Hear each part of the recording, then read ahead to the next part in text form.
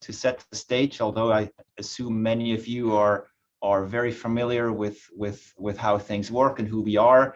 Long history in neutron scattering at Oak Ridge National Lab, starting with the graphite reactor that became critical in 1943 and performed the first neutron scattering experiments in 1944. It was built for the purpose of World War II, the nuclear weapons production, but before the war ended, it was transitioning into neutron scattering, followed by the Oak Ridge Research Reactor and then the high flux isotope reactor in 1965, upgraded with the new cold guide hall in 2004, spallation neutron source in 2006, with work now going on second target station and improvements at HIFER. You are familiar with the two sources, the HIFER being a steady state source for monochromatic beams that is used for primarily parametric studies, measurements at long length scales, cold neutron imaging. The spallation neutron source first target stations with brightness of high brightness, peak brightness of pulsed thermal neutrons, used for studies with high spatial and high energy resolution. And then, of course, moving towards the addition of a second target station that is a pulsed cold neutron source with a very broad wavelength to look at time resolved studies, hierarchical processes, kinetic studies, and so on. While we're working towards the second target station upgrades, a lot is happening at the existing sources. The HIFER will undergo a beryllium reflector replacement. That's a big thing that is needed about every 20 or so years. The beryllium reflector needs to be replaced due to embrittlement, and we're taking advantage of that to expand the cold guide hall, add more space that will allow us to move our cold triple axis instrument to a much better location where it will see a 1 or 2 orders of magnitude improvement in performance in the long term with the corresponding upgrades, a very significant enhancement. It will also create space to, in the future, add a new neutron spin echo instrument while maintaining our small angle and our cold neutron imaging capabilities. In the longer run, HIFER will undergo additional changes. The pressure vessel is designed to be replaceable. That has to happen if we want to expand the life of the reactor.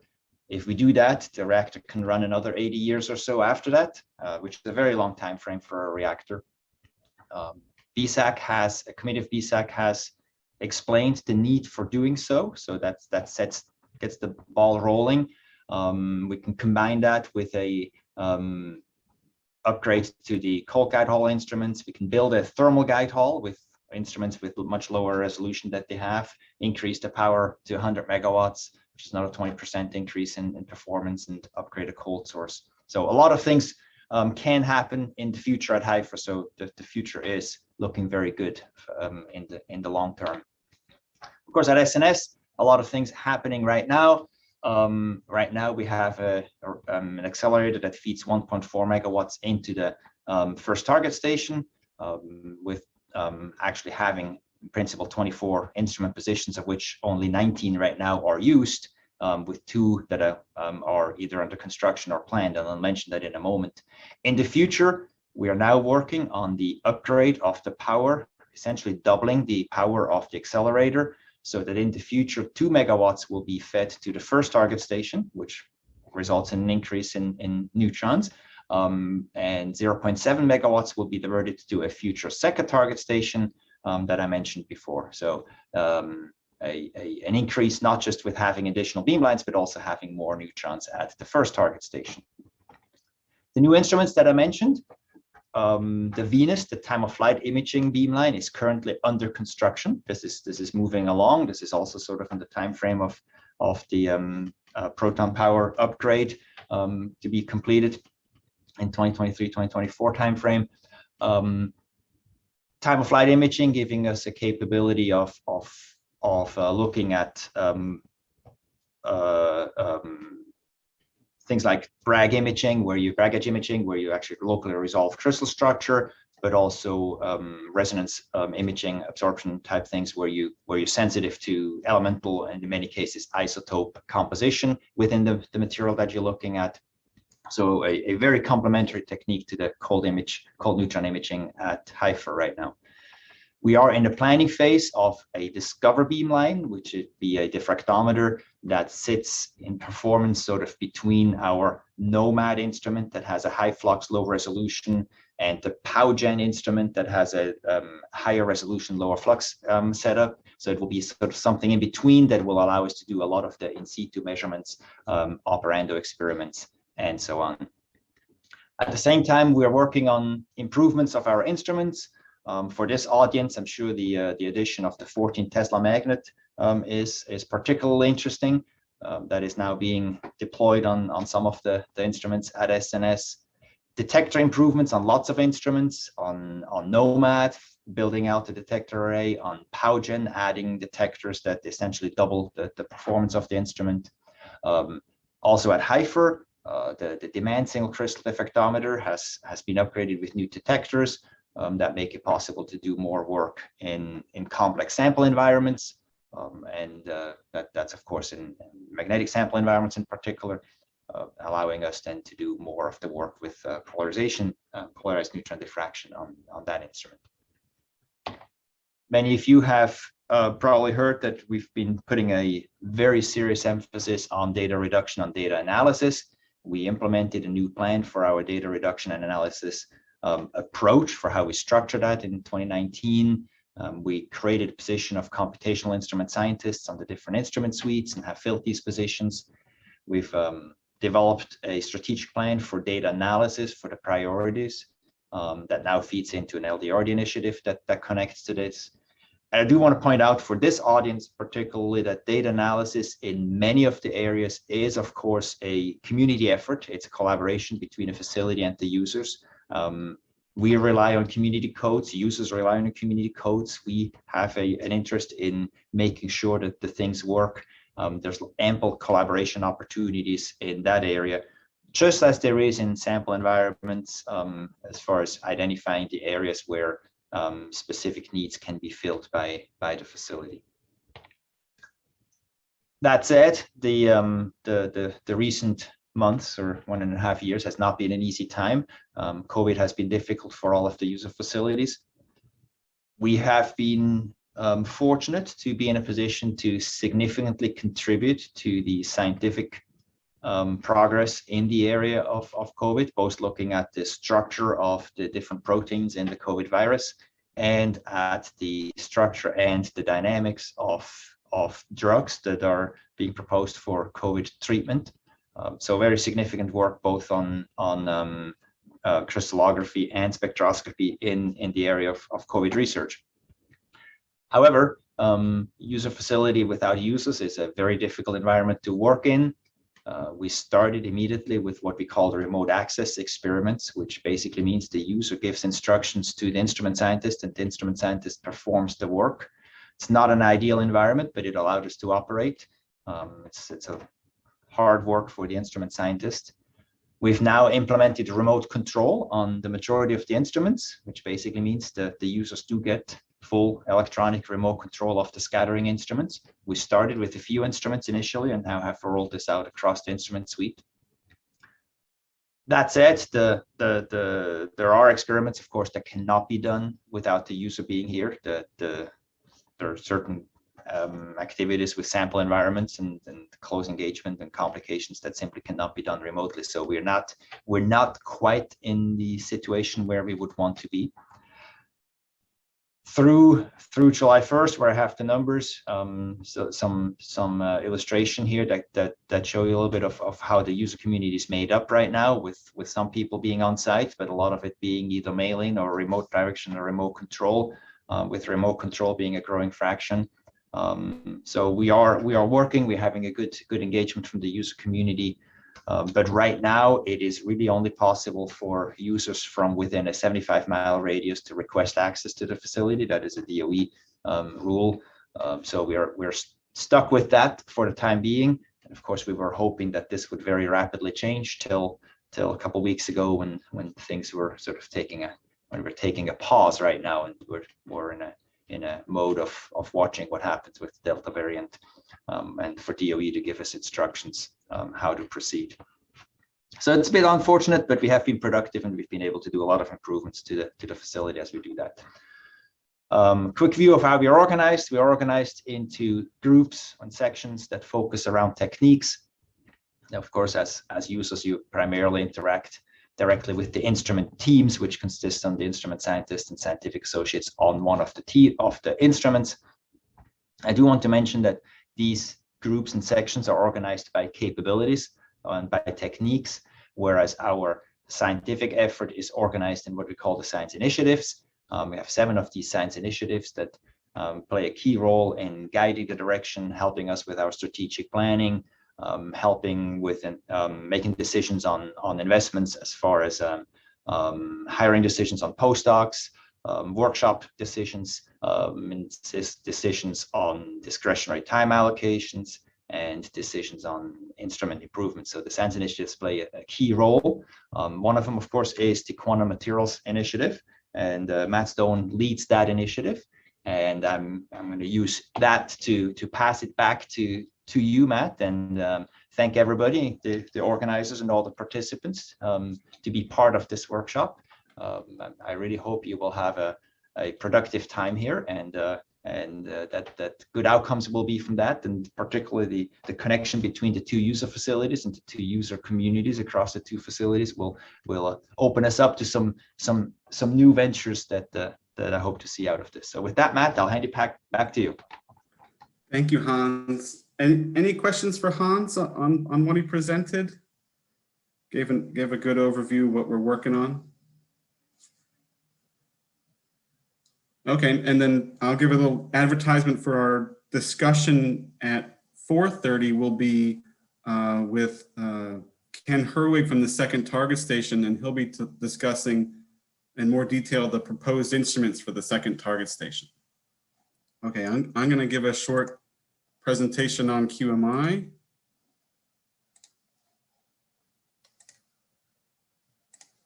Let's see. Is that presenting okay? Is that sharing the correct screen? Yes. Okay, so good morning, everyone. Welcome back to the second day of Quantum Summer Camp.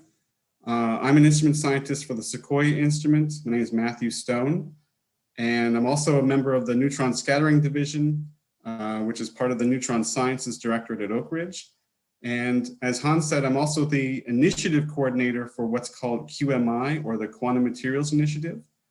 And that's in the Neutron Scattering Division. And I'm going to talk to you a little bit about that this morning. So QMI was founded in 2017 after the divisions in the directorate were reorganized according to scattering techniques rather than science themes. And the initiatives were created as a way to promote and support quantum materials research in the scattering division. And there are also initiatives for engineering materials, chemistry, biology, soft matter, high pressure measurements, and computing.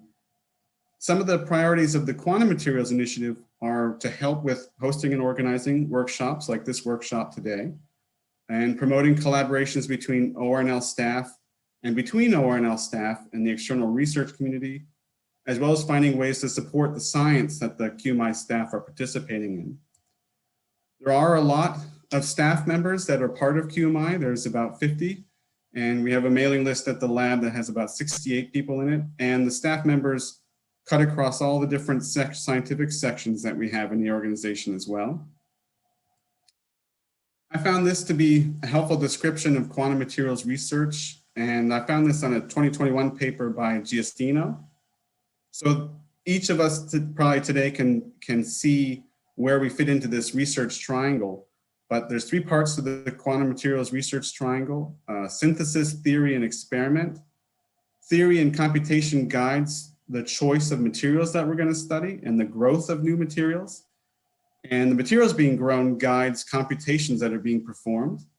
Likewise, new material synthesis is what leads to experiments, as well as new calculations in theory, which pushes measurements of both new materials and classic systems. And the experimental results both drive forward both theory and synthesis, except that for QMI, we don't use a microscope. We concentrate on a scattering triangle. And the members of QMI are focused upon this experimental leg of the cycle. And the members of QMI have the greatest contribution to this part of the cycle, but it's part of, as an initiative coordinator, I consider it my responsibility to help those members of QMI reach out to the synthesis side and the theory numeric side, both at internal to Oak Ridge as well as the external community to build these other legs of the quantum research triangle. So prior to 2020, QMI helped to host several workshops at Oak Ridge. Some of them were technique-based, like the polarized neutron diffraction workshop, and also analysis-based, like the magnetic structure determination workshop. And there's also a workshop that we hosted in person that is hosted a number of years, the Quantum Materials Young Investigators Workshop. Since 2020, we've hosted, QMI has helped host remote workshops like this workshop. They are more difficult. My opinion is that it's a much more sterile workshop. It's hard to get those interactions between people in this mechanism, but it's what we have available to us right now. Right now we have, 2 years ago, QMI was given funding to hire 5 postdocs. Some of these postdocs are joint through other parts of Oak Ridge, co-funded through other parts of the lab. That was able to allow us to extend this collaborations internal to Oak Ridge. These are the 5 postdoctoral fellows that we have at the moment, and Amanda Huon, congratulations to her, just accepted a faculty position and will be starting a new part of her career in a few months' time. And the other postdocs on this page, Shang, Alan, Tao, and Zhao Zhan, are all busy working on neutron scattering experiments in person, and as well as doing plenty of analysis. We also had past postdocs that we helped encourage and support. And these individuals both went on to careers at Oak Ridge, other scattering facilities, as well as in academia. And just to close out, I wanted to note that there are opportunities for external individuals to work with the Quantum Materials Initiative. On the horizon right now, we have a few SCGSR awards that we're pursuing. This is a great way where you can have a graduate student posted at the neutron source and have a mentor at the neutron source to guide them through experiments directly. I'm also interested in looking at an EPSCoR grant that would have to be driven by an external person, but I think there's a way that we could partner on getting that grant to work for quantum materials and as part of the user program. And also, if you are interested in including a quantum materials person from the laboratory on your proposals or beam time proposals or on proposals for funding, please reach out to them directly or reach out to me if you want to have some of that extra expertise on your proposals. Or if you would like a seminar given on the details of the techniques available, if you want that remote seminar given, we can have someone set up for that as well. So hopefully that gave a little flavor of what the Quantum Materials Initiative is working on at the moment and what the direction we're trying to go in. Any questions on that?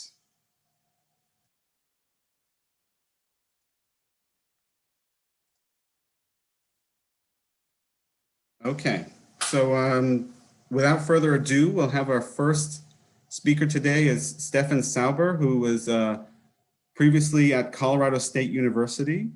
And Stefan, you'll be talking about the microscopics of quantum annealing in the disordered dipolar Ising ferromagnet lithium holmium fluoride. Stefan, are you able to present? Yes, thank you. Okay, excellent. You have to allow me sharing my screen. Oh.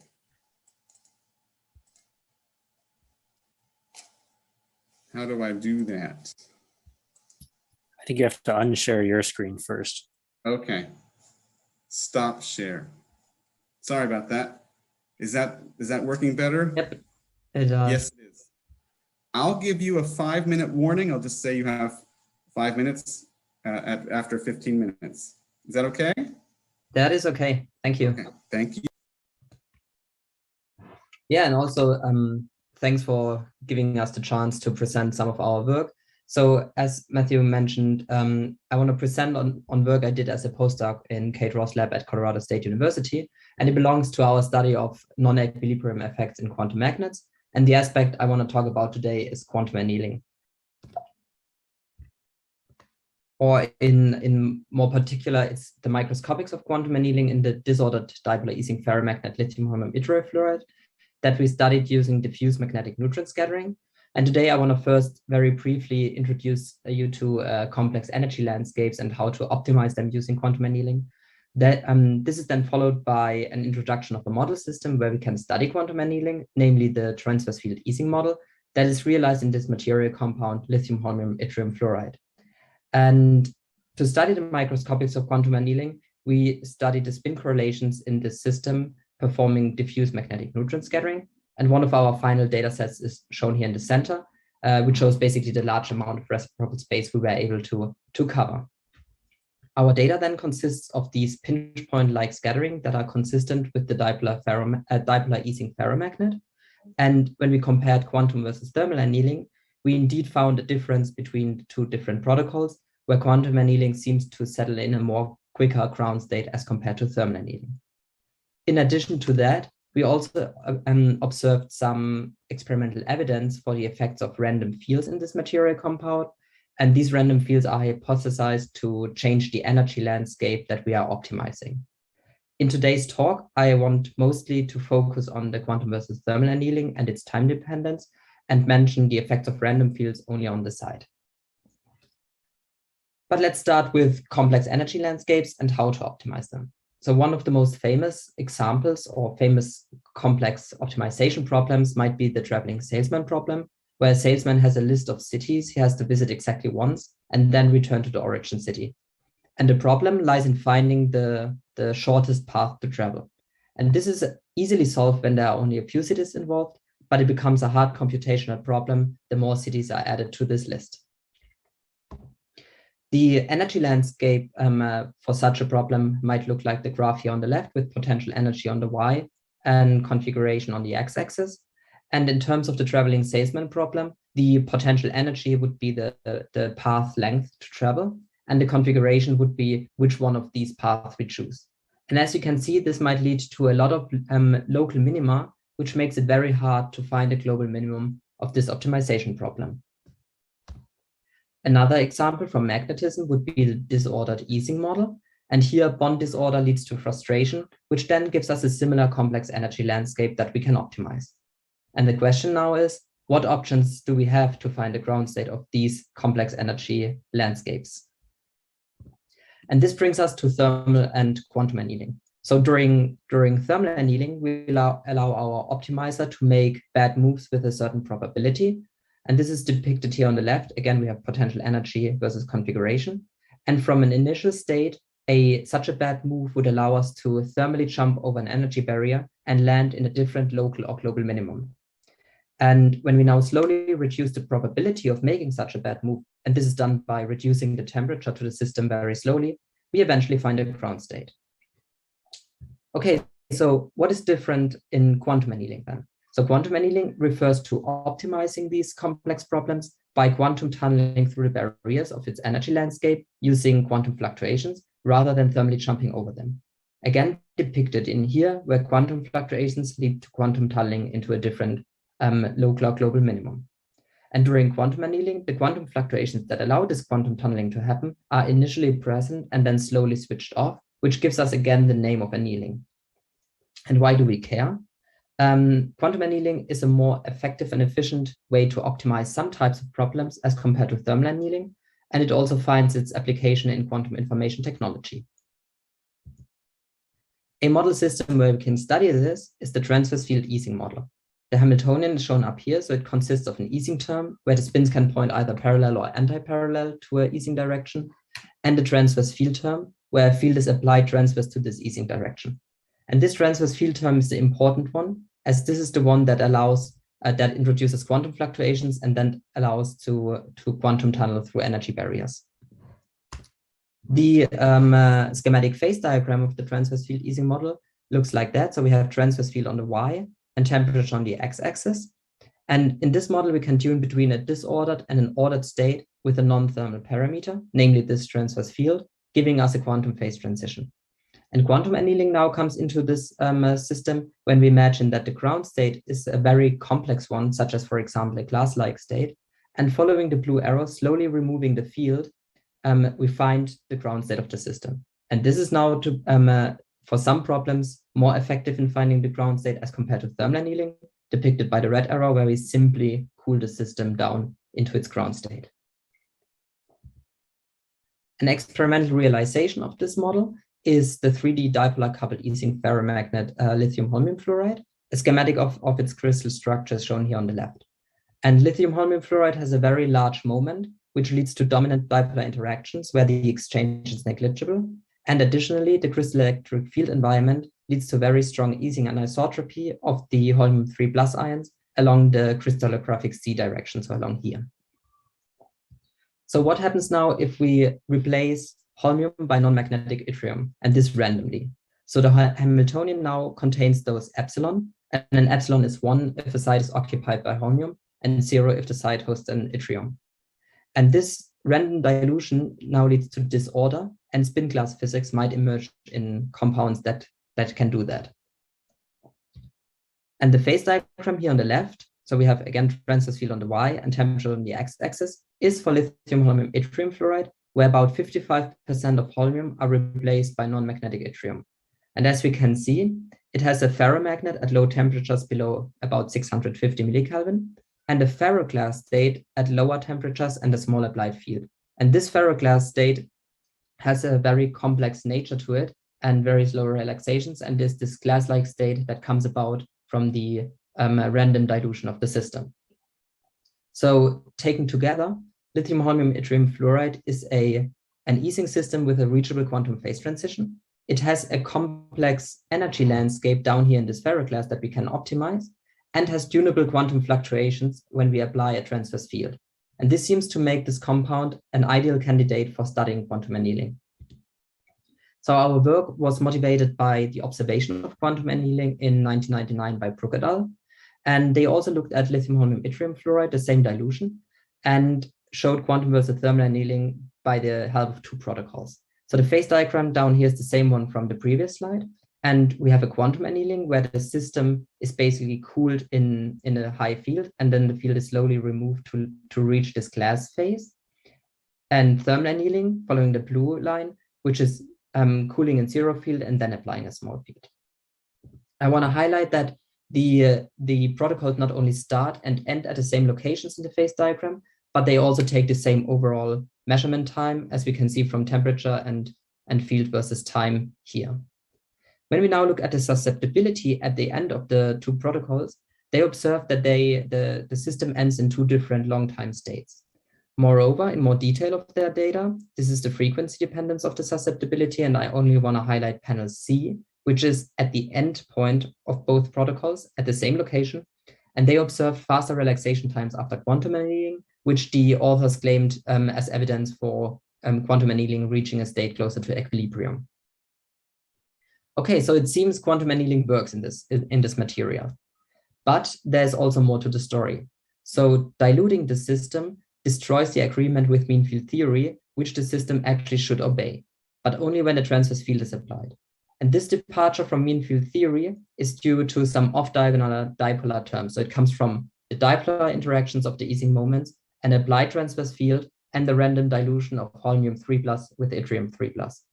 So while in the pure compound, this all would be canceling each other by symmetry, this is not the case in the diluted compound. And our Hamiltonian now contains this random field term shown here in red.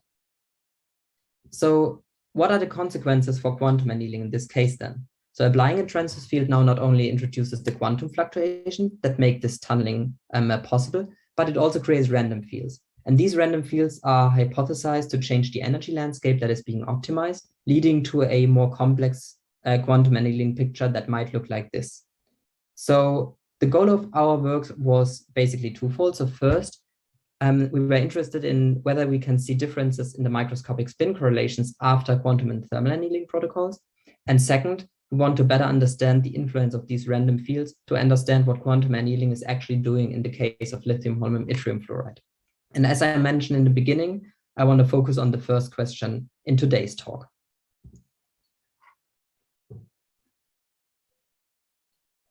So measurements were performed at the Corelli spectrometer at SNS. And at Corelli, neutrons come in from the top left corner and pass through a bunch of chopper system that later allow us to reduce the signal down to the quasi-elastic signal only.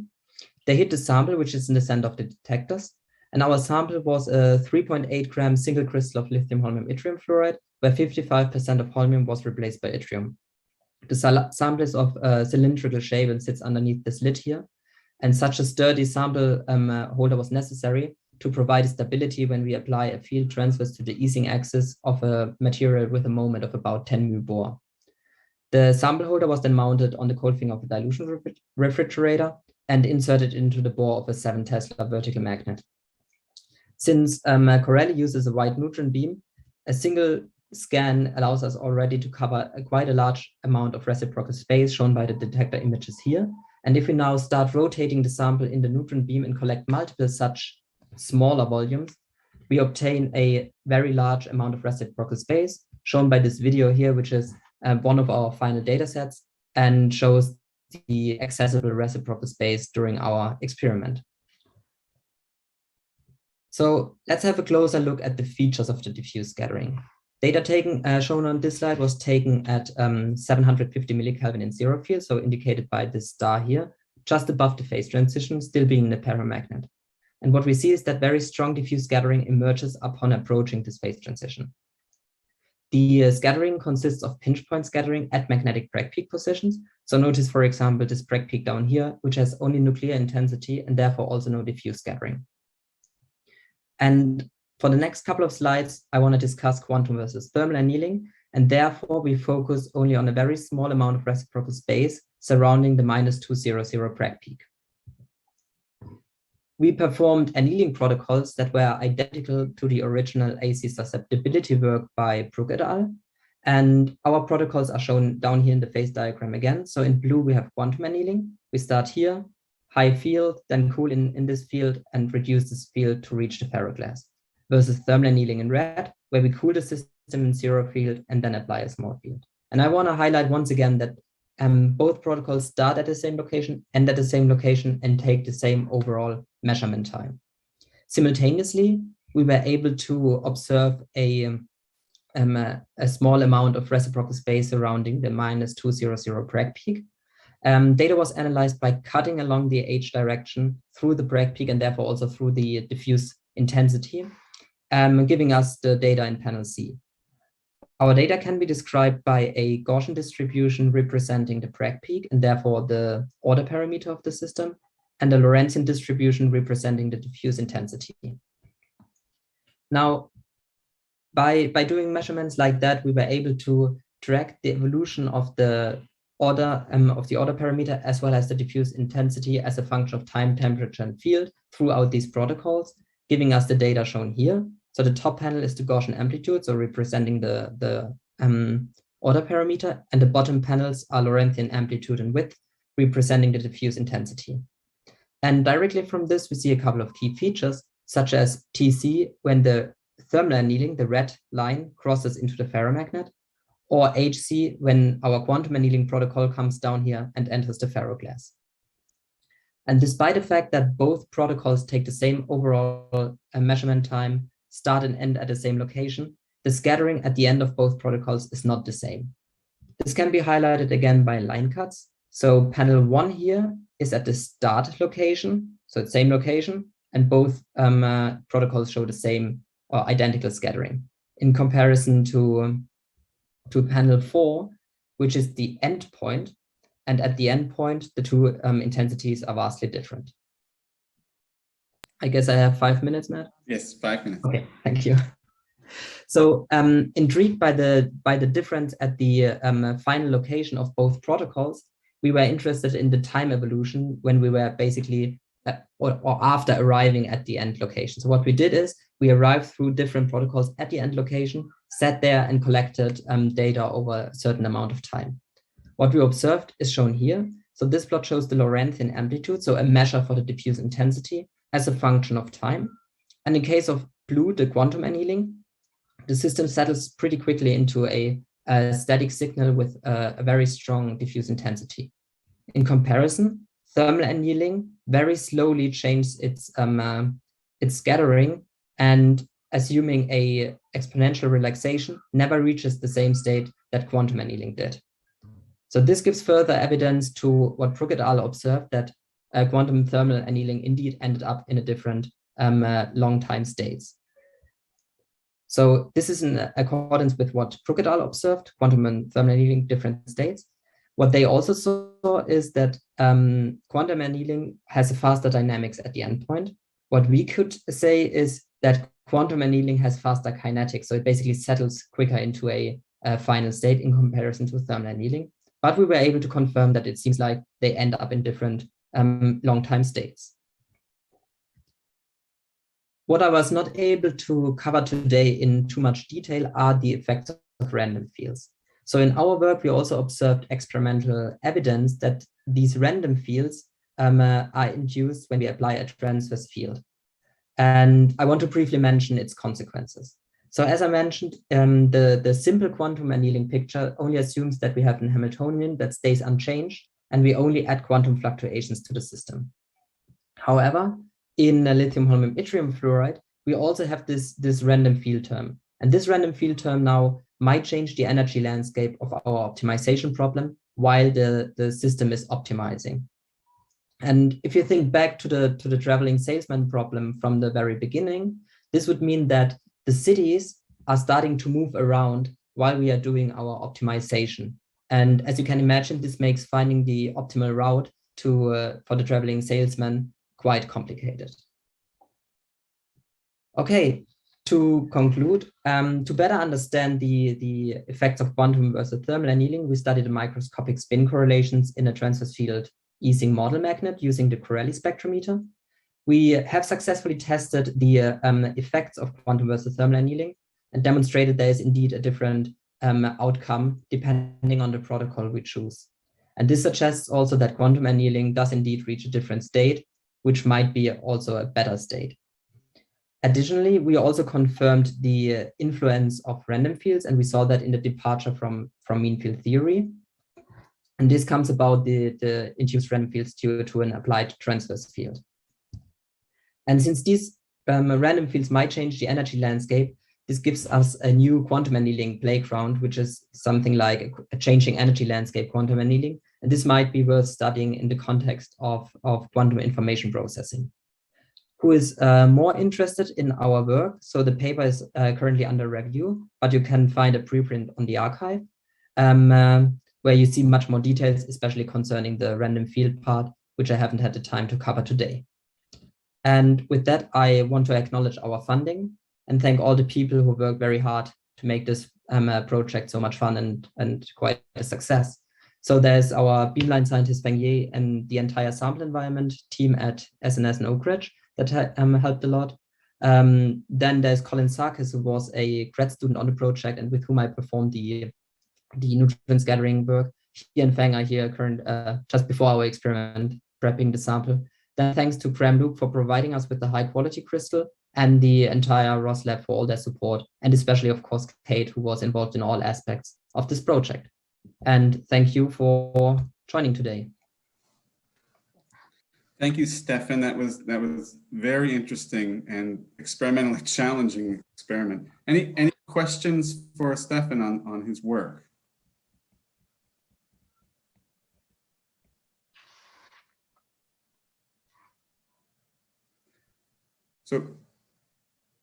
So one question I had, so this experiment really is made possible by the spallation scattering techniques, right? You can't do this at a continuous source, or you can't do it as easily at a continuous source.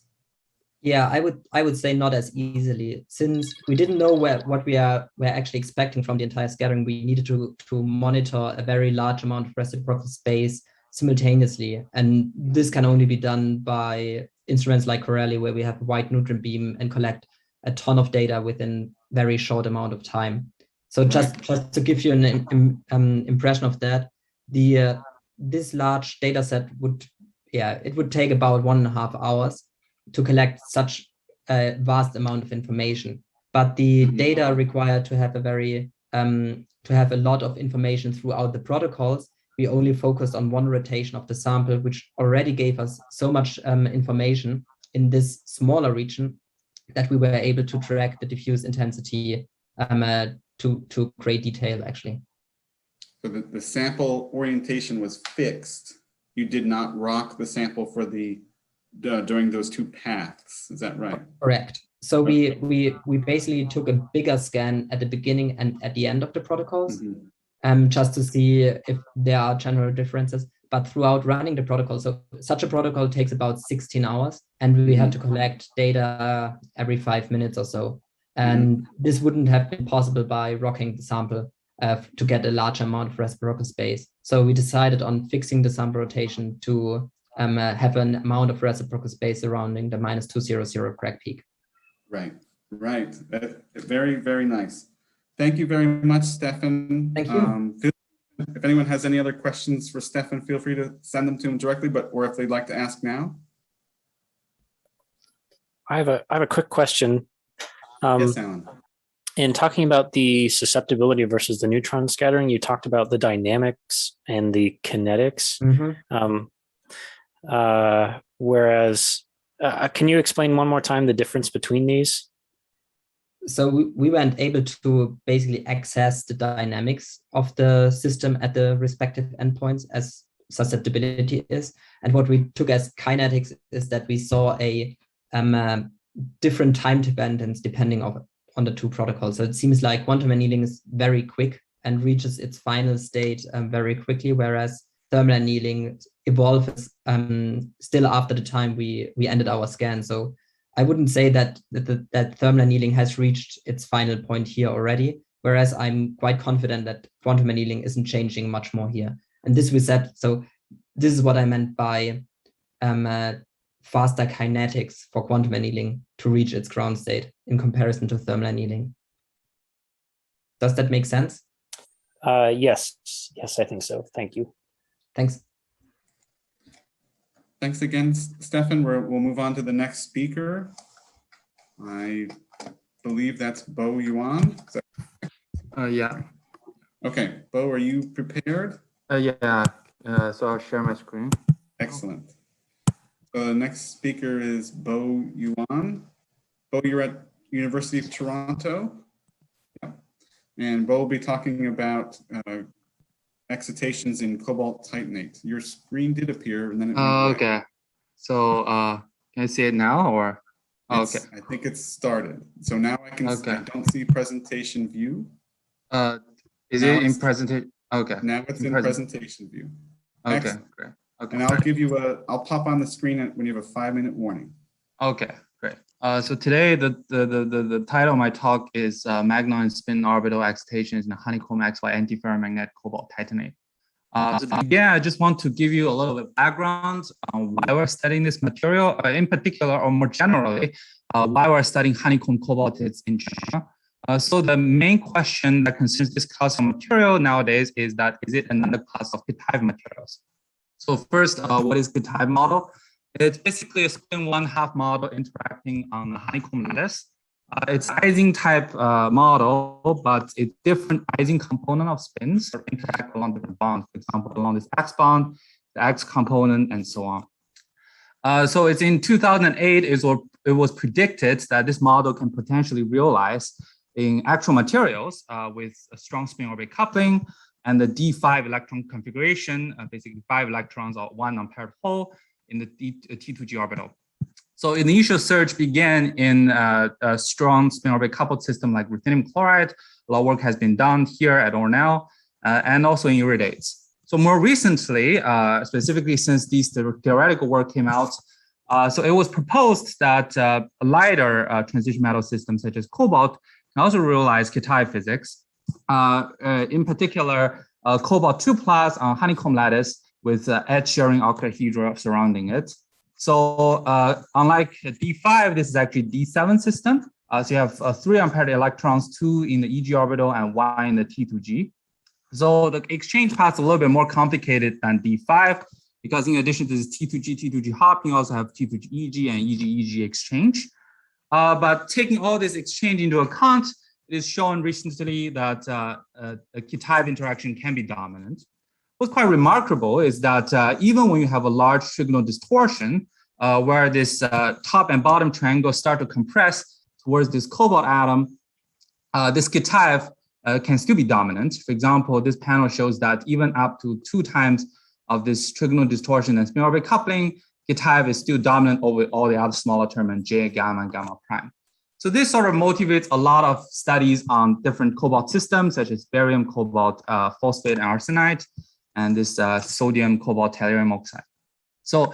But so far, there has been no consensus or unambiguous evidence for this dominant key-type interaction. The main reason for that is because these materials don't really have a large single crystal samples where you can do detailed neutron scattering measurements.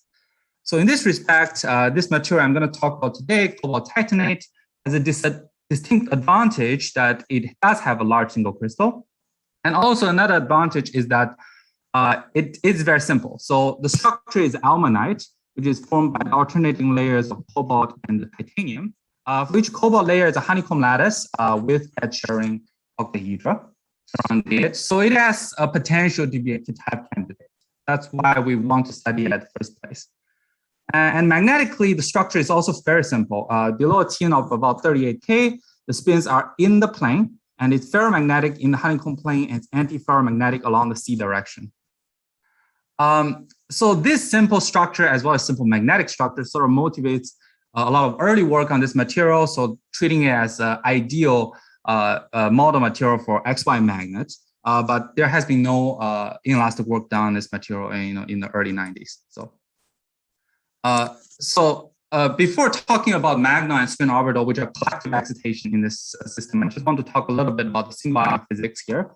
So as I said, cobalt has a D7 electron configuration as shown. In cobalt titanate, it resides in a strongly trigonally distorted octahedra. So you can see that the cobalt is actually displaced from the center, and also the bonds, cobalt-oxygen bond above and below it is different.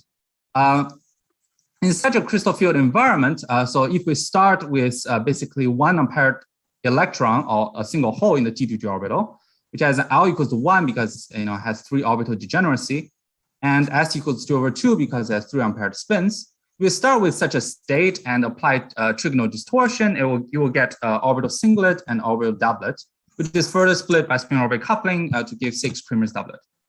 So lambda and trigonal distortion can be determined from neutron scattering as shown to get their values. What we find is that trigonal distortion is about twice large as spin orbit coupling, which according to theory should give dominant key-type interaction. So we just want to find out if that's true.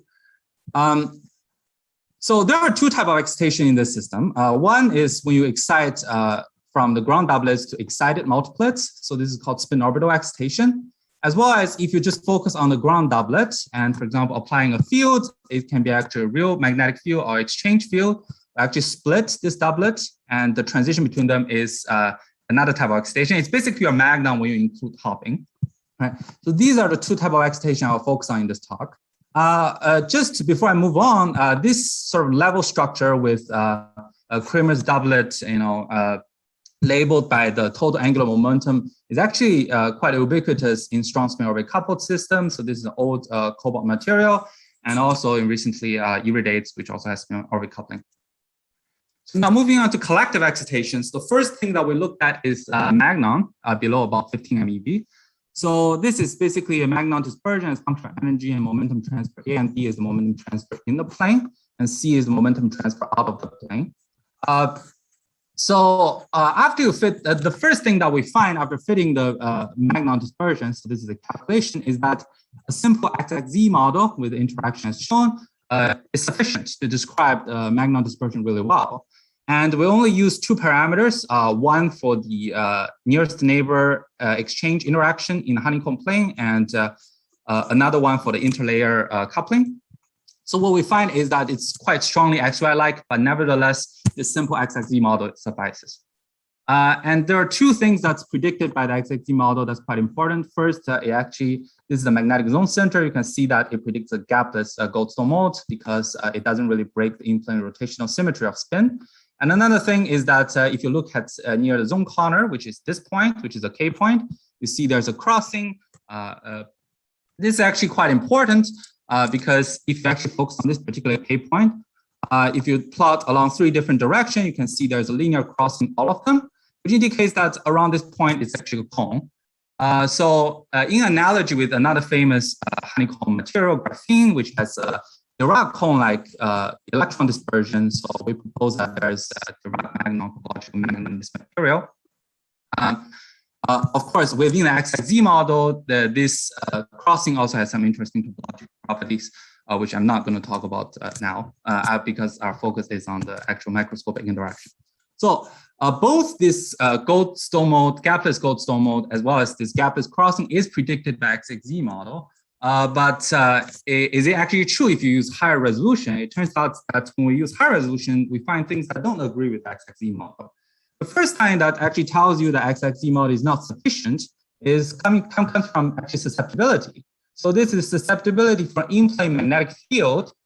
And you can see there's a nonlinear magnetization and low field, the peak in susceptibility at around 2 Tesla. So by studying the field dependence for in-plane magnetic field of one of the Bragg peak that's very close to the honeycomb plane, what we find is that there is a large suppression of this peak intensity at around the same field.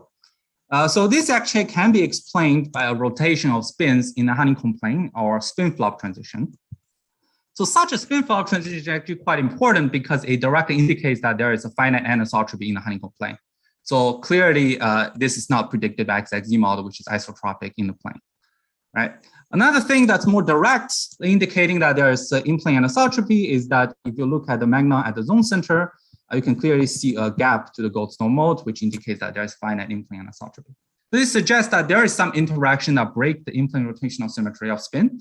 Actually, it's a little bit more subtle to actually give rise to this anisotropy because actually symmetry requires that this anisotropy to vanish on classical level. So this actually gap must come from quantum of order by disorder. Another thing that don't really agree with XXZ model is actually if you look at dispersion through the K point, 1/3, 1/3, you only see one branch here because the other branch is suppressed by dynamical structure vector. But you can clearly see there's sort of anti-crossing here, which indicates that the Dirac magnon is actually gapped, which is actually quite clear. If you do a cut along this direction, you can clearly see a splitting between these peaks. So such results are also reported in a recent work by Radio Codia's group. So these things are actually not predicted by XXZ model. So how can we explain the gap at the Dirac point? Well, the Alia et al., basically Radio Codia's paper actually proposed a scenario where instead of a fully gapped out Dirac cone, it's actually a cone that's actually shifted but still gapless. So if you have a cone that's actually shifted from the K point, but if you actually plot the dispersion at the K point, you would expect that it's gapped out. But this doesn't really mean that it's fully gapped out. It just means that the cone is shifted. But is it true? So to actually see whether the scenario actually agrees with what's proposed in this paper, what we did was actually, instead of looking at the dispersion right through the K point, we also look at the dispersion very near it. So A to E basically give the dispersion very close to this K point, but slightly shifted around away from it. So what we find is that in all these dispersions, the Dirac magnon is actually gapped. So which is kind of clear, which is more clear if you actually do a cut along this direction. You can see that this double peak structure, indicating that there's a splitting, is actually present in all this dispersion. So it means that in all of these, in the vicinity of this K point, this cone actually fully gapped out instead of actually shifted. So that's the one thing, the first thing that we find. Another thing that, I mean, at this point, we don't really have a microscopic understanding of why there's a gap opening, both the in-plane and, at the Dirac point. We know that there are some anisotropic interactions, but the form of which we don't really know. But to further just put some constraint on the form of interaction. So what we did is to study the field dependence of both the zone center gap as well as the Dirac gap. So what we find is that across the spin flop transition, which happens at around 2 Tesla, the zone center gap responds really strongly to a field. It almost doubles, going from 0 Tesla all the way to 8 Tesla. What we find is that the Dirac gap doesn't really change at all at high field. So you can compare the dispersion through the K point at 0 Tesla and 8 Tesla. You can see that this part doesn't really change. So this directly shows that this sort of indirectly suggests that the microscopics for opening these two gaps might have different origin, based on their very different field response. But at this point, we don't really have a model for it. Okay, so moving on to spin orbital excitation. So far, when I talk about magnon, I just assume that these excited multiplets don't exist. I just focus on this ground doublet and use a pseudo spin model. But is it true in a spin orbit coupled system? So in a spin orbit coupled system, in particular cobalt titanate, this Kramer's doublet is just labeled by their different total angular momentum. So you would expect that these excited multiplets intrinsically coupled to this ground doublet. So the usual argument for ignoring this excited multiplets is because they are far from the ground doublet. So if they're much larger, then the exchange interaction can project everything onto the ground doublet. The question, is it true? So to answer that question, so what we did is actually to look at this branch of excitation, which corresponds to this transition from the ground doublet to the first excited doublet as a function of temperature across Tn. So Tn is about 40K, and the energy of this spin orbital excitation is above 25 MeV, which is much larger than Tn. So one thing that you immediately notice that if you compare 5K, which is ordered phase, with the disordered phase, there's a large change. One, there's a change in energy. And second, the bandwidth actually becomes larger in the disordered phase, even after you take into account the broadening. And the third thing is that, which is not clear from the color plot, is that if you actually plot a cut along this direction, you actually find that intensity is actually larger at 60K. Another thing that's also kind of interesting is that if you look at intermediate temperature, for example, 35K below Tn, you can clearly see that in addition to this mode that's already present at 5K, there's another mode that's present at 35K, labeled as C. So there are two modes. One appears at intermediate temperature. So how should we explain these observations? So actually a lot can be learned by just looking at what happens on a single ion level. So on single ion level, the ground doublet is the J is equal to plus minus half, and the excited one is the plus minus 3/2. So these are determined by trigonal distortion and spin orbit coupling. So in a magnetic ordered phase, I think the simplest thing that one can do is basically to include a molecular field term, which will actually split a ground doublet. It doesn't really split the excited doublet because it's plus minus 3/2. So this will be the new energy level diagram in ordered phase. You would expect three transitions, the transition between the down to the up states, which is labeled by A, which is essentially a magnon, and also a transition to the excited multiplet labeled by B, which is already present at 0 temperature, which is your spin orbital excitation. Another excitation that's also you expect to happen is when you start to populate this first state, you have another transition C, which is actually the other mode that you see at intermediate temperature. So using this simple level diagram and you solve this equation consistently, self-consistently, you actually find that it explains the temperature dependence of the energy as well as the intensity really well. So what's really important is that this molecular field term acts along the X direction because it's an in-plane magnetic order, but these states are labeled by the total Z component of angular momentum. Therefore, this term will actually mix these two doublets. So this mixing is actually essential to explain the increase in intensity of these modes. All right. In addition to that, we also calculated the dispersion of the spin orbital excitation within a random phase approximation. So this solid line is the dispersion in the ordered phase. This dashed line is the dispersion in the disordered phase. So indeed, we actually predict there is an increase in bandwidth going from the ordered to disordered phase. So how can we explain this? Well, there's actually a simple picture for this. So imagine that this is your energy level diagram at base temperature. So these are ground state, which is down state. This is up state. This is 2 and 3 are excited multiplet. The neutron comes in and excites one of the site I to one of these excited multiplets. And the exciton can disperse only when they can hop. So it can hop if you can exchange the states on the two neighboring sites, like so. So this means that if the hopping of this exciton is essentially the amplitude of this exchange process, which can be easily calculated if you just use the, for example, simple Heisenberg model. We use the J of -1 MeV, which is also the J that we use to do this calculation. And you can plug it in and calculate the hopping. Similarly, you can also calculate the hopping in the disordered phase. One difference is that instead of a single state in the ground state, in the disordered phase, you actually have an equal probability of up and down state. But in a random phase approximation calculation, this is nothing but just taking a thermal average of the hopping amplitude. You can do the same thing. And what we indeed find is that hopping actually increase going from the ordered to disordered phase, simply because there is a mixing between these two doublets. So this increase in hopping, which explains the increase in the bandwidth, actually has the same root as basically the intensity increase, which comes from a mixing between this excited and ground doublets. So again, this mixing can only be deduced if you look at the spin orbiton. You cannot know that if you just look at the map, right? But to conclude, there's something that we don't really understand from a model, which is if you look at the quantitative value of the bandwidth. So the Magnon, the bandwidth experimentally about 12 MeV. So the theory is about 10 MeV, which agrees fairly well. Remember that is a simple model on honeycomb, on single honeycomb plane with one parameter, which is this exchange. However, this quantitative value of the predicted bandwidth actually is about half, only half of that of the experimental value, both in the ordered phase and the disordered phase.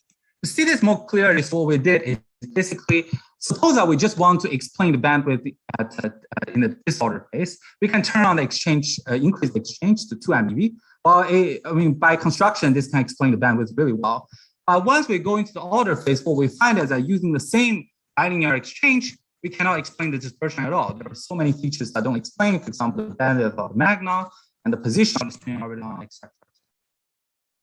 Okay, so there are some internal discrepancy within this bilinear spin model.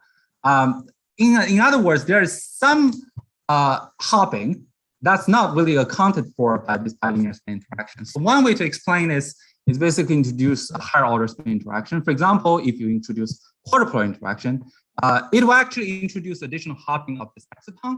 But if you actually project this quadrupolar interaction onto this low energy doublet, when you try to describe the Magnon, well, it doesn't really do anything.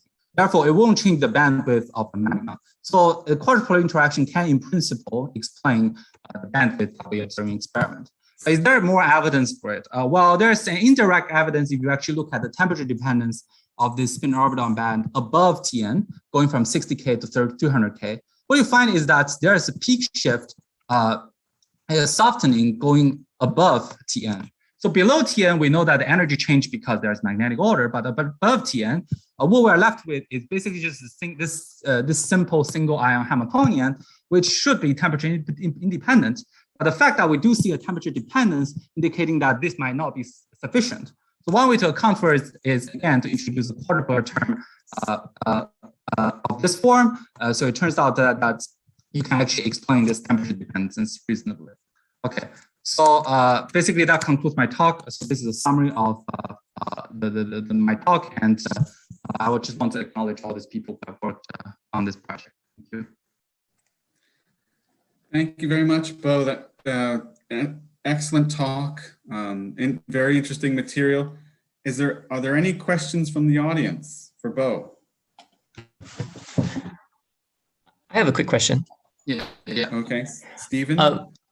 So on the last slide, the trigonal distortion. So I guess that trigonal distortion doesn't change as a function of temperature. It's sort of as that's actually a great question. Yes, it can be explained by a change in trigonal distortion. So this, if the trigonal distortion actually changes, this suggests there's magnetoelastic coupling in this material. So actually, the quadrupolar interaction and the magnetoelastic coupling are not actually separate things. One way to actually get this quadrupolar interaction is basically spin photon coupling after integrated photon degree of freedom. So I wouldn't say that these two are separate. Yes, it can be explained, but this also suggests there's magnetoelastic coupling, which also suggests there might be quadrupolar interaction mediated by phonon. Yes.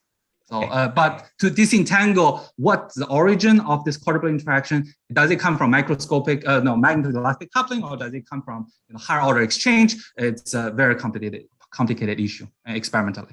Yes. Thank you. Any other questions for Bo?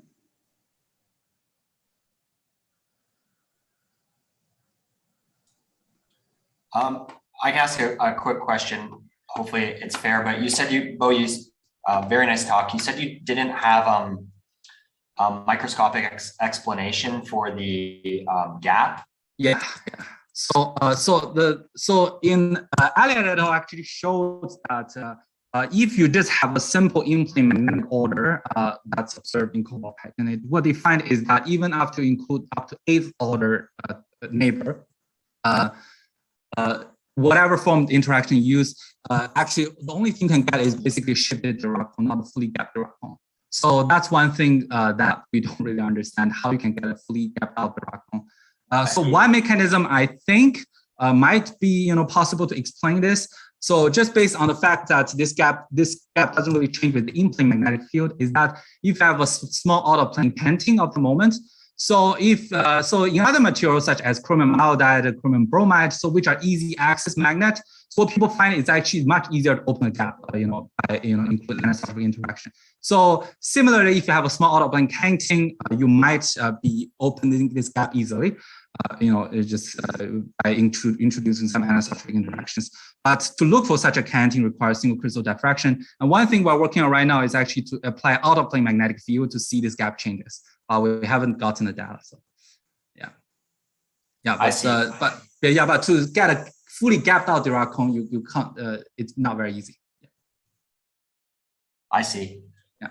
Thanks. And can you comment? I mean, you talked a lot about Kitaev interactions, motivating, but you didn't talk much about it specifically. Can you talk about what do you think about the possibility of Kitaev terms in these cobalt compounds? Okay, so in these cobalt compounds, one major issue is that they have a really strong trigonal distortion. For example, in the case of cobalt titanate, it's about 2 times the steric coupling, similar for other materials. So in this calculation, they actually find it's dominant, but there is some simplification in the model, which is that when they do the calculation, they just simply assume that the two honeycomb, the two top and bottom triangle just compress symmetrically towards the cobalt atom. But actually, if you look at real materials, the latter is actually very distorted, which don't have such a high symmetry. So I would imagine that if you include such a very low symmetry, you will actually kill a lot of this Kitaev interaction. For example, in cobalt titanate, we don't really find a strong evidence for Kitaev, and also in other cobalt material, I don't think I've seen a strong evidence for it to date. So yeah, so I think on the theory side, if you really want to explain it, you really have to take into account this realistic crystal structure with a lot of distortion and low symmetry. So yeah, so once you include that, probably this Kitaev interaction will be turned down. Yeah. Okay, thanks so much. Yeah, thank you. Any other questions for Bo? So I think you said this when you're answering Kemp's question, but the magnetic field that you applied, was it in the honeycomb plane? Yes, that's correct. Yes. Yeah. Okay. So one reason why we want to apply in-plane field is because there's a spin flow transition in the plane. So what happens is that moment will rotate. And actually, the moment direction 8 Tesla will be very different from that at 0 Tesla. So one thing about the model is that actually, if you include the Kitaev interaction or some compass model, so this gap will actually be very sensitive to the outer moment direction. So that's why we're trying to implement magnetic field, just to change the moment direction and see if there's any change. So what we find is that there's no change, so which suggests that this gap is actually very insensitive to this moment direction. Yes, we didn't have, actually we did one experiment applying out of magnetic field, but the sample sort of fell off, so we didn't get useful data out of that.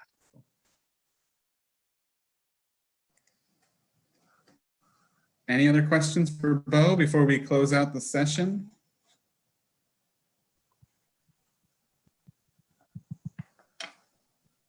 If not, thank you very much, Bo and Stefan, for wonderful talks to open up our session today. We have a break from now till 12:30, and the next session will start at 12:30. Thank you very much, everyone, and we'll see you in 20 minutes.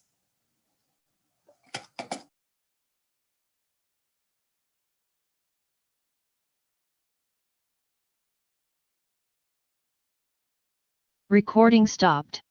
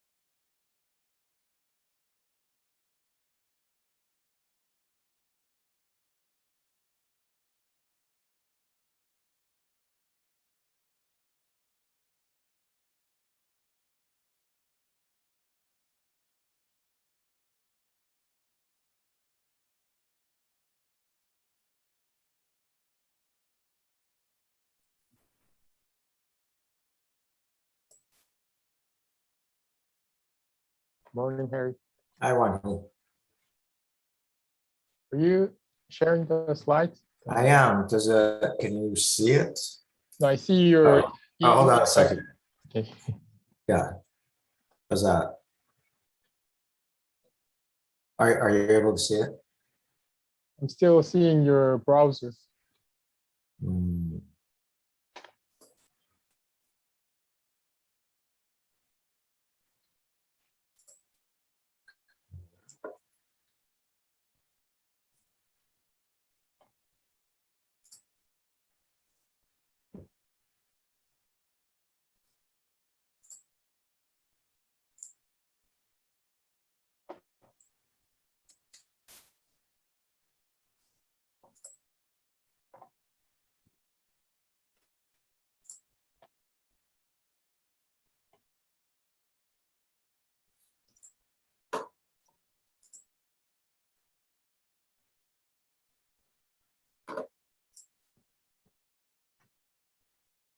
Okay, it's 12:30, so I hope everyone is back. Wow.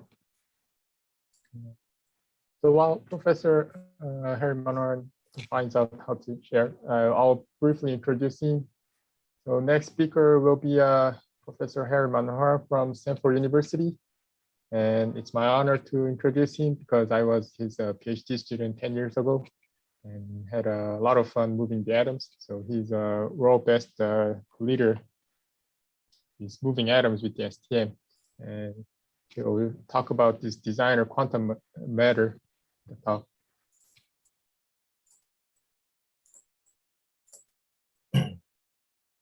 Yeah, 1 second. I'm still having an issue.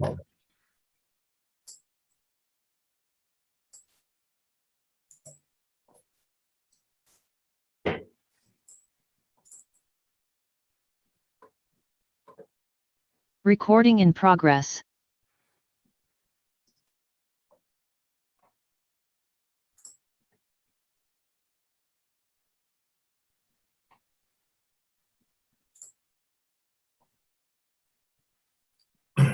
All right, is this, how's that? Yeah, it's PowerPoint slideshow. Yeah, can you see? Yes, we see that. Okay, great. Yeah. All right, thank you. So I guess in the spirit of the subject of this workshop, I will point out that we've been spending time. We look at real quantum matter or natural quantum matter, but also working on what we call designer quantum matter, which are materials that we piece together atom by atom. And what I placed up here on the screen are actually two forms of graphene. One is natural graphene.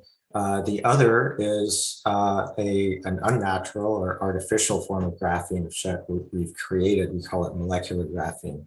So normally I'd ask you which is which, but I guess I'll just tell you. The one on the left is natural graphene. The one on the right is our molecular graphene. And you can see that when we look close up, both look atomically pure. However, the length scales here are order of magnitude different. So this is one of the points I'm going to bring up within the framework of this workshop and also in this talk. So on the right are artificial graphene here. The length scales have been scaled up by roughly a factor of 10, although we'd be smaller, bigger than that. And as opposed to real graphene, we have much fewer atoms, although we strive to build these materials with as many atoms as possible. So this is 10 to the 3 to 10 to the 4 atoms now for our work. So let me give you an outline of what I will talk about today, which is I'm going to give some introduction to this field and molecular graphene, some of the motivation. I'll show some of our more recent work on building non-periodic or quasi-periodic structures we call quantum quasi-crystals. where we see an order parameter that's derived from a higher dimension, in this case, 5 dimensions for a 2-dimensional material. And if I have time, I'll mention some work where we're using quantum tunneling of atoms to look at quantum 0-point fluctuations in 2 dimensions and 1 dimension. So this is from a review paper that we wrote some years ago, and in explaining different experimental methods for creating artificial forms of graphene. These are ordered in from smallest to largest terms of length scale here. So we're over here on the left. You can read about our work. Juan He was involved in one of the pioneers in my lab for this work. We don't have to look at all the numbers here, but let me just describe what these 4 things are. Come back to our experiment. Only these 2 over here are actually in condensed matter. So over here is an array of quantum dots arranged in an artificial lattice. These are quantum dots on gallium arsenide, and in this case arranged in a hexagonal lattice to mimic graphene. I'll come back to the numbers in a minute. You're familiar with the field of lattices and cold atom physics. So that's what you see here. And so this is really just a simulation of condensed matter, which is not in condensed matter. This has several important implications. Over here, there's not even any, there's no electrons in this, and this is a pure optical analogy of graphene, but the length scales here, which are D, are huge over here on the right. Over here, what I'm going to be talking about is still atomic scale, but as you can see, the lattice periods are about 10 times bigger. So one of the strengths of our technique is that we're still in condensed matter, so we still have real interactions as opposed to kind of fake interactions in cold atom systems. We have reasonable, this V0 is the depth of our potential, or reasonable confinement of electrons, and reasonable U, this is the on-site Coulomb repulsion. The one thing that when we expand the lattice, we scale down is the nearest neighbor interaction, which is the V here, although we have ways of bringing that back up with some tricks. So when all is said and done, we still have reasonable Fermi temperatures and can explore a lot of the interesting physics, including interacting physics that you see in natural materials. One of the limitations for these other techniques is that the Fermi temperatures are quite low. They're ultra low in the cold atom physics, which is one of their main limitations. So that's where we fit in, and these are like all different length scales here. Let me show you how we do this. We use STM at low temperature. We've designed this STM to do controlled atom manipulation with hardware and software, and we can also apply magnetic fields. However, in this talk, I'll be talking about some huge magnetic fields that are 10 times what you see. What you see here. But they're not actually generated by a magnet in the lab, but they're generated by what we call gauge fields by designing them, building them into the material. So we all know that quantum materials look beautiful when you look at them close up, but also it's one of the themes of this that we heard about from yesterday at ONRL is to look at what's not homogeneous, look at the heterogeneities or the inhomogeneities. And what we find is, even one atom, or in some cases one electron, can make a big difference. So this is just kind of a collage of images. There's 2 superconductors here, which we also work on separately. I put a blurb up here. We have some recent work on seeing an emergent interdimensionality, interdimensional transition and superconductivity, which you can read about. But here for this talk, I'm going to be talking about simple things like graphene and even two-dimensional electron systems and surface states, for example, on copper 111, and combining things, but combining atoms to make to do this engineering. So that engineering or manipulation is captured here in some before and after pictures of manipulating some number of atoms to make some quantum structure. This number is down here, the number of atoms that we've moved, or in some cases here, they're single molecules. This thing caps out at 135. That's actually quite small for us now. The materials that I'll be talking about go up to 1,000 to 10,000 atoms or molecules now. So they're way off here on the right side of the page. The motivation here for us is one, of course, controlling the structure down to atomic scales. And really it's about putting the atoms where we want them, even the electrons where we want them, because with the atoms, we can guide them by sculpting a potential. But beyond that, it's controlling the phase, the quantum mechanical phase of these electrons as they move through the material, and controlling them so that we can design, for example, this has enabled us to design these gauge fields into the sample. Those could be electric or magnetic gauge fields, as I'll show. This has given us access to engineering various topological states, and embedding, for example, an Aharonov bone phase into the electrons as they move around. But it's an Aharonov bone phase without a magnetic field in the laboratory frame. So it's pretty interesting and exciting what's possible. So as a kind of a snapshot of what some of the simpler stuff to get us started here. We all know, tight binding theory of graphene, very simple. We put it on our, our solid state physics exams. This is a density of states plot here on the right, showing derived basically from a simple honeycomb lattice. These are our experiments on our molecular graphene. I'll come to how we do that in a minute. And our experimental measured density of states is DIDV, as you know, with STM, which looks very much like what you'd expect from graphene. In some cases, it's even better than real graphene. So, however, we're not doing this just to make another form of graphene. We're trying to go beyond graphene. This is something that's simple to imagine, but already very difficult to do in real graphene. It's making what's called a Kekulé distortion, where we essentially dimerize the bonds around the plaquette. So there's a strong bond and a weak bond here shown in two colors.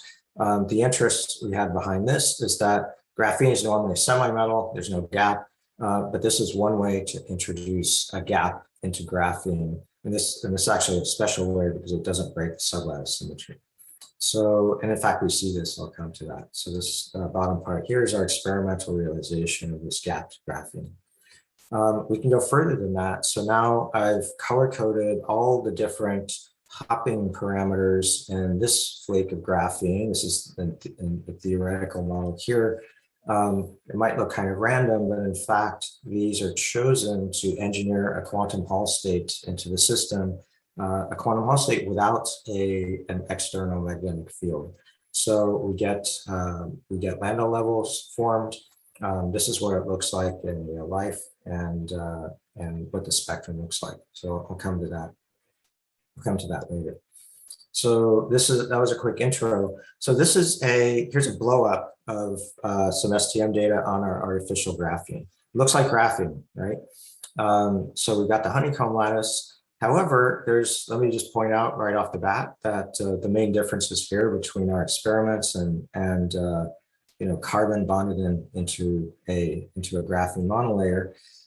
Here, where graphene has carbon atoms, we actually have quantum dots and no atoms. In fact, our material is formed from a two-dimensional electron gas, where essentially we punch holes out of this two-dimensional gas where these black dots are that lie in a triangular lattice. What that leaves us with is electrons moving through a honeycomb lattice, and they're bonded or bound to an attractive potential at each one of these sites on the honeycomb lattice between every three one of these dots, which is a repulsive potential. So there's a little quantum dot here. We can tune the occupation of that quantum dot, have one electron is the simplest, but we can add 2 electrons or 3 in ways I'll show you.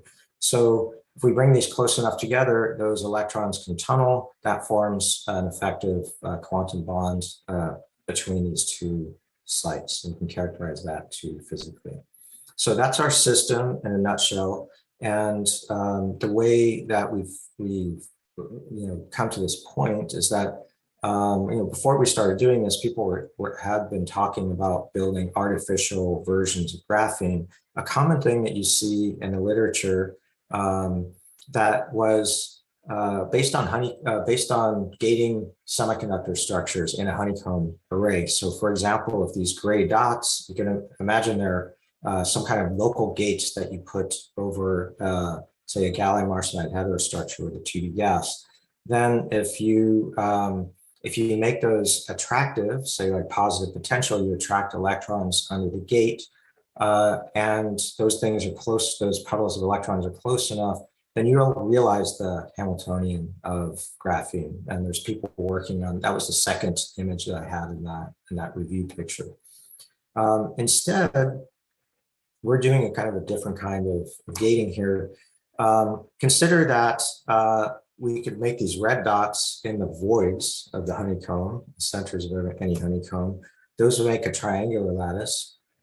And what we find is that practically in our materials, most atoms and molecules, not all of them, but most of them are a local repulsive potential.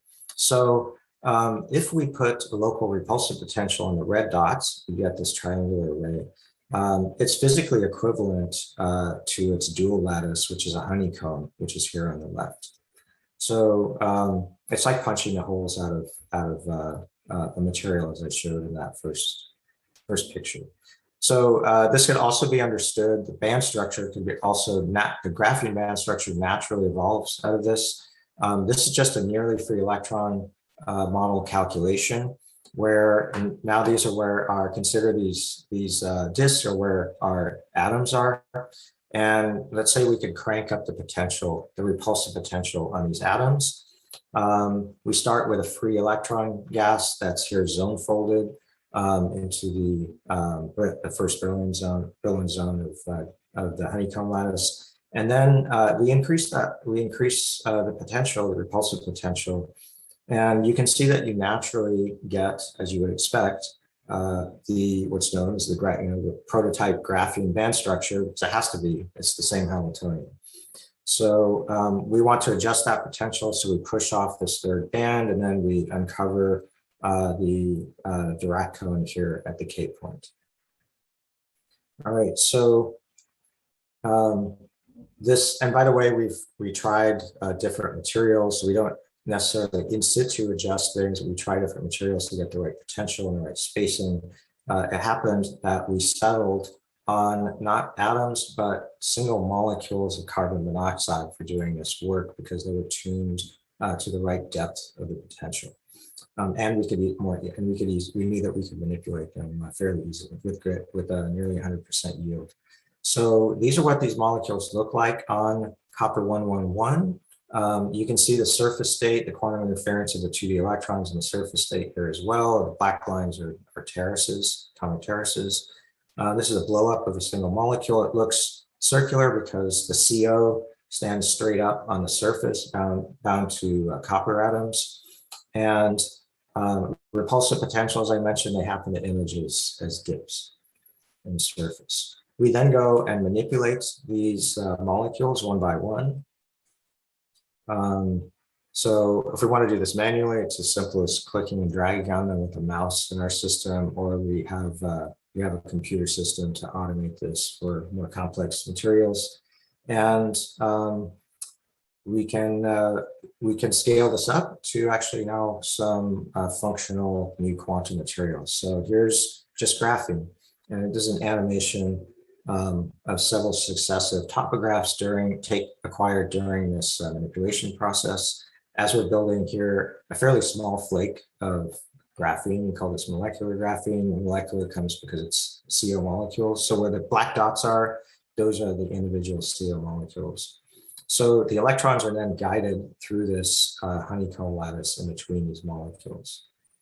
All right, so right, it looks like graphene. The question is, does this behave like graphene? So the picture here, this is a calculation here of the electron density around these molecules and outside the molecules. This is a manipulation. This is a calculation of one semi-classical trajectory of how an electron coming from outside the surface state would bounce around the lattice, actually tunnel around the plaquettes and then escape the lattice. Basically, if you add up all those quasi-classical trajectories, you get this density of states here, which is in the shape of a honeycomb lattice. And in the experiment, what we do is we take a spectrum and we look for the prototype signature of graphene, which is the Dirac cone. So in this case, this is our data from that flake. And what we see is a very nice Dirac cone here. This is formed, this is the Fermi energy here where we have V equals 0. And we see the two Van Hoff singularities as well as the fact that there's some asymmetry here between these two, as there is in real graphene, it turns out. This asymmetry comes from the second nearest neighbor hopping. So we can fit this to a simple tight binding model and back out all of these parameters for T prime, second nearest neighbor. Happens to be actually on order of true graphene, the percentage between T and T prime. A little bit different. The Fermi velocity is a factor of 3 lower than real graphene. And as I mentioned before, now our lattice constant scaled up here by about a factor of 10 from real graphene. So this is our picture of what's going on, same graphene physics. We've got our Dirac cone, and we can even read off other parameters. For example, essentially what we're plotting here, this is density of states versus energy, or DIDV versus energy. We know in graphene, the density of states vanishes linearly, or should vanish linearly as you approach the Dirac cone, which here is at V equals 0. And that's what we see here. Both, this is for one site, or one pseudo spin, we'll call it site A, and this is for the other site, the other pseudo spin. You can just draw lines through this, take the slope, and you get that Fermi velocity directly, which also comes out from the tight binding fit to the spectrum I showed you earlier. So this is all self-consistent, and we've done other experiments just on real graphene, but I want to get to the more interesting parts here, is changing this from real graphene. So we can texture the hopping parameter in simple or even complex ways, as I mentioned, right? Just changing the distance between the bonds will inversely affect the hopping parameter. So we can also add molecules and in order to further sculpt the potential that this 2D electrons move around in, and this helps add phase shifts to the propagating electrons.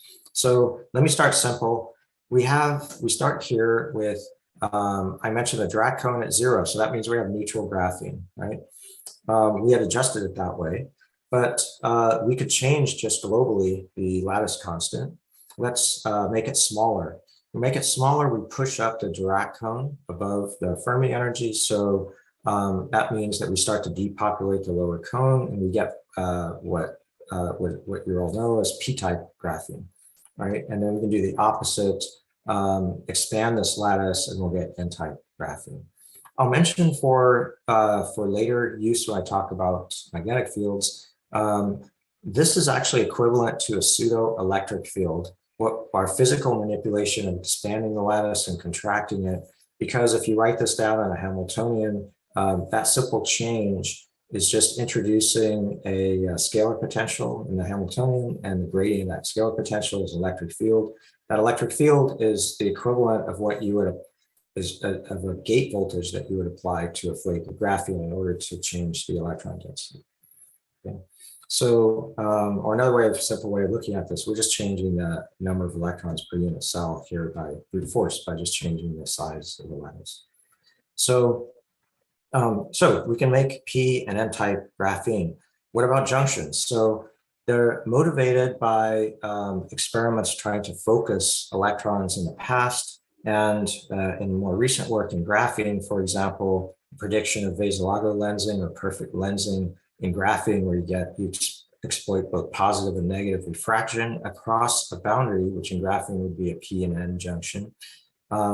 We have created nearly perfect NP junctions. Here is a PNP junction I'll show you.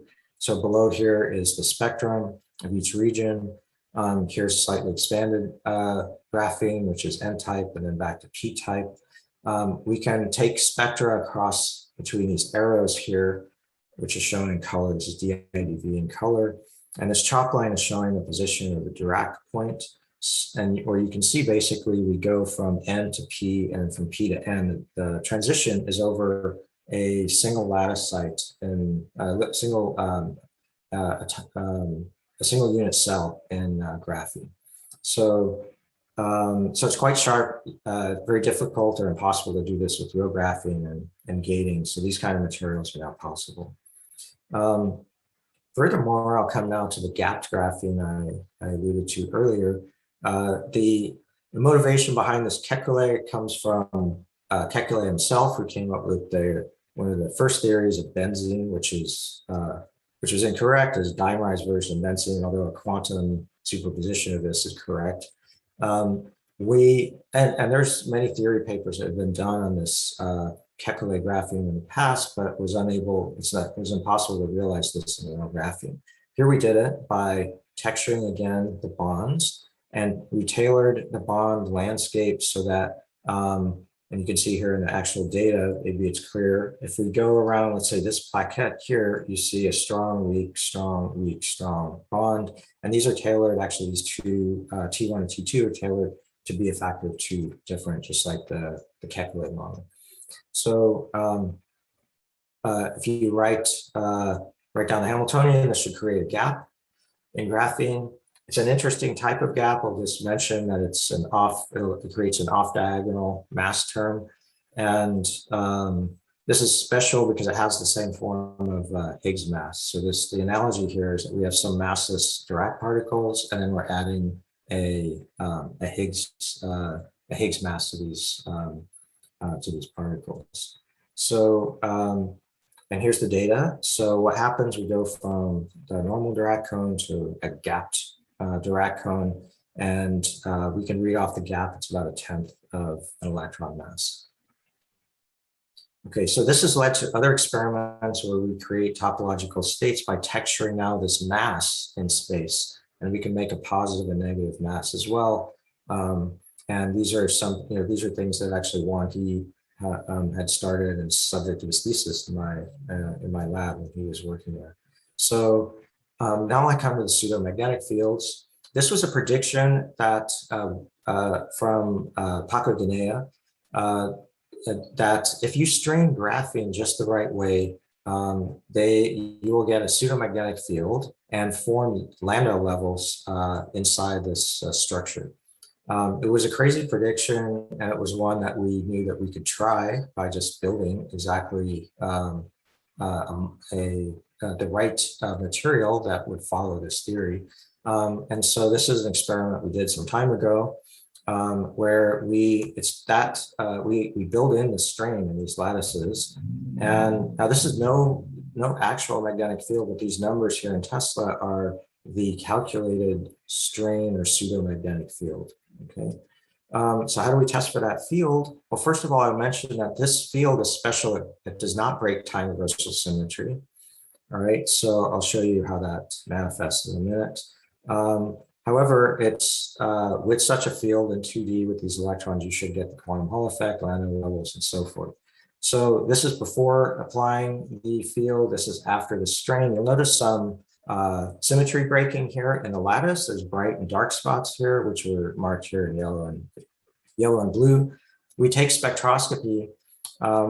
this is actually the model here for why time versal symmetry is not broken. There's 2 Dirac cones, and actually each cone has different chirality, but also it experiences the magnetic field in opposite directions. So this adds up to 0 net field. So what we see is we look for the Landau levels, and we see Landau levels, and in particular, so we can calibrate the field also separately by doing calculation. And this is a calculation with real field or with a strain field. They're both very similar. And this is all on the light spots that I've shown. On the dark spots, you see the Landau gap, but you don't see notably the 0 Landau level. And this is understood from as a symmetry breaking that's due to this being a topological state, because we've applied a field which does a magnetic field which does not break time reversal symmetry. So I'll just mention some new work. You might ask, can we go to even larger fields? That was 60 Tesla. Let me show you some data going up here to 200 Tesla, where these pictures are basically now of the 0 Landau level collapsing on itself. And we've done now some latest data I haven't put up here up to 300 Tesla. So 60 Tesla is already pretty good compared to what you could do with real magnets. This is now well beyond that. So I'll just end with these slides because I think my time has come up. So we've been spending now time building materials, of course, that are very difficult or impossible to realize with precision or cleanliness and with other fabrication methods. Here's one example. It's a quasi-crystal. We call these quantum quasi-crystals because they're atomically perfect, something you can't to this date really study in quenched quasi-crystals or natural quasi-crystals from meteors, for example. So here's just a movie of our assembly, and I'll just give some highlights of what we've done. You might know that you can make quasi-crystals in one dimension by projecting a hypercube from a higher dimension. So here's an example of projecting a 5D hypercube onto 2D, looking at its shadow. And it's now known that these actually coincide with what Penrose found, Penrose tilings, or different kinds of tilings in 2D. So these are 2 different kinds of tilings. And there's well-known construction. If you may have done this as a kid, like cutting stuff out of paper to make these things. This has led to the golden ratio. Why we're interested in this? In a nutshell, quasi-crystals are bipartite. So you go around the graph, for example, these white lines, and you'll alternate going to A and B sublattices, but they're imbalanced by nature of the quasi-crystal. So in the thermodynamic limit, as you scale this up, this results in, so just one imbalance of sites will give you one state at 0 energy. This ultimately in the thermodynamic limit gives you an infinitely degenerate 0 energy flat band, right at 0 energy. We've seen this flat band. These are experiments and density of states and a calculation. We've done this in multiple lattices. But probably the most interesting part of this flat band is, well, one, it's topologically protected. If you morph or geometrically change this crystal, this flat band is not affected because you would have to introduce topological defects that would cut the bonds in order to destroy it. So it's very robust. Not only is it very robust, it has a very interesting behavior. It's actually fractal flat band. So this is E versus K. This is the band right here. And if we take, for example, one section of it, scale it up by some factor we'll call phi, you repeat the same structure of light and dark. We call this self-similarity. We blow the same section up again by the same factor of phi. We see this pattern repeat. As it turns out, this phi, we can experimentally determine this number by doing QPI. This phi comes out to be within experimental error for all of our data quantized to the golden ratio. So essentially that's the kind of the order parameter of the system, of the electrons in the system. And it derives, another way of looking at it is actually it derives from a 5-dimensional projection of an electron cube. So I think so my time is up. I will stop there. Everyone in red here has contributed to these projects over the years. And I mentioned Wahi before. I'll finally mention that if you are interested in a postdoc or you have a student graduating as a postdoc, we have a prize fellowship opportunity. Stanford applications are still time. They're due at the end of October. So if you have a student interested, please have them contact me. Thank you. Thank you for the great talk. Time is a little bit up, so maybe we'll have one quick question. Anyone?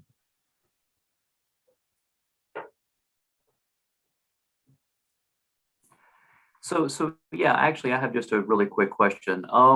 Yeah, it's fascinating work as always, Harry. But I'm curious, how stable are these systems? Do these molecules, tend to migrate over time, or is it at cool enough temperature that they're indefinitely stable, where you can study them for extended periods of time, or just how stable are these artificial structures? Sure. Thanks, Rob. So good to see you. So at 4K, they're indefinitely stable. We can ramp these up close to liquid nitrogen temperature for this particular system of CO, and they're reasonably stable, although they start to move around under liquid nitrogen temperature. And of course, then maybe the bigger, you didn't mention this, but I would, just to be clear, the biggest issue here that we have with extending these to integrating them at larger length scales is that we can't just pick up these materials and put them on, somewhere else. So yeah, but yeah, so at low temperature, we build one of these big lattices. We can study these for weeks or months at a time if we wanted to. They're that stable at low temperature. So let me ask another question. So Harry, beautiful talk. Question I have is, when you create this artificial graphene, right? All those electronic structure that you map out, isn't it true, if you create a defect, then you should also observe those quasi-particle interference, and then you should be able to map out that actual E versus K. Have you done that yet? Yes, we have done that. I didn't show because of time, but yes, we intentionally introduced just single defects or multiple defects, and look at QPI, and we see, and we can do this as a function of energy, so get the dispersion, as you said. But I guess even more interesting than that is we've used that technique to measure the buried phase, which also shows up in the features of the QPI. All right, thanks. Yep.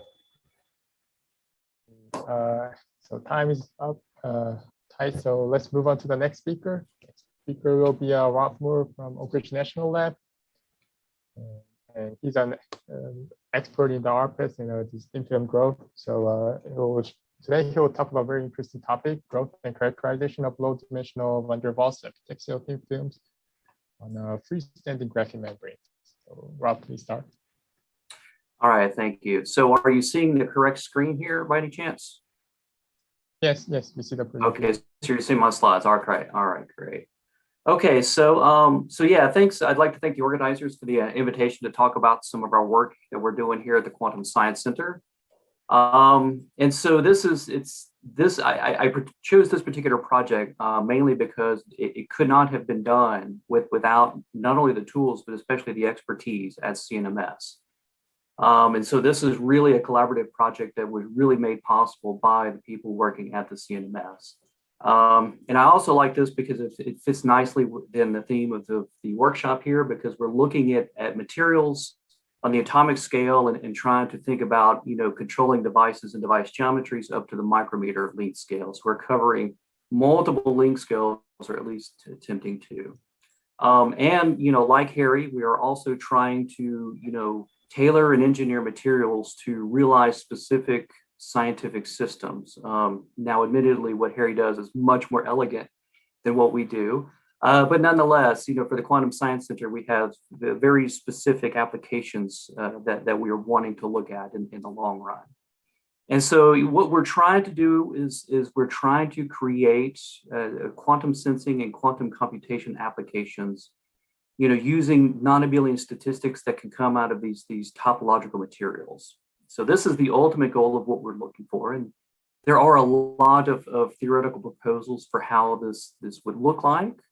But there's a lot of technical and scientific challenges that need to be overcome in order to realize such these systems. And one of them is these very sophisticated geometric structures that need to be made out of materials that are not very amenable to traditional nanofabrication techniques. So for these topological materials, it's why do we choose these and what are we're after? And so it really comes down to a pair of particles. But these are, of course, are not any particles. These are Majorana modes. This is the fundamental resource that we're after. And so a Majorana mode being a superposition of an electron in a hole, it's its own antiparticle. But in a pair of these, when you have a pair of them, then you can, in combination, you can define a fermion parity where you can define either, find an electron in either one of two different states. And so the pair of these Majorana modes can kind of build a foundation on which we can think about topological quantum computers and sensing applications. And so if we think about how this would work, let's think about just, particles and particle exchanges. We take a couple of particles, we swap them back, and we end up with what we started with. And so hopefully I haven't lost anybody yet. So essentially, if we have this pair of swapping, we end up with the identity. Now, so in essence, a single swap is going to be either, +1 or a -1. And so we can think about, this swap affects the state by +1 being a boson and -1 being the fermion. Now, there's a catch here because this particle exchange, you can also mathematically view it as moving one particle around the other. And mathematically, this is equivalent, or at least I'm told by people much smarter than I am. And so I'll trust them on that. But here's where it gets a little tricky, because in 3 dimensions, you can think about these moving one particle around the other, but you can easily deform this path so that, you can exchange these particles without any deformation or, due to this obstruction here, this other particle. And so the only way that you can do this is with either bosons or fermions. Now in 2 dimensions, this is not the case, because in 2 dimensions, you can exchange one particle by moving this one around the other one, but now you can't deform those trajectories without cutting through this other particle. And so now this double swap doesn't always go to the identity. And so what happens is we're introduced this arbitrary phase when we swap these particles. Now this phase could have a 0 and be bosons, or pi and still be fermions, but it doesn't have to be. It could have some arbitrary phase, which would be an anion. So now here's where it gets really interesting, because now we have the exchange of particles is no longer trivial. And so here's where we can have the winding of the particles creates this non-local entangled states. And so this is the fundamental resource for which we can use in quantum computation. And because we're looking at topological modes, these are very robust against decoherence from local interactions. And of course, if these braiding operations or these manipulations, if they commute with each other, then it's just regular statistics, but abelian statistics. But if these operations don't commute with each other, then you can realize non-abelian statistics. So this is what we're after. And so how do we get there? There are several ways in which we can do that. There are these Majorana box qubits. There are these topological Josephson junctions. We can think about moving individual Majorana modes and vortex cores around each other to create these braiding operations. And there's also these higher order corner modes where just the geometric structure kind of traps the Majorana modes at specific locations, and you can use this as a resource for braiding operations. So it all comes down to controlling these Majorana modes. But this is tricky in itself because we first have to show conclusively that they're real and that we can control their interactions. So the trick with this is there's a lot of ancillary evidence out there that shows these are real, but there are issues with, there's a lot of these other sort of in-gap states that sort of cloud the existence of the Majorana mode and can interfere with our interrogation of them. And so these appear, for example, these Cayley-Matricon genes modes can have these very narrow spaced in-gap states that make it hard for us to look at the Majorana mode and distinguish it between the two and understand how to manipulate and control the Marana mode for these braiding operations. But there are, several systems out there that have a lot of evidence that these things are probably going to exist. And, one of the caveats though is with these Marana modes is when they get closer together, they will start to interact. And so normally you have this zero energy mode, but as they start to interact, then you should see this zero energy mode move off of zero energy. And so there are some studies out there where they use statistics by creating they put a topological superconductor inside of magnetic field. You create these vortices inside which you have these trapped Marana modes. And the more and more you create, the fewer vortices have this zero energy mode. And so there are some evidences out there that these things are real and they interact with each other. But that is a long way for us to being able to control them and use them as a resource for quantum computations. And so some of the fundamental questions that we have to figure out is how can we improve these materials to realize these theoretically predictive properties? So how can we improve the theory in order for us to understand the differences in these modes and how to distinguish them for other in-gap states due to defects in the material systems? And how can we systematically control and demonstrate the interactions of these Marana modes? And so this is sort of the foundation of what we want to go after as sort of the proof of principle that topological quantum sensing and topological quantum computing is even feasible. So some of the technical approaches that we're wanting to take here is we want to control the shapes and the geometries of these materials where we can localize the Marana modes. But of course, there's always going to be the question of how robust is robust. How much disorder can you have in these geometrical shapes and still realize the Marana physics that you're interested in? And can we trap and localize these Marana modes and then systematically control their interaction to demonstrate that, that they're real and then they interact, and we can, use this as a fundamental principle for braiding operations. But again, the challenge here is the fact that these materials that typically which you have these proximatized, hybrid materials for topological superconductors are not really amenable to traditional nanofabrication techniques. So we want to find new materials platforms in which we can overcome those technical challenges. And so one of our test systems here is our favorite prototypical topological insulator is bismuth selenide. And so this is a very well-known system, both in bulk crystals, and we can grow them, pristine thin films. This is our latest one on sapphire. You can see this nice, beautiful Dirac cone states that are appearing in this topological inside of this bulk gap in this topological insulator. And so it's so well known that this is sort of a nice test system to figure out how can we control these materials in a systematic fashion to realize braiding operations. And so one of the things that we've been interested in is sort of a combination of different techniques and trying to find a way to combine them together. So one of them is there's been a lot of studies on the transfer of graphene onto different arbitrary systems.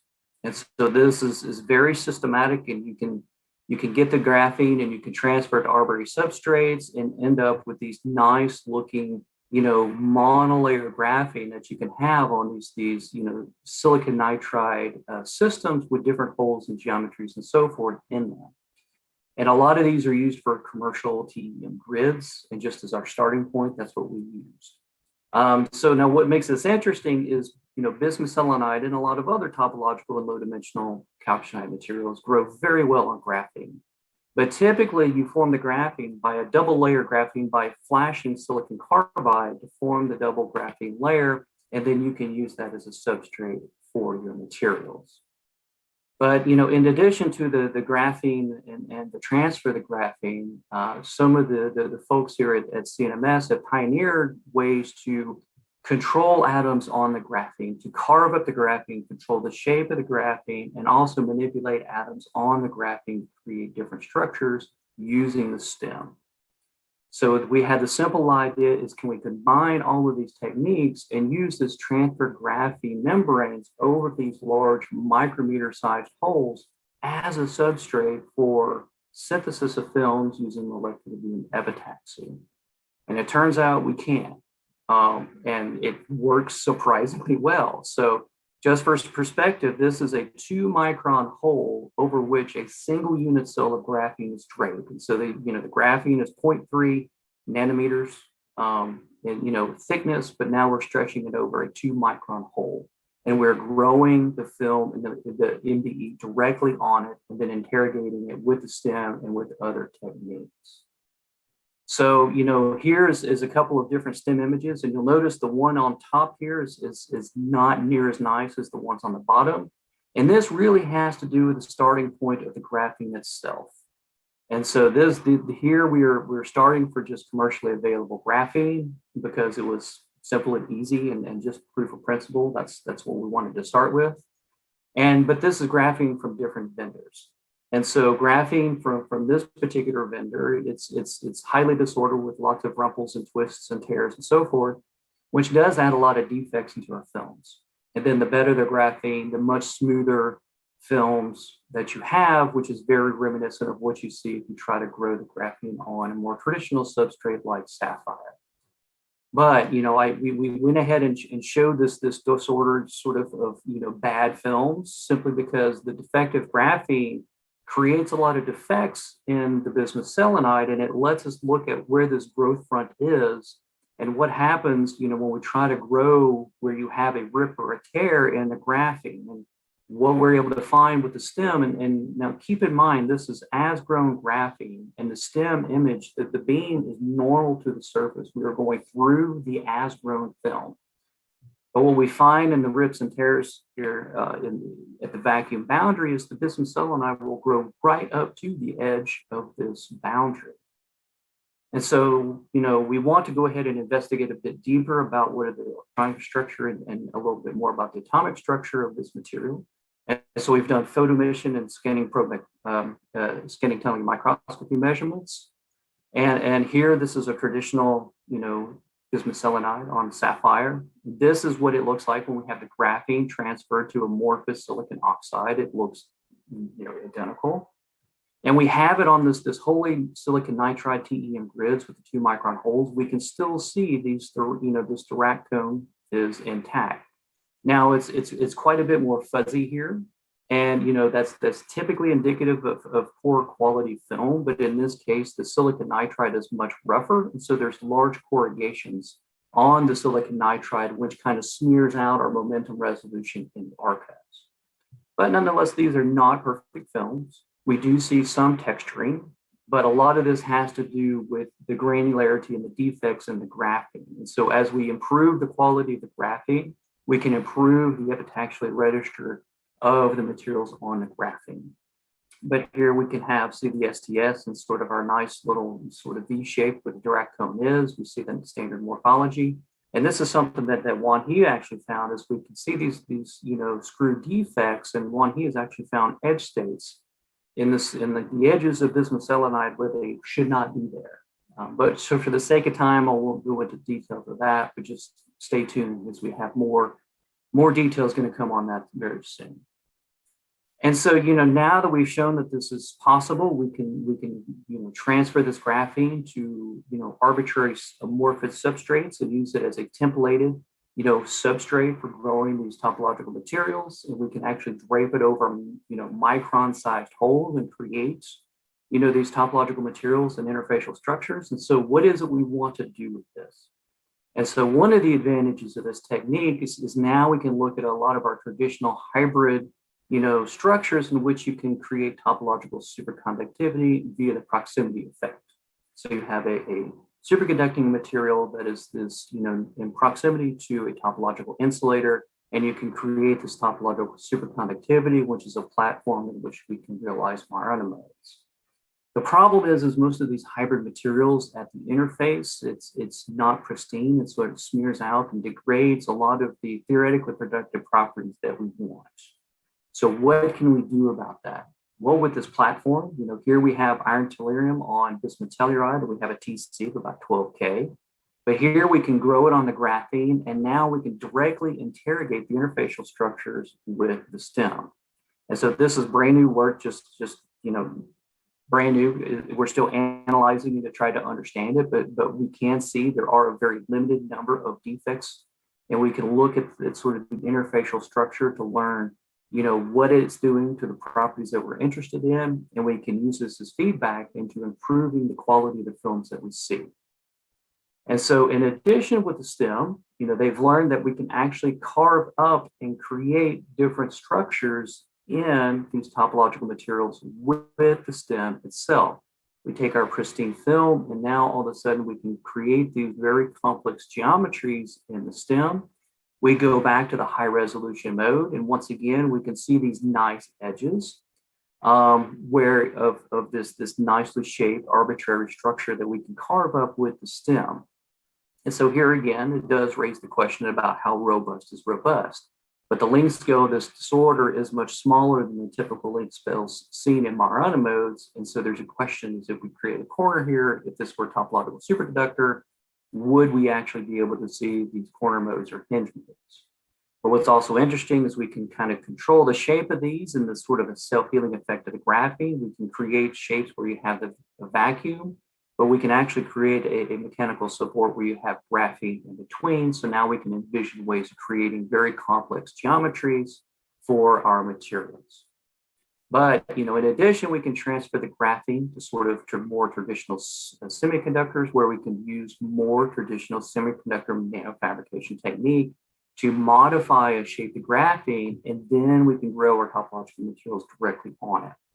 And so here we have just, used photolithography to create a hall bar in the graphene, and we can see some undercutting here, which is not going to be, detrimental to our applications because, if we have a very steep aspect ratio and some undercutting, it will help us be able to grow pristine materials on the graphene and prevent electrical contact with whatever amorphous goop appears on the amorphous substrate. And so we can see that this is still a work in progress. We can see that we can grow with some decent morphology. It is a bit polycrystalline. So we do have to work ways to improve the cleanliness of the graphene, which is one of the primary hurdles for realizing this application is being able to process this and keep the graphene clean enough for our films. But nonetheless, these are some pathways that we are pursuing amongst many others, but these are a couple pathways that we were pursuing at the Quantum Science Center in order to create the necessary geometrical shapes and necessary platforms for realizing sort of higher order Majorana modes at the corners of these 2D topological insulators. And also in development with theory with Joel Moore, we can think about non-local transport and sort of these idealized Fouquet materials because we no longer have to worry about the interfacial structure between the two because with this templated approach. And so we can think about this non-local transport in order to look at the Majorana modes and be able to definitively distinguish them from other end gap states that might be lying around. And so, of course, like I said, this could not have been done without not the tools, but mostly the expertise at the Quantum Science Center. We really leveraged their tools and techniques in order to make this happen. And so that's one of the advantages of this user facility, and we're so thrilled that it's here and continue to work with these guys. So with that, I'd be happy to take any questions. Ralph, please unmute and if you have questions, please ask.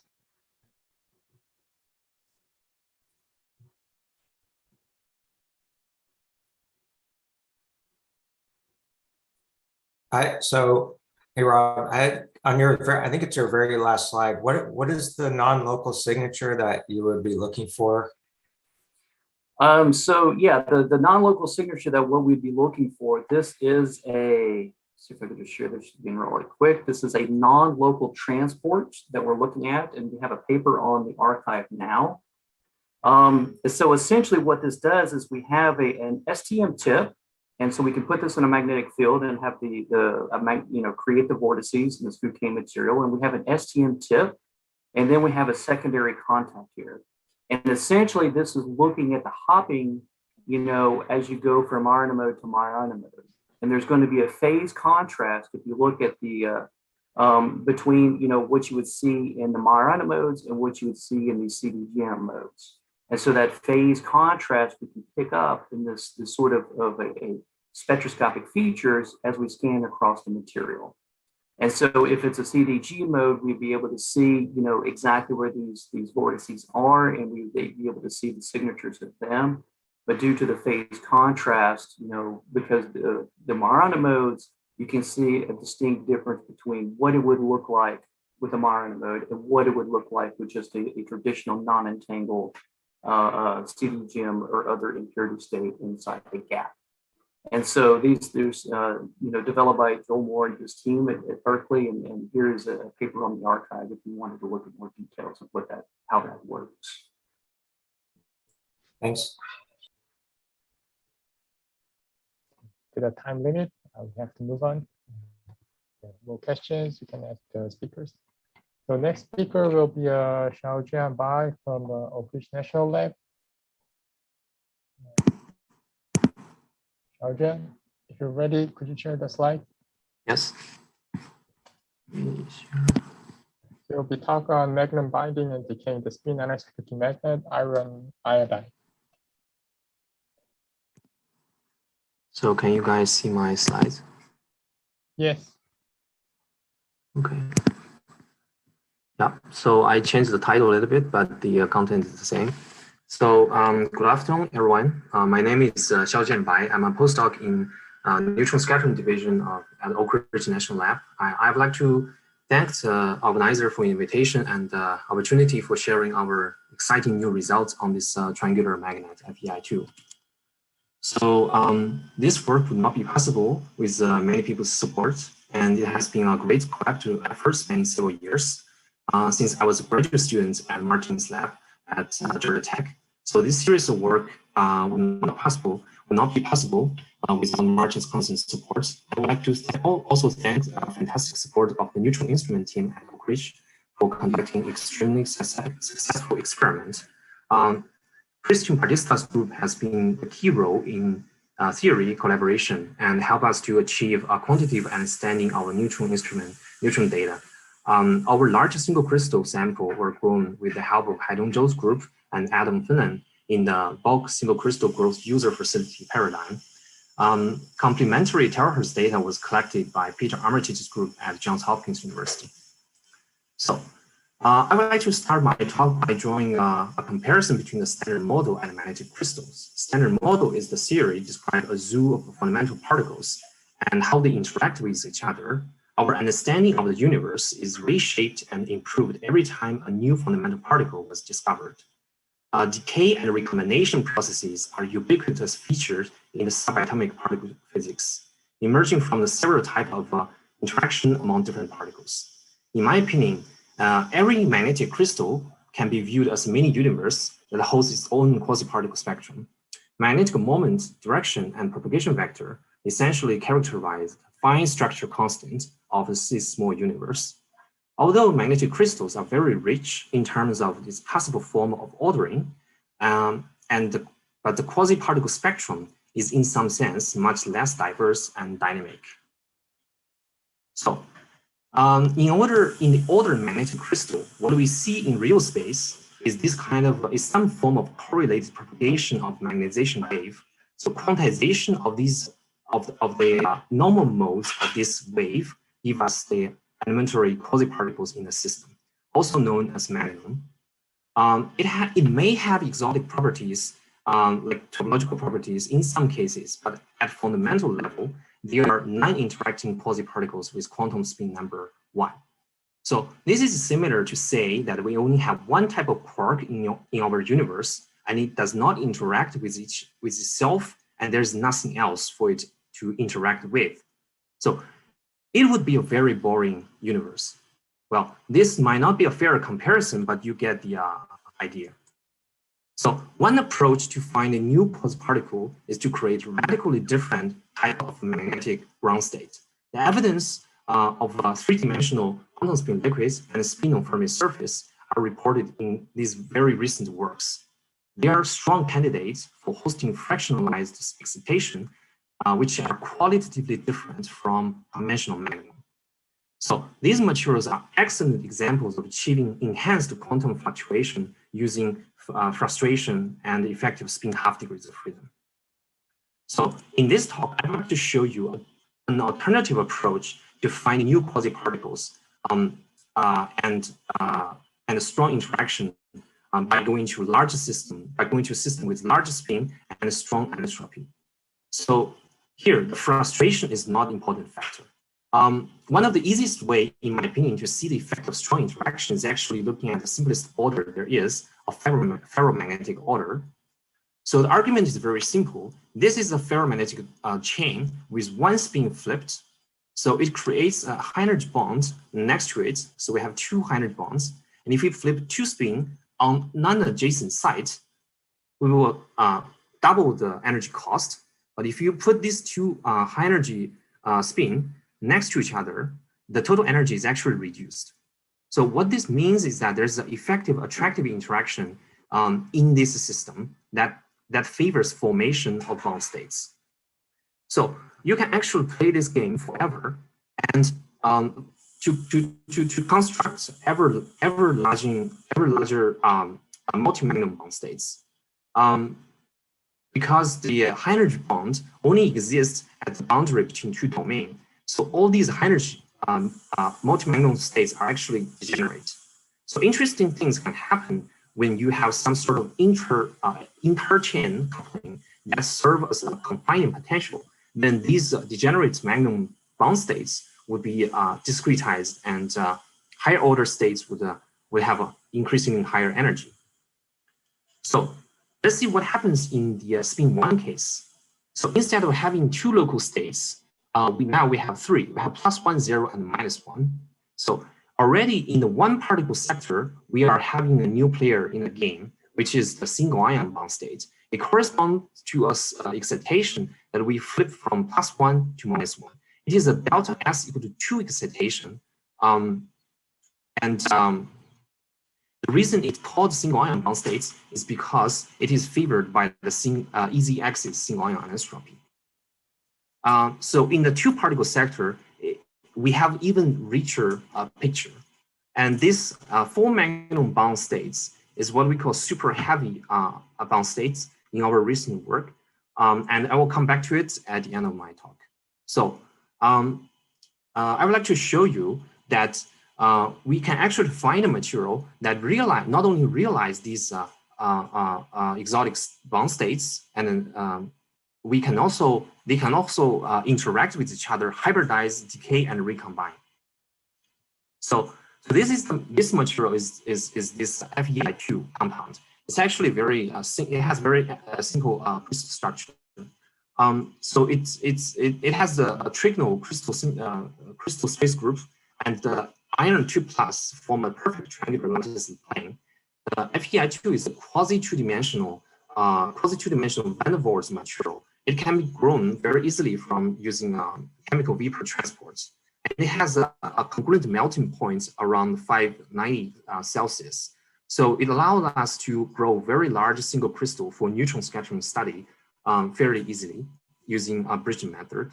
So at a low temperature, it orders around 9 Kelvin and form this kind of fairly complex magnetic order. So within a single layer of triangular lattice plane, we have rows of ferromagnetic aligned spin with up, down, down fashion.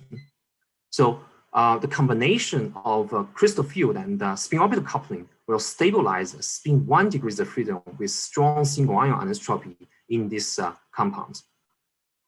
So that is basically a summary of material detail of this some detail of this material. So here is our quasi-particle table, and they are not just mathematical constructions. We can actually see all of these bond states in this material. So this is terahertz data collected in Johns Hopkins. So the dark lines in this graph, in this figure, trace out available microscopic states in the material. And different type of quasi-particles are characterized by the slope of the lines. The prefactor, so these two lines has a slope of G, and this almost has twice of G, and these lines has almost 4 times of G, and you can also see there's a line that goes even steeper, has 6G. So the prefactor 1, 2, 4, and 6 are nothing but the quantum spin number of these excitations. So in order to understand the microscopics and the reason why we observe such kind of bond states, the best way to do so is to doing neutron scattering. So in the neutron scattering, what we see here is a beautiful two bands of excitations. The upper branch is the single magnon, and the lower branch is the single ion bond states. The key feature I would like to draw your attention to is that the single ion bond states appears to be extremely flat when the one magnon is far away, but it starts to get very dispersive when one magnon gets very close. So this is, I think, a typical signature of void crossing. So what it means is that there's a strong coupling between these two modes. And it is precisely because of this strong coupling that we can see the single ion bond states in the first place. So remember, the neutron has only spin half. So if a neutron scatters off a sample, it can only transfer 1 unit of angular momentum to the sample. So in principle, you cannot see this kind of delta S with 2 excitation. But in this material, we can see them very clearly. So the reason why we can see them is because is precisely because of this coupling. So to make progress and identify what exactly caused this kind of coupling, so we perform a symmetry analysis for the nearest neighbor bond.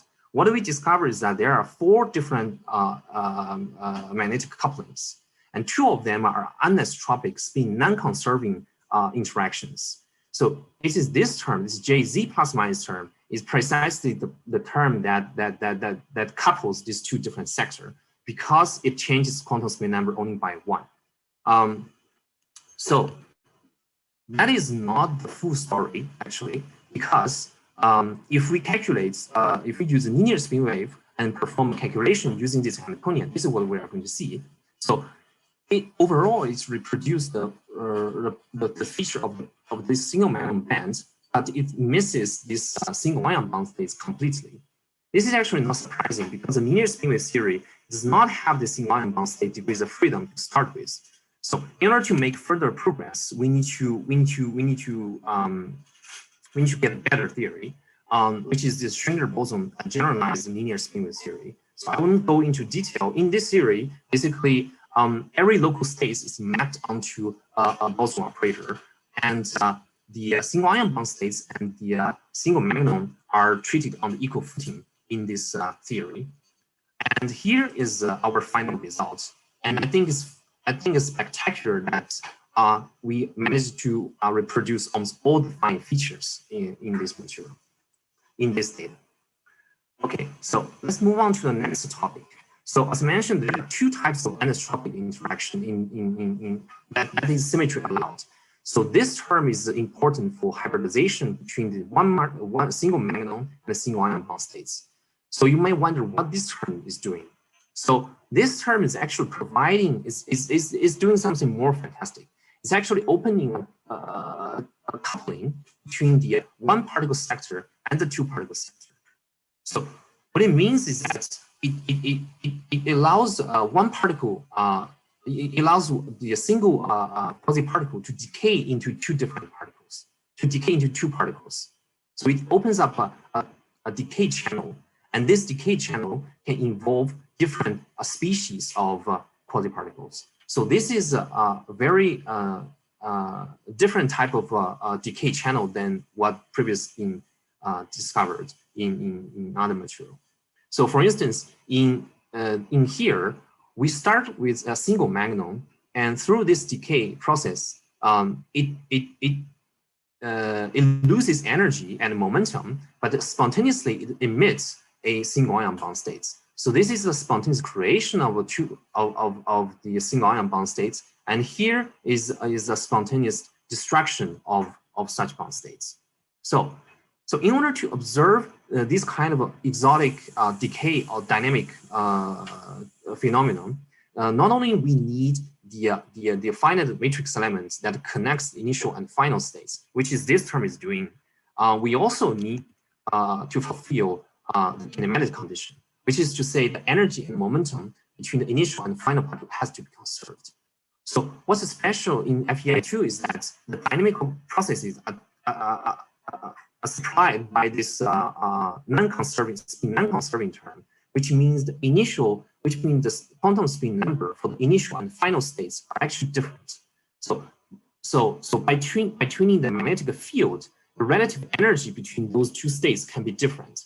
So if the energy and momentum conservation are not fulfilled in zero field, we can still there's a chance that we can make them fulfill in finite fields.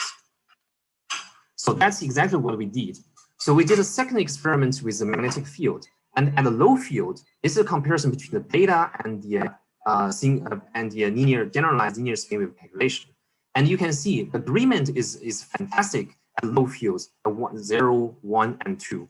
And you might notice that the splitting of the single ion bond states are much larger than the single magnum. This is the similar thing that we see in the terahertz spectral data. So it's a manifestation that single ion bond states at delta S equal to 2 excitation. So the agreement is pretty well. So the number of modes, dispersion, and intensity are all pretty good at low field. And now if we go to higher field, we see some qualitatively new phenomenon. So the 3 Tesla data actually has a lot of things going on. So let's focus on the 4 Tesla first. So in the 4 Tesla data, remember this branch is the single magnum in the single ion bound states branch that coming from the bottom and moving up across this branch.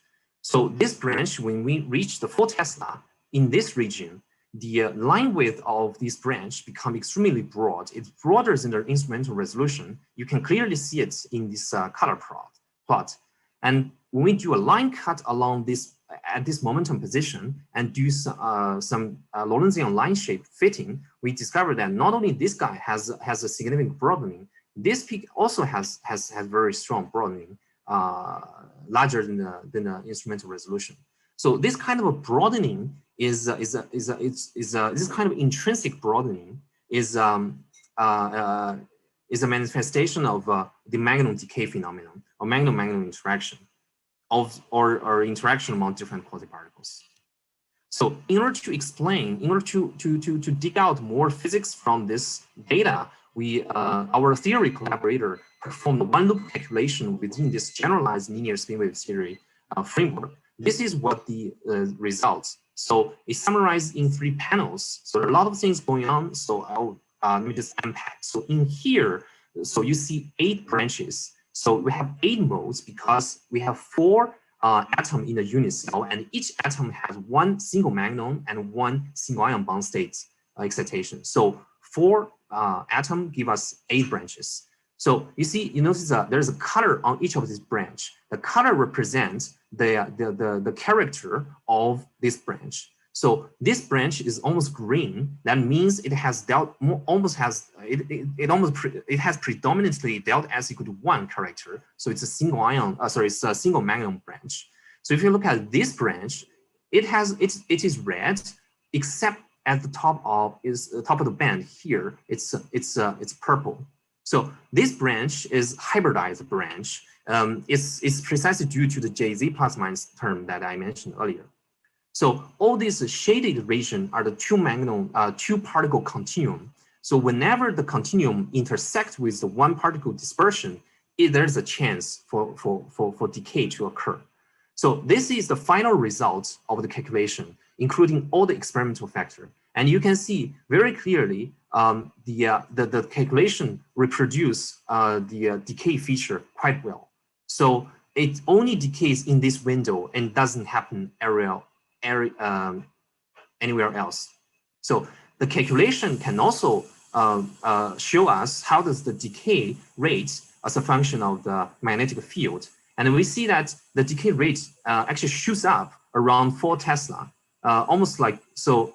So this kind of almost resonance-like feature is due to the quasi flat nature of the lowest band that is heavily involved in the decay phenomenon.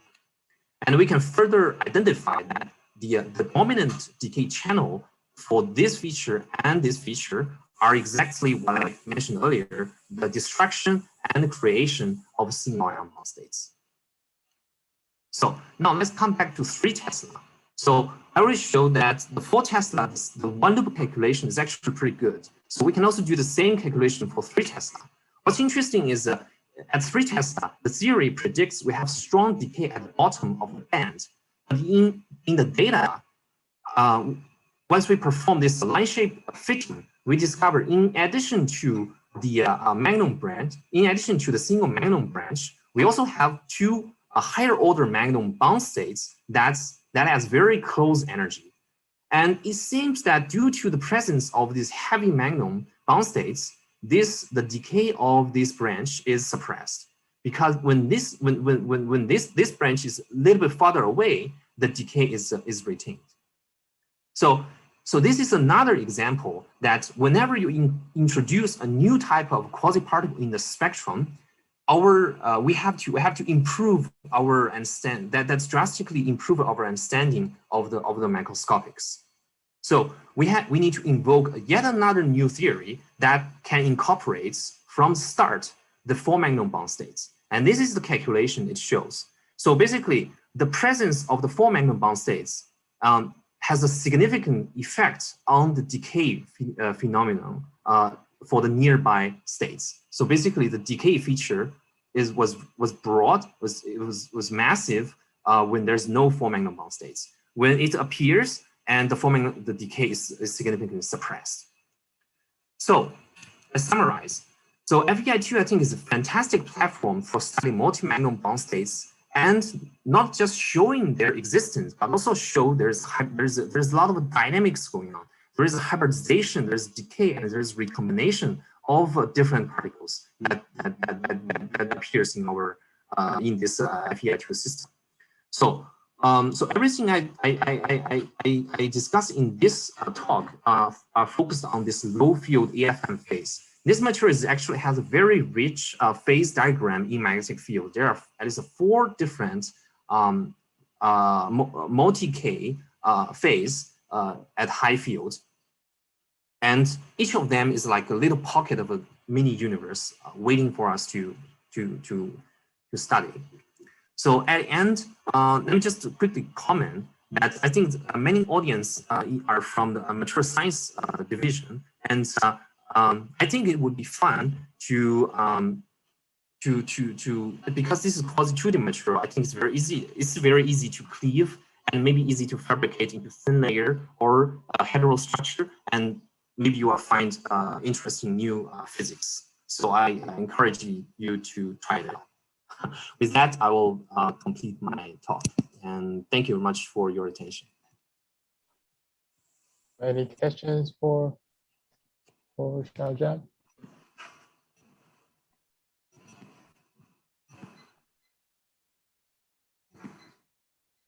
I'm sure people has a question, but the time is a bit tight, so I'll move on to the next question, talk, which will be given by myself.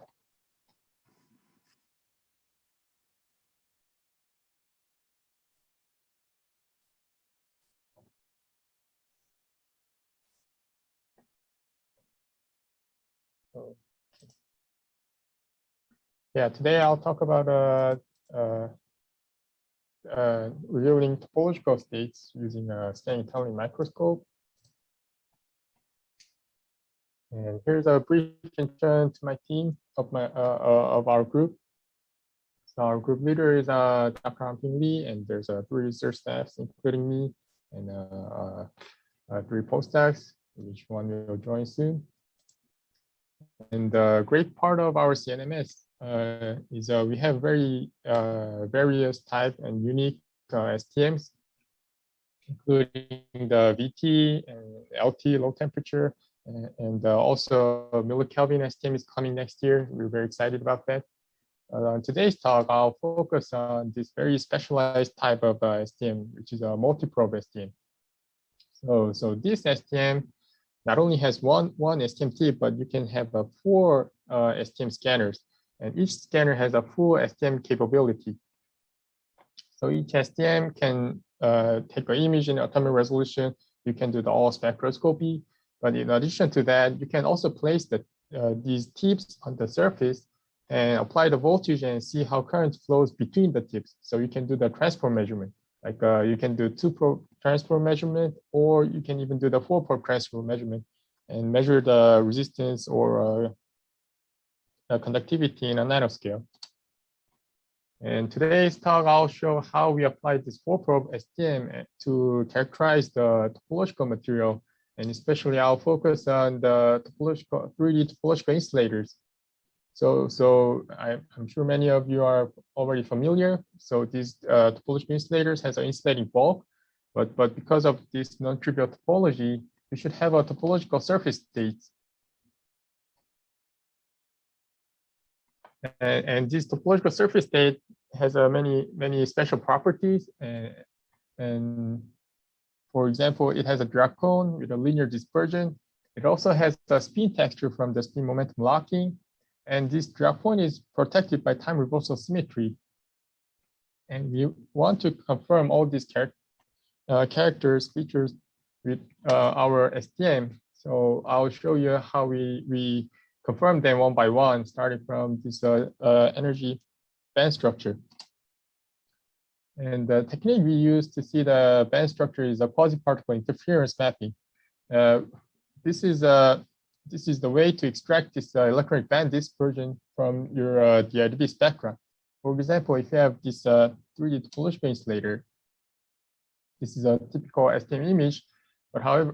But not only taking a DIDB spectra in a single point, you can take a lot of DIDB spectra in a grid shape.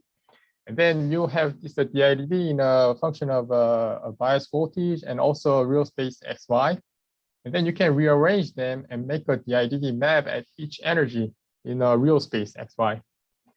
And then you'll see, and then you start to see this modulation in this DIDB, which is modulation in electron density of states caused by the electron scattering. So if you Fourier transform that, you can extract this scattering wave vector from the data and plot it in the energy and real space, momentum space too.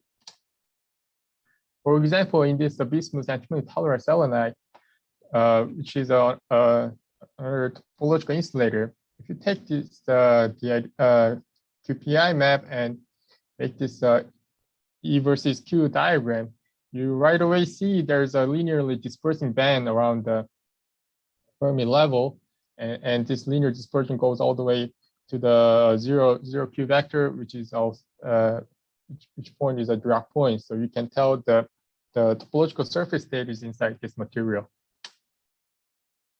So that's how we see this band structure of the topological insulator. But another question is, how do we see this spin texture? And at this point, this transport measurement is very important, because this spin momentum locking appears as a spin transport inside the topological insulators.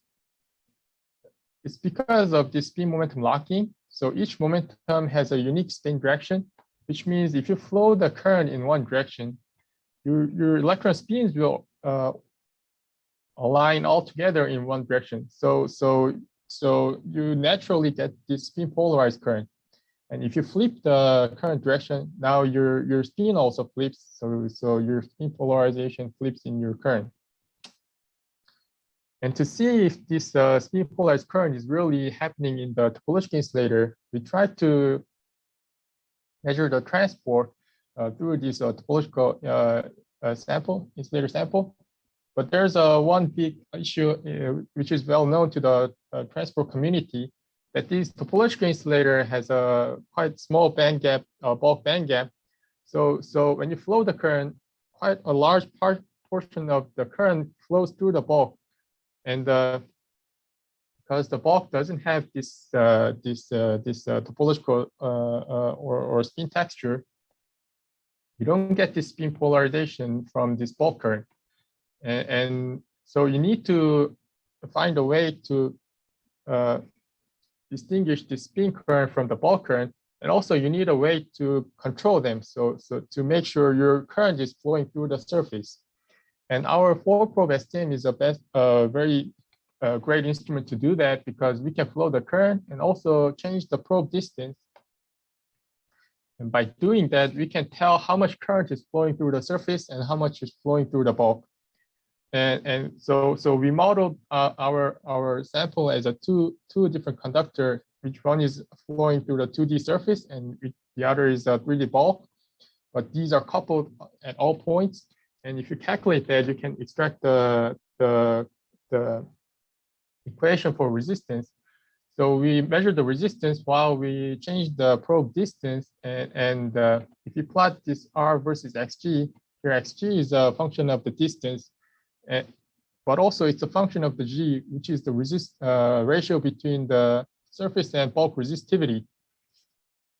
And then if you fit these R versus XG, you can actually extract this G value and see how much is what's the ratio between this resistivity. So for example, in graphene, you don't have any bulk, so your bulk resistivity is infinite, and you expect to get the G equals 0. And that's exactly what we get from our measurement. And for the bismuth selenide, where your Fermi level is deep in the bulk conduction band, you expect to have a very low bulk resistivity. So your G will go up to the infinite. And from R versus XG and from the fitting, we can actually extract this G is really 10 to the 6, so very large. Then we applied this method to the bulk insulating topological insulator, which means your Fermi level is inside the bulk band gap. Then it gets more interesting because your surface resistivity and bulk resistivity becomes comparable. So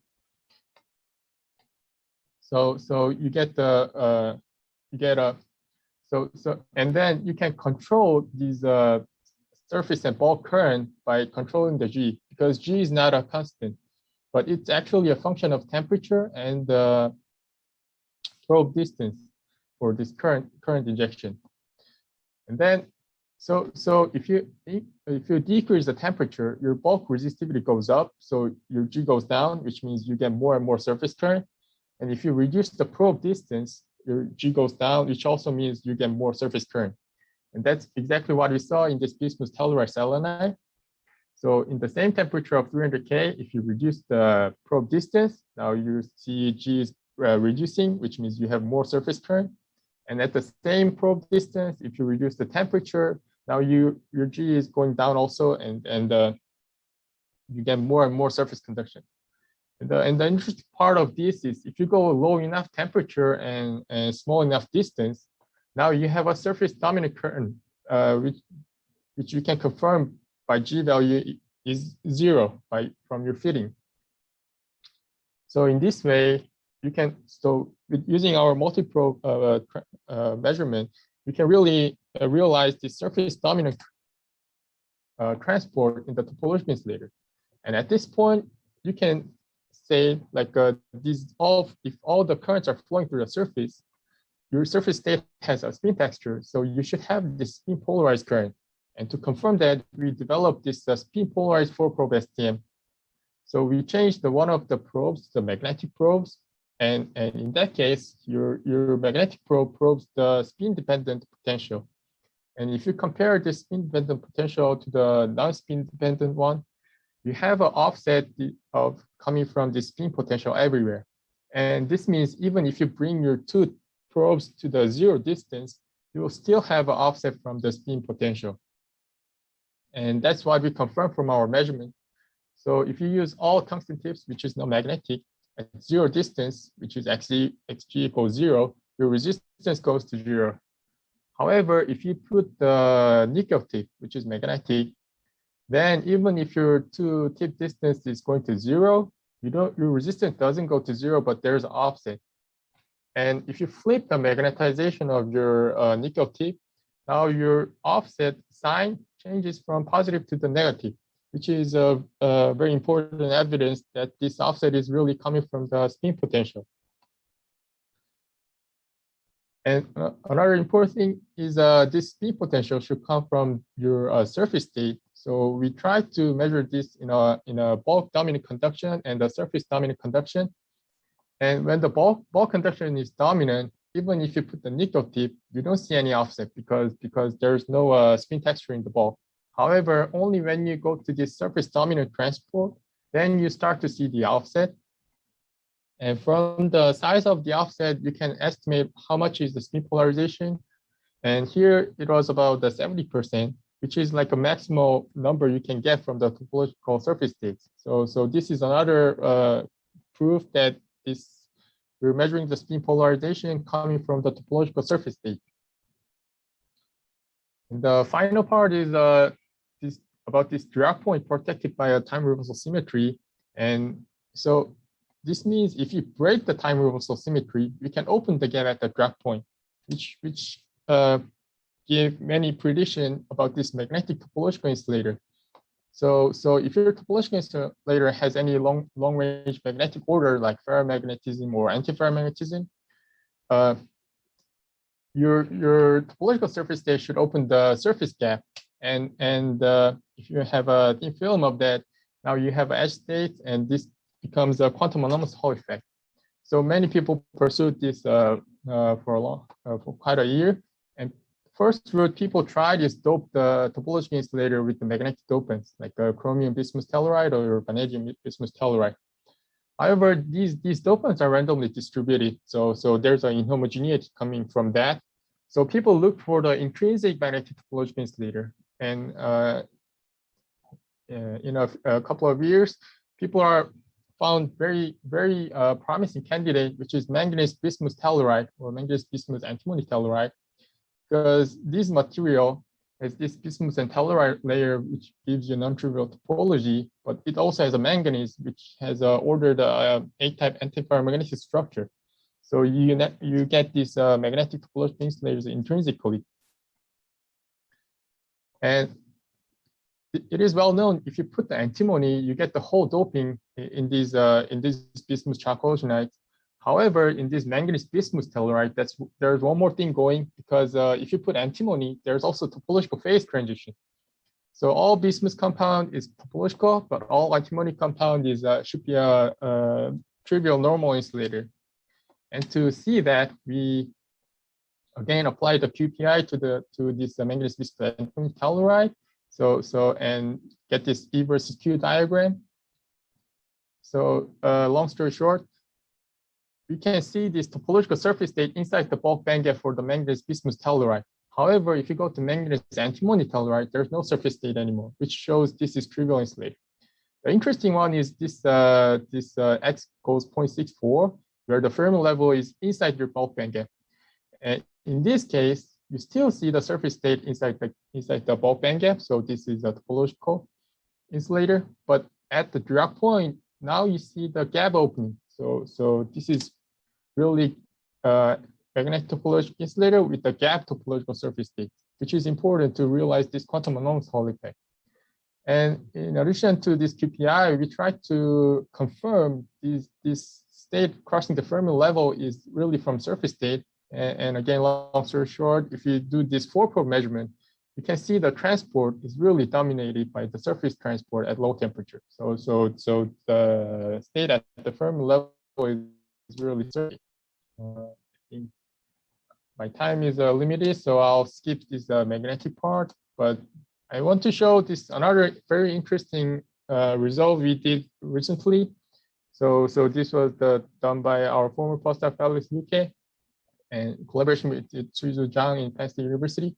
So Trizu grew this manganese bismuth telluride thin films with the MBE, and this MBT film has very interesting property because its topological phase alternates between odd and even layer. So even layer has a 0 net magnetic field magnetization, so its turnable should be 0, but odd layer should have a turnable 1 or -1, which means for the layer thickness, you'll see this alternating topology.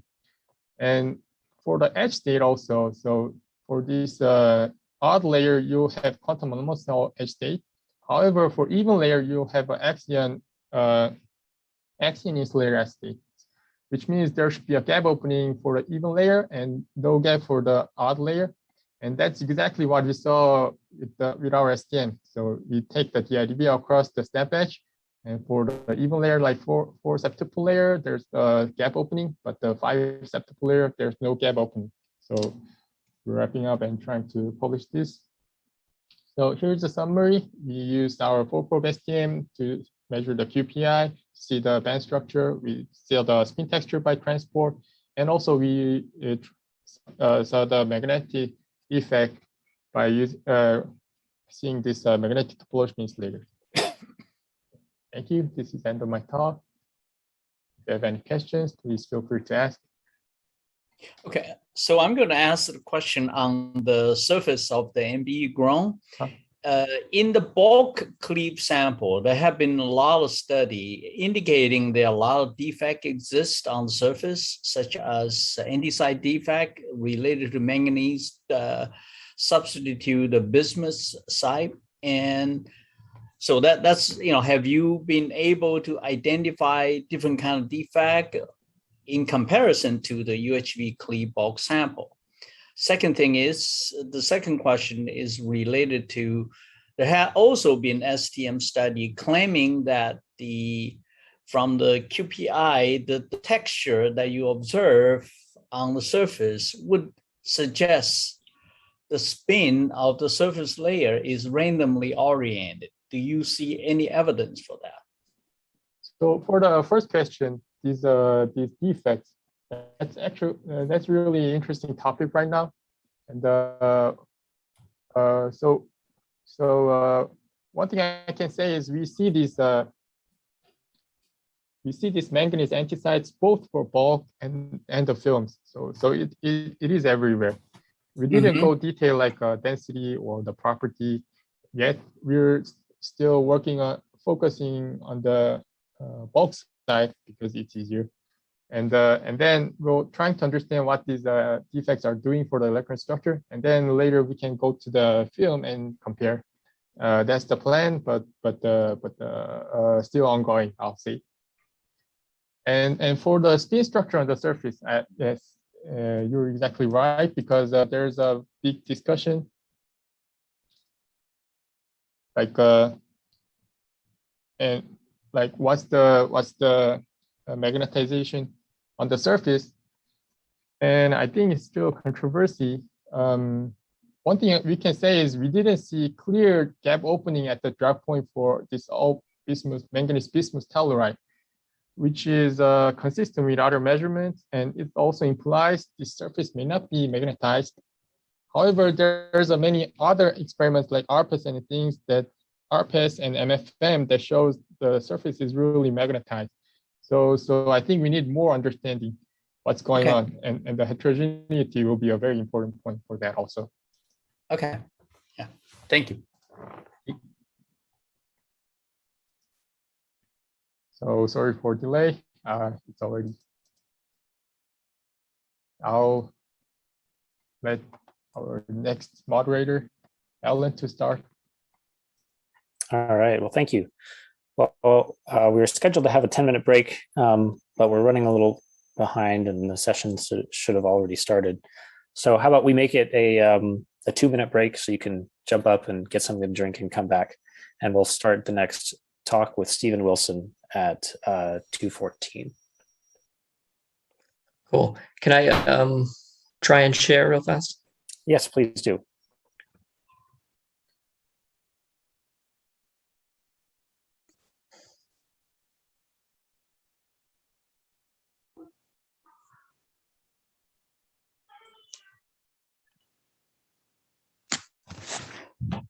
All right. Can you see that? Yes, it's not in presenter mode, but you can see the PowerPoint. Okay, cool. I'll try the presenter mode here. Cool. All right.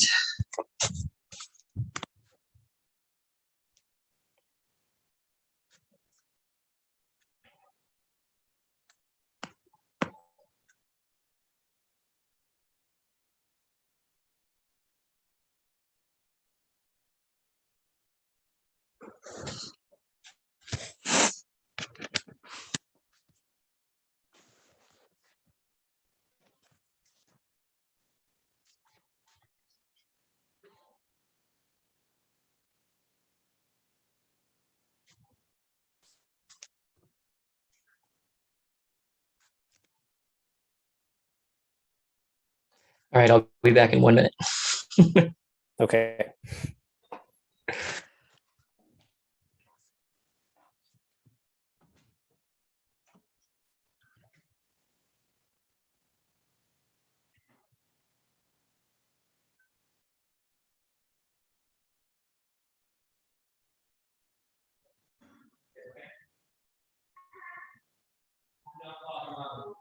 Right.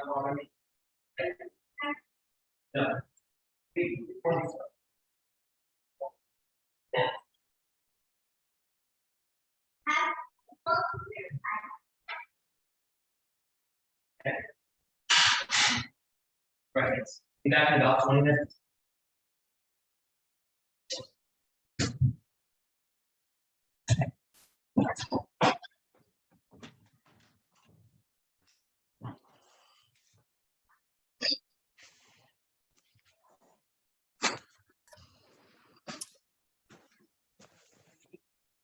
Okay, Stephen, are you ready? I believe I'm here. Okay. All right. Well, we'll go ahead and get session 3 kicked off. We're honored to have Stephen Wilson from UC Santa Barbara here to present new experiments on a very well-studied material that continues to surprise us, manganese silicide. Okay, so I'll let you know in 5 minutes and you can go ahead. Yeah, I mean, thank you very much. Can you hear me? Okay. Yes. Okay, great. Yeah, so thanks very much for the introduction, and yeah, thanks for the invitation to present at this workshop. It's I like the theme of quantum materials across multiple length scales. So when I sort of got the invitation to talk about this, to present here, I was kind of thought about some of our work looking at MNSI, which was somewhat of a side project for a student of mine for a long time, and whom I'll introduce in a second. But so the theme of this talk is going to be some of our recent inelastic neutron scattering measurements looking at high energy excitations in MNSI, which is a well-studied material. And in particular, we're going to look, I'll discuss basically some of the implications at sort of the local level of this particular system and how we can understand its electronic properties. Okay, so the person who did all this work, his name is Zhang Chen. He's currently a postdoc at UC Berkeley with Bob Bergeneau. But along the way, this is sort of a long-running project, which was originally proposed to us by Kevin Bedell, a collaborator of mine at Boston College. And also we've had, a very fruitful collaboration with Frank Leckerman at University of Hamburg, who's done all of the DMFT work that I'll be presenting to you. And then, so we also collaborate with Dmitry Resnik, and the sample was provided by Thomas Wolf at Karlsruhe. And the experiments were done at Oak Ridge in collaboration with Hugh Stone and Sasha. Okay, so just an outline of what I'll be talking about is first I want to try and slot MNSI and motivate it as as a multi-length scale material, so sort of in agreement with sort of the theme of this workshop. And then I'll start talking about sort of the itinerant magnetism endemic to MNSI and how we know sort of the current picture of that, and then sort of what our data kind of adds to that. In particular, I'll be describing to you the results of sort of a high energy inelastic neutron scattering work looking at itinerant excitations in MNSI, and how this data sort of can be interpreted as arguing for the importance of Hund's coupling, so an intraatomic coupling, and its impact on the electronic properties of MNSI. And so, just to highlight, sort of the sort of complexity native to MNSI, right? So this is a picture of its crystal structure. So it's a so-called B20 crystal structure, sort of a famous non-centrosymmetric crystal structure within space group P213.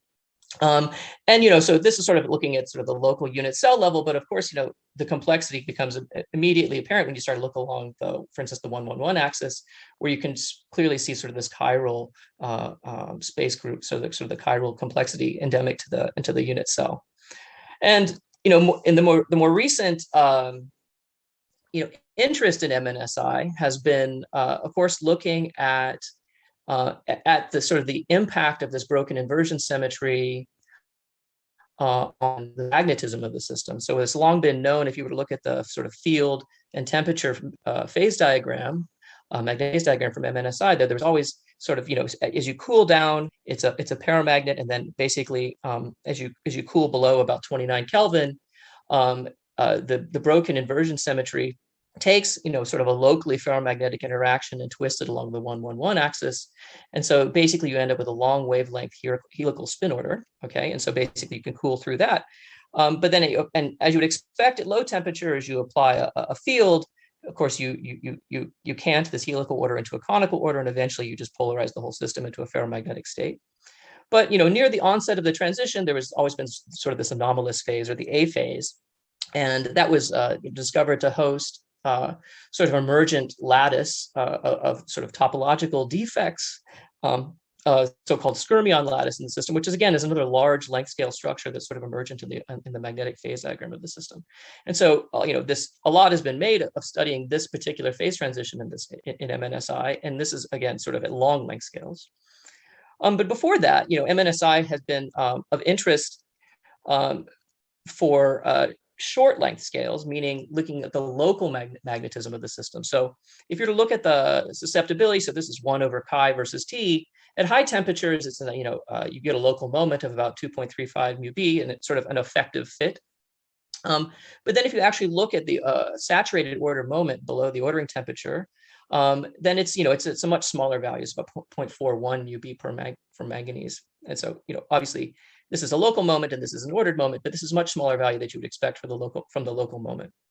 And the picture is, you can think of this system as a weak, highly itinerant magnetic system.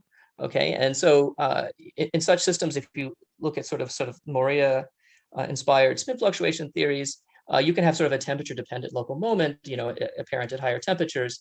But at the end of the day, this is sort of, you have this very weak ferromagnetism, which is manifest in MNSI. Okay, and so weak ferromagnets are kind of, in principle, sort of this textbook example of being able to access the so-called stoner continua. So basically, if you were to think about excitations in such a system, and you were to think about those excitations as a function of momentum transfer, then what you would expect is that if I were to look at zero momentum transfer in a ferromagnet, right? So basically, once you have sort of order that forms, you have sort of minority band and a majority band, and an excitation, the zero momentum transfer is just going to take you from one to the other. That's your spin flip excitation, okay? And so that would be at an energy level that's U proportional to the sort of the stoner parameter for the system. And then if you were to start thinking about finite momentum transfers, then of course you can start to access a continuum of energies. And so that would be accessing sort of the particle hole continuum shown by these lines here, okay? And then if you were to look at the collective modes for the magnetism of the system, eventually the magnon dispersion is going to reach a momentum transfer where you'll start to cross with this particle hole continuum, and the collective magnon excitations will enter this particle hole continuum, become Landau damped, and then no longer be a propagating coherent mode, okay? And so it should be sort of a continuum type magnetism. Okay, so this is sort of the simplest picture of sort of a stoner continuum in a weak ferromagnetic system, but in reality, actually finding systems that actually show this behavior clearly is a challenge. And MNSI was, from a lot of work coming out of Brookhaven in the late 1970s, was sort of, I would say it's like a seminal example of the observation of this type of continuum behavior. So here, here's the same picture I showed you, where now you're just calling this gap value delta. And then this is the stoner continuum. And then this is at low energies here, this is sort of the propagating spin waves. And then as they impinge upon the stoner continuum, you would expect that they would get Landau damped and become broadened. And so indeed, here are just a number of constant Q cuts as a function of energy. And you can see that these modes, so at low energy, around 2 millivolts, you can see this mode propagates, disperses out. But then by the time you hit about 3 millivolts, you can see that the energy width of the lifetime of the mode starts to broaden. And then by the time you hit about 3.5, 4 millivolts, it becomes heavily broadened and difficult to continue to measure. Okay, so this is sort of a textbook example of a stoner continuum. And it has an onset at very low energy, so about 3 millielectron volts. And, it's, I would say, a rare realization of a phenomenon this clear, right? In terms of just matching what you would think in sort of this naive picture of excitations in a weak ferromagnetic system. And so one of the motivations of our experiments was to basically go and say, okay, well, it becomes, because of the damping of the modes within the continuum, becomes a difficult experiment to continue to perform at higher energies. But we've had a lot of advances in both, samples that are available, but also neutron sources since then. So we were sort of generically curious about what happens above 3 milli-electron-volts in the system. And there had been some prior studies that also showed that this broadening continued to occur, but it wasn't abundantly clear on how high it continued.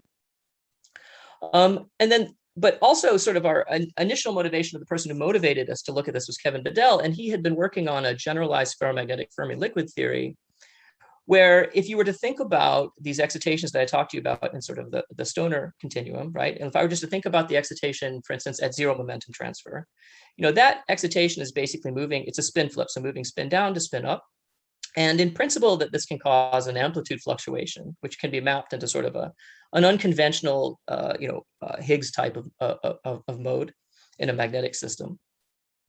And so that would have been, it was an interesting mode to try and see, but in principle, that mode is immediately, it's in the continuum, so it's Landau damped, and it's not going to be a proper mode, and so it's not that interesting. But the idea that Kevin had was that if you were to think about higher order terms in sort of this ferromagnetic Fermi liquid theory, in particular terms with finite momentum. So he adds like a Fermi, one of these additional Fermi liquid parameters, but this time with finite momentum. This term can, in principle, can couple the electron's momentum and spin, and that interaction in his prediction was could actually pull this amplitude mode out of the continuum and allow it to coherently propagate over some region in momentum space. And MNSI is a well-studied material, so it could actually make predictions for where this should go, where this should be. And because of an ambiguity in the sign and the Fermi in his the ferromagnetic Fermi liquid theory in terms of one of the parameters, he didn't know if it would be above or below the onset of the particle hole continuum. And so this was sort of some of our initial motivation to maybe to see if we could use kind of a new spectrometers and try and find this type of mode. And so I guess I'll just mention now is that we actually this talk isn't about finding this particular mode. We think we maybe have indirect evidence of the presence of this mode within the continuum, but we weren't able to actually see it in low Q. It turns out the structure factor is very challenging, but all the same, what we decided to do is, and this is so talking with Dmitry Resnick, he had collaborators before that had, and he had done quite a lot of work on MNSI, and they had a very large single crystal. So there's a 72-gram single crystal that came from Karlsruhe, and we decided to try and look at this system, this fairly large single crystal on Sequoia, and try and see if we could continue to trace sort of the spin dynamics within the continuum of MNSI. And so here's just a quick snapshot coming in with an incident energy of 150 milli-electron volts. And you can see this is just a cut. This is momentum transfer along the HHH direction about what is a favorable magnetic zone center as a function of energy transfer. And it's just showing you sort of the gross features that you see in the inelastic spectrum. So obviously, you can see here there's sort of single phonon cutoff around just below 60 milli-electron volts. And there's quite a lot of phonons that are contributing in the sort of the 20 to 40 milli-electron volt range. Okay, so there's a lot of contamination. So there's some windows in energy that will be hard to access, but nevertheless, this is just gives you a picture of the overall scattering. Okay, so then it turns out that if on the Sequoia data, if you look both above and below these sort of optical phonon contamination regions, then, and you could look about a favorable magnetic zone center, which in this case is the -20 -1, which has a reasonably large magnetic structure factor and a small, scattering structure factor for the phonons. Then we can try and trace the dispersion, picking up from where this earlier result showed that the coherent spin waves entered the continuum. So here, I'm just kind of for reference, this is energy versus momentum transfer. And then the 0 point here is about the zone center. Okay, and so this is this -20 -1 zone center, and we're just taking cuts along the HH-H direction from that. And so you can see just the black line here marks the onset of the continuum that I mentioned in the slide in several slides ago. Okay, so this is the energy in which naively the spin waves sort of enter the continuum. So basically all of our data is above that energy, is what I want to stress. Okay, and so you can see, as you start to look, you see these sort of broad excitations continue to disperse. Okay, and so this is going from 3 millivolts up to about 20 millivolts. Above 20, we start to get into this phonon regime. But then we could look above the single phonon cutoff at 60 millivolts, and you can see up here from 60 to 100 millielectron volts, you can still see the sort of magnetic spectral weight continuing to disperse upward. Okay, and then instead of looking at these sort of energy versus momentum slices, you can look at slices in momentum space at a fixed energy. And here's just showing you sort of this somewhat isotropic dispersion at 7.5 millivolts, just continuing up to high energies at 75 millielectron volts. Okay, so I'll mention here is that excitations persist beyond 250 millielectron volts. We just sort of run out of intensity to continue to sample them. Okay, so just kind of showing some initial parameterization of the dispersion of these spin wave modes within the continuum, basically as they're undergoing Landau damping.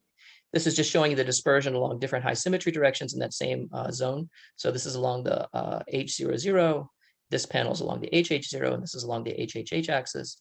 I just want to show this briefly to show that, as they are in the continuum, they have reasonably broad momentum widths if you were to just take a cut at fixed energy transfer.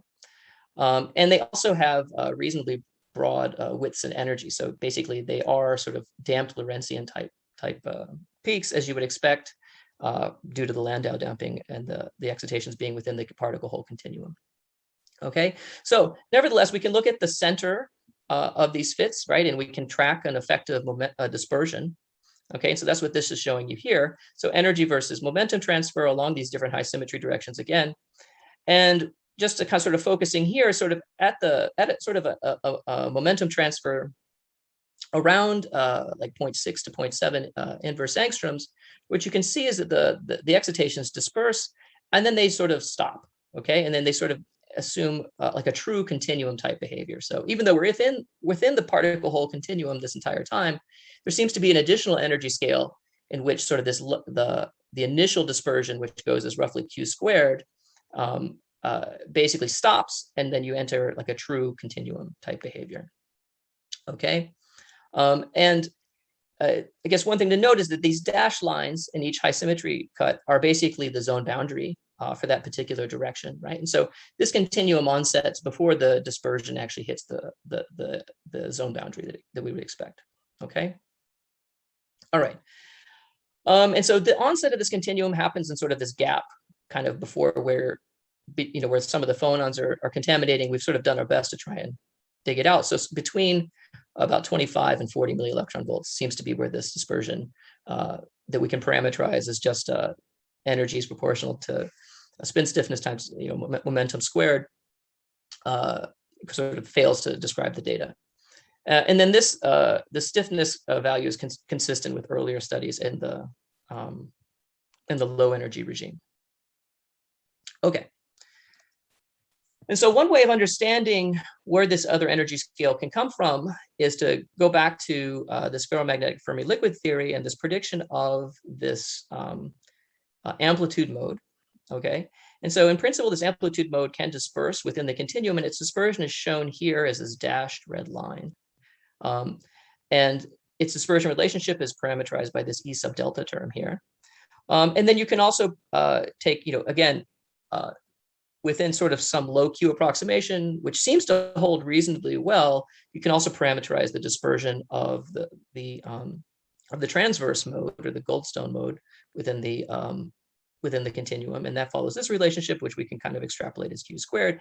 And so, within this, with the caveat is that this theory is extremely simplified, meaning it's just sort of effectively a low Q limit. It seems to still capture the essential physics, meaning that there's a special momentum transfer where Q is less than this this Q sub S, which is this point where these two modes meet, right?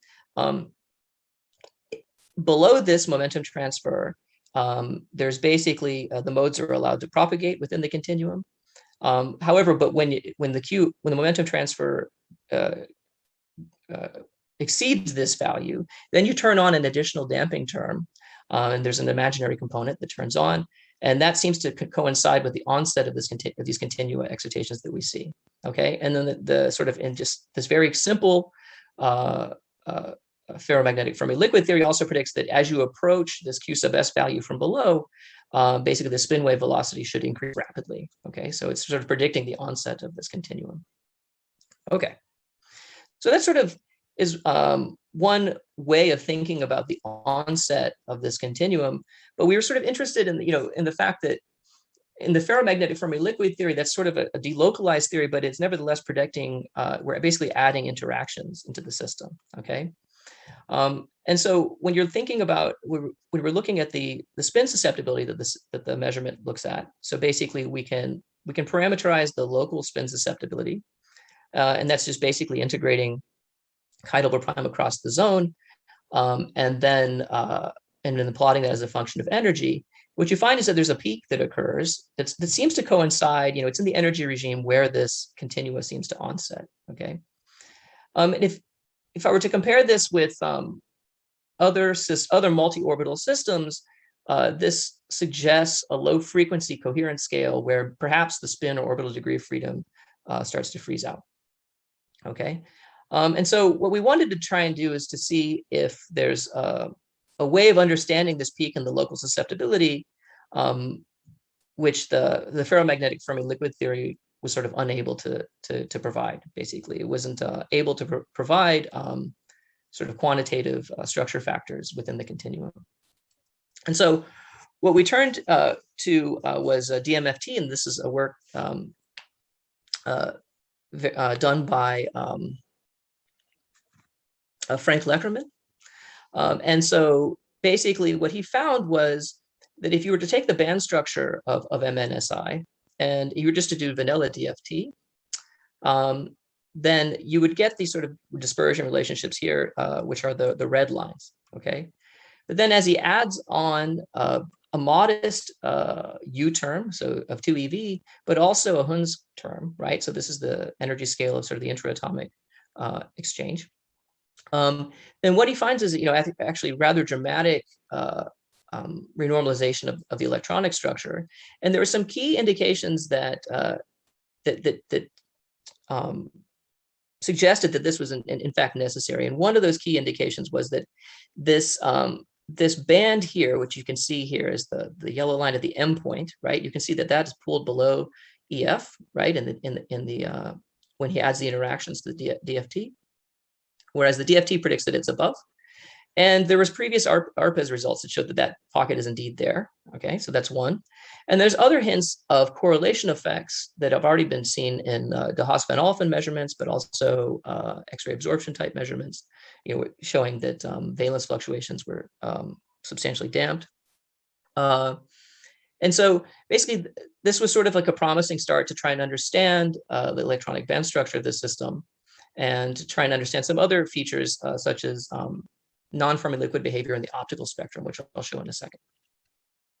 Okay, but the interesting thing was when you basically add sort of when you try and calculate what the local spin susceptibility is from the DMFT measurements, then what they calculate is two coherent scales which are shifted. One is that an orbital coherent scale, and the other is the spin coherent scale, which are peaks in the local spin susceptibility, which are interesting, very close to the peak that we see in the data. Okay, so these two are split. We obviously have a gap in the data. We can't see if there's two peaks, for instance, in our data.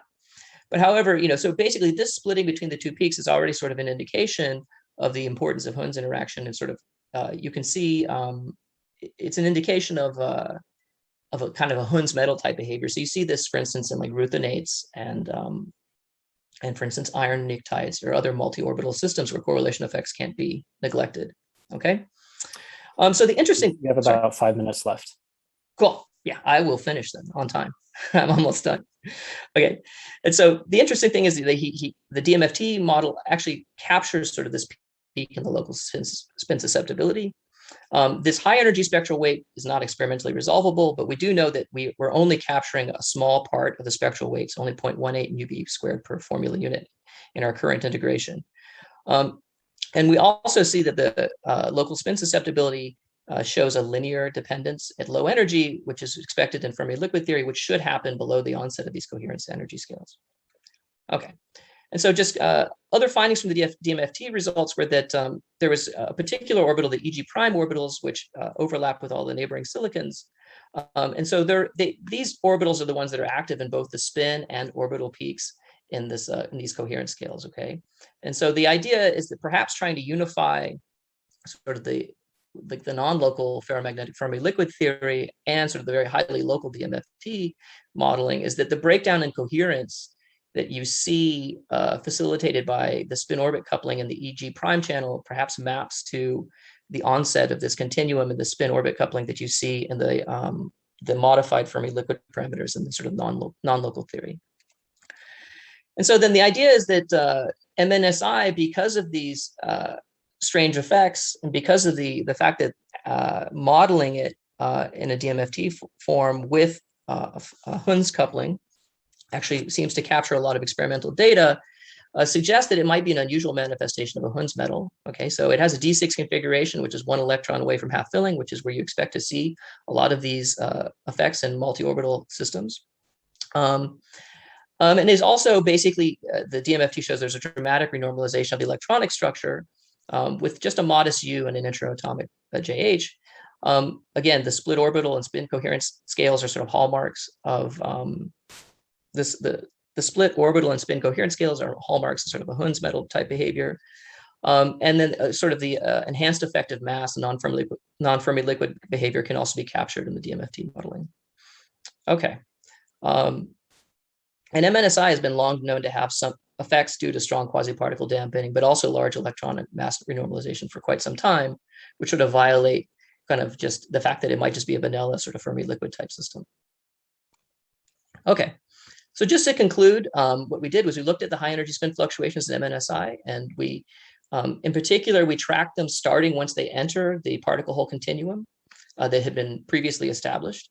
And what we found is that there's there's dispersive overdamped modes that eventually transition into a true continuum at an energy scale that seems to match where this delta mode or this sort of amplitude mode disperses down and meets and activates an additional damping channel within the continuum.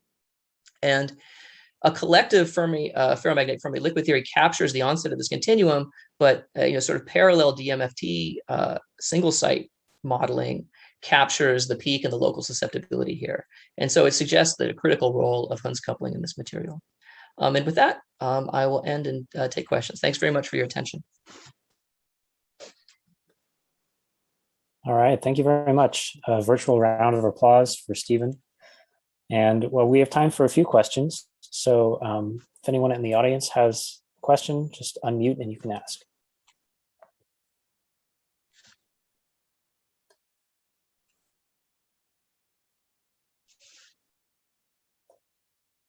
Maybe I'll start with the first one. I'm curious, have you checked whether these continua and the damped modes persist above the phase transition of the magnetic ordering transition in MNSI? Yeah, that's a great question. Yes, they do. Basically, they don't care about anything. Like one thing I didn't mention, right, is that this is first of all done in the helical state. This is in zero magnetic field because we had to worry about background at the time for the existing magnet when we did those experiments. So these are done in the sort of the helical state, but nevertheless, with momentum transfers, that shouldn't matter. But then on top of that, yeah, all these excitations are basically agnostic to whether or not the system is ordered or not, because it's just extremely local.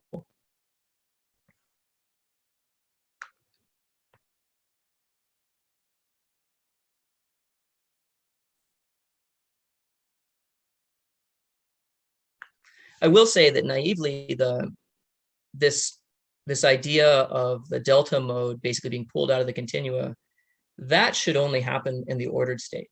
We tried looking at low Q. We could never find anything that we could convince ourselves was this actual mode. I mean, there's some anomalies sort of in the midst of the phonons there, but that would require some fully polarized measurements, which maybe can be done at a future date. Right, that's a hard measurement to do. You showed, sorry, hi, Stephen. Hey, you showed the DMFT showed there was an orbital, kind of orbital susceptibility, analogous to the spin susceptibility. Right. Yeah. Is there a prospect for measuring that? Probably not with neutrons. Yeah, it would probably be best done if one could do like soft X-rays, but the energy scales are pretty low. I mean, I don't know if neutrons could really differentiate. I mean, so DMFT in these Hund's metals, right? They always predict that you have the contributions from sort of the orbital and spin degrees of freedom get, basically their coherence scales get split. And so in principle, you should be able to maybe resolve two peaks, although the form factor might be, I'd have to think about how one would. Yeah, I would say probably soft X-rays would probably be the best way to do it, if you could get the energy resolution. But so it's on a scale of 10 to 100 millivolts? Yeah, right. Yeah. That's not actually not too unreasonable. For 10 is hard, but 100 is not hard. Yeah. I mean, in principle, yeah. So I mean, it's like you're talking like they're predicting like 30 or so. I see. Okay. If you, we have a gap here, right, in our data because of the phonons, right? So somewhere between like 25 and sort of 40-ish, there's a peak in the local spin susceptibility. So. All right, well, I'm sorry to have to cut off this discussion, but for the sake of time, we should move on to our next speaker. So thanks, Stephen, for a very interesting talk. And Shan Wu is our next speaker from the University of California, Berkeley. And we're honored to have her speaking to us about defects-tuned magnetism in transition metal dichalcogenide crystals. Shan? Yes, thank you. Can everybody see my screen now? The correct one? Yes. Okay. Okay, thanks, Alan, and thanks for the introduction and the invitation. It's my honor to present my recent work on this novel magnetic properties of transition metal dicarcinide, iron intercalate and disulfide system. So I want to show the controllability and spintronic properties you should find in the 2D magnet, and I will show that we also have the opportunities in the 3D ball crystal. And so here's the outline of my talk. So I first introduced the magnetic van der Waals materials and its family intercalated transition metal dicarcinide system. And then we introduced this interesting spintronic properties discovered by our collaborators and colleagues at UC Berkeley. And then I'll present our single crystal neutron diffraction experiment with under-intercalated at stoichiometry and over-intercalated sample. And we find this process is nearly degenerate to magnetic ground state and can be tuned by very small intercalated iron ratio. So the layer magnetic van der Waals material have attracted tremendous interest, not only due to the fundamental the model magnetism down to the 2D limit, but also the controllable spintronic properties. And but in bulk magnetic van der Waals materials, usually the high pressure or the large chemical substitutions are used to modulate magnetic ground state. For example, in iron, phosphor, sulfur, the ultra high pressure are used to tune the magnetic ground state from the anti-ferromagnetic to the ferromagnetic stacking of the layers. Or another example is the iron 5 germanium tera 2, that you need a substantial cobalt substitution, then you could tune from the ferromagnetic state to anti-ferromagnetic state.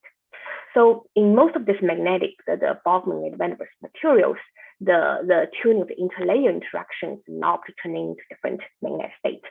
And on the other hand, the magnetic defects are usually considered to be the responsible for inhibiting the long-range magnetism due to the atomic scale disorder. So today I'm going to show that actually in the iron intercalated iron disulfide system, the magnetic defects actually have played a significant role on the magnetic ground state.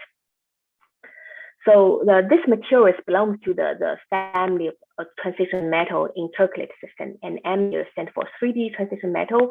T could be either niobium or tantalum. A is sulfur or selenium. So the weak van der Waals bonding between the adjacent layers allows the intercalation of the magnetic ions here. And for the intercalation ratio X equals to 1/3, the magnetic ions form this two bilayer triangle lattice. So in green and this orange triangle lattice with a different Z coordinate. And since it's two layers not stacking exactly on top of each other, it's leading to non-centric symmetric space group. And this breaking inversion symmetry results in here Maria interaction, and in addition to the competing interaction with the geometric frustration. And as a metal, the local moment, the conduction electrons interact with the local moment via the RKKY mechanism. So as a result, there's the bunch of the area of the properties in this family. And the iron version is the anti-ferromagnet with the easy access anisotropy. Now let me provide some more fundamental calculation for the X equals 1/3 sample. So here you can see that the system has dominant anti-ferromagnetic correlation and from Q-wise fitting, and also the strong C-X anisotropy. And for X equals 1/3, there are also the two specific heat anomalies also agree with the magnetization measurement. The resistivity and the Hall measurement also reveal the kink as the onset when the temperature is lower across the transition temperature, near temperature, suggesting strong spin charge coupling in the system. This family actually has been founded decades ago. The revival of this the interest is due to the finding of the anti-ferromagnetic spintronic properties by our colleague at UC Berkeley. And let me just briefly explaining what is meaning of the switching behavior here. So here's the picture of the device with 8 contacts from the crystal, and the DC pulse currents applied orthogonal in the 2 directions, marking the green and orange.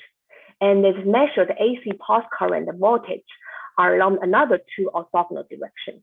So in case you can see that by alternating the pulse current, the DC pulse current from A to B, so it's from the green to orange, the measured resistance, the transfer system can be at the the lower and at the lower and higher, the switch between the lower and higher resistance value. And more importantly, the resistance effect, this resistant switching behavior is coupled to the near temperature transition, and indicating this important role of the AFM order in the system. So let me just give you some more context of anti-ferromagnetic spintronic device. This finding by the analytics group at UC Berkeley, this system is among a few examples of the switchable AFM bulk material. Since most of the discoveries in the heterostructure, when there's the interfaces between the anti-ferromagnetic layer and ferromagnetic layer, the general mechanism is explained due to the combination of the inversion asymmetry and the Rashba spin optical coupling. So when we apply the current, they're going to introduce the non-equilibrium, the redistribution of the charges, and this leads to the net in-plane spin polarization moment perpendicular to the pulse current. And because of this non-equilibrium, the Rashba field is going to be reoriented the localized spin directions, and as a return, the principal axis of the conductivity is also going to be changed. And the one thing I need to point out that this is two classical example, the copper manganese arsenic or manganese gold, all the spins are ordered in plane. So this is dramatic difference compared to the iron intercalate and disulfide system discovered by the analytics group, since this system is highly C-axis anisotropy. So making the spin torque, spin orbital torque scenario hard to be interpreted in this system.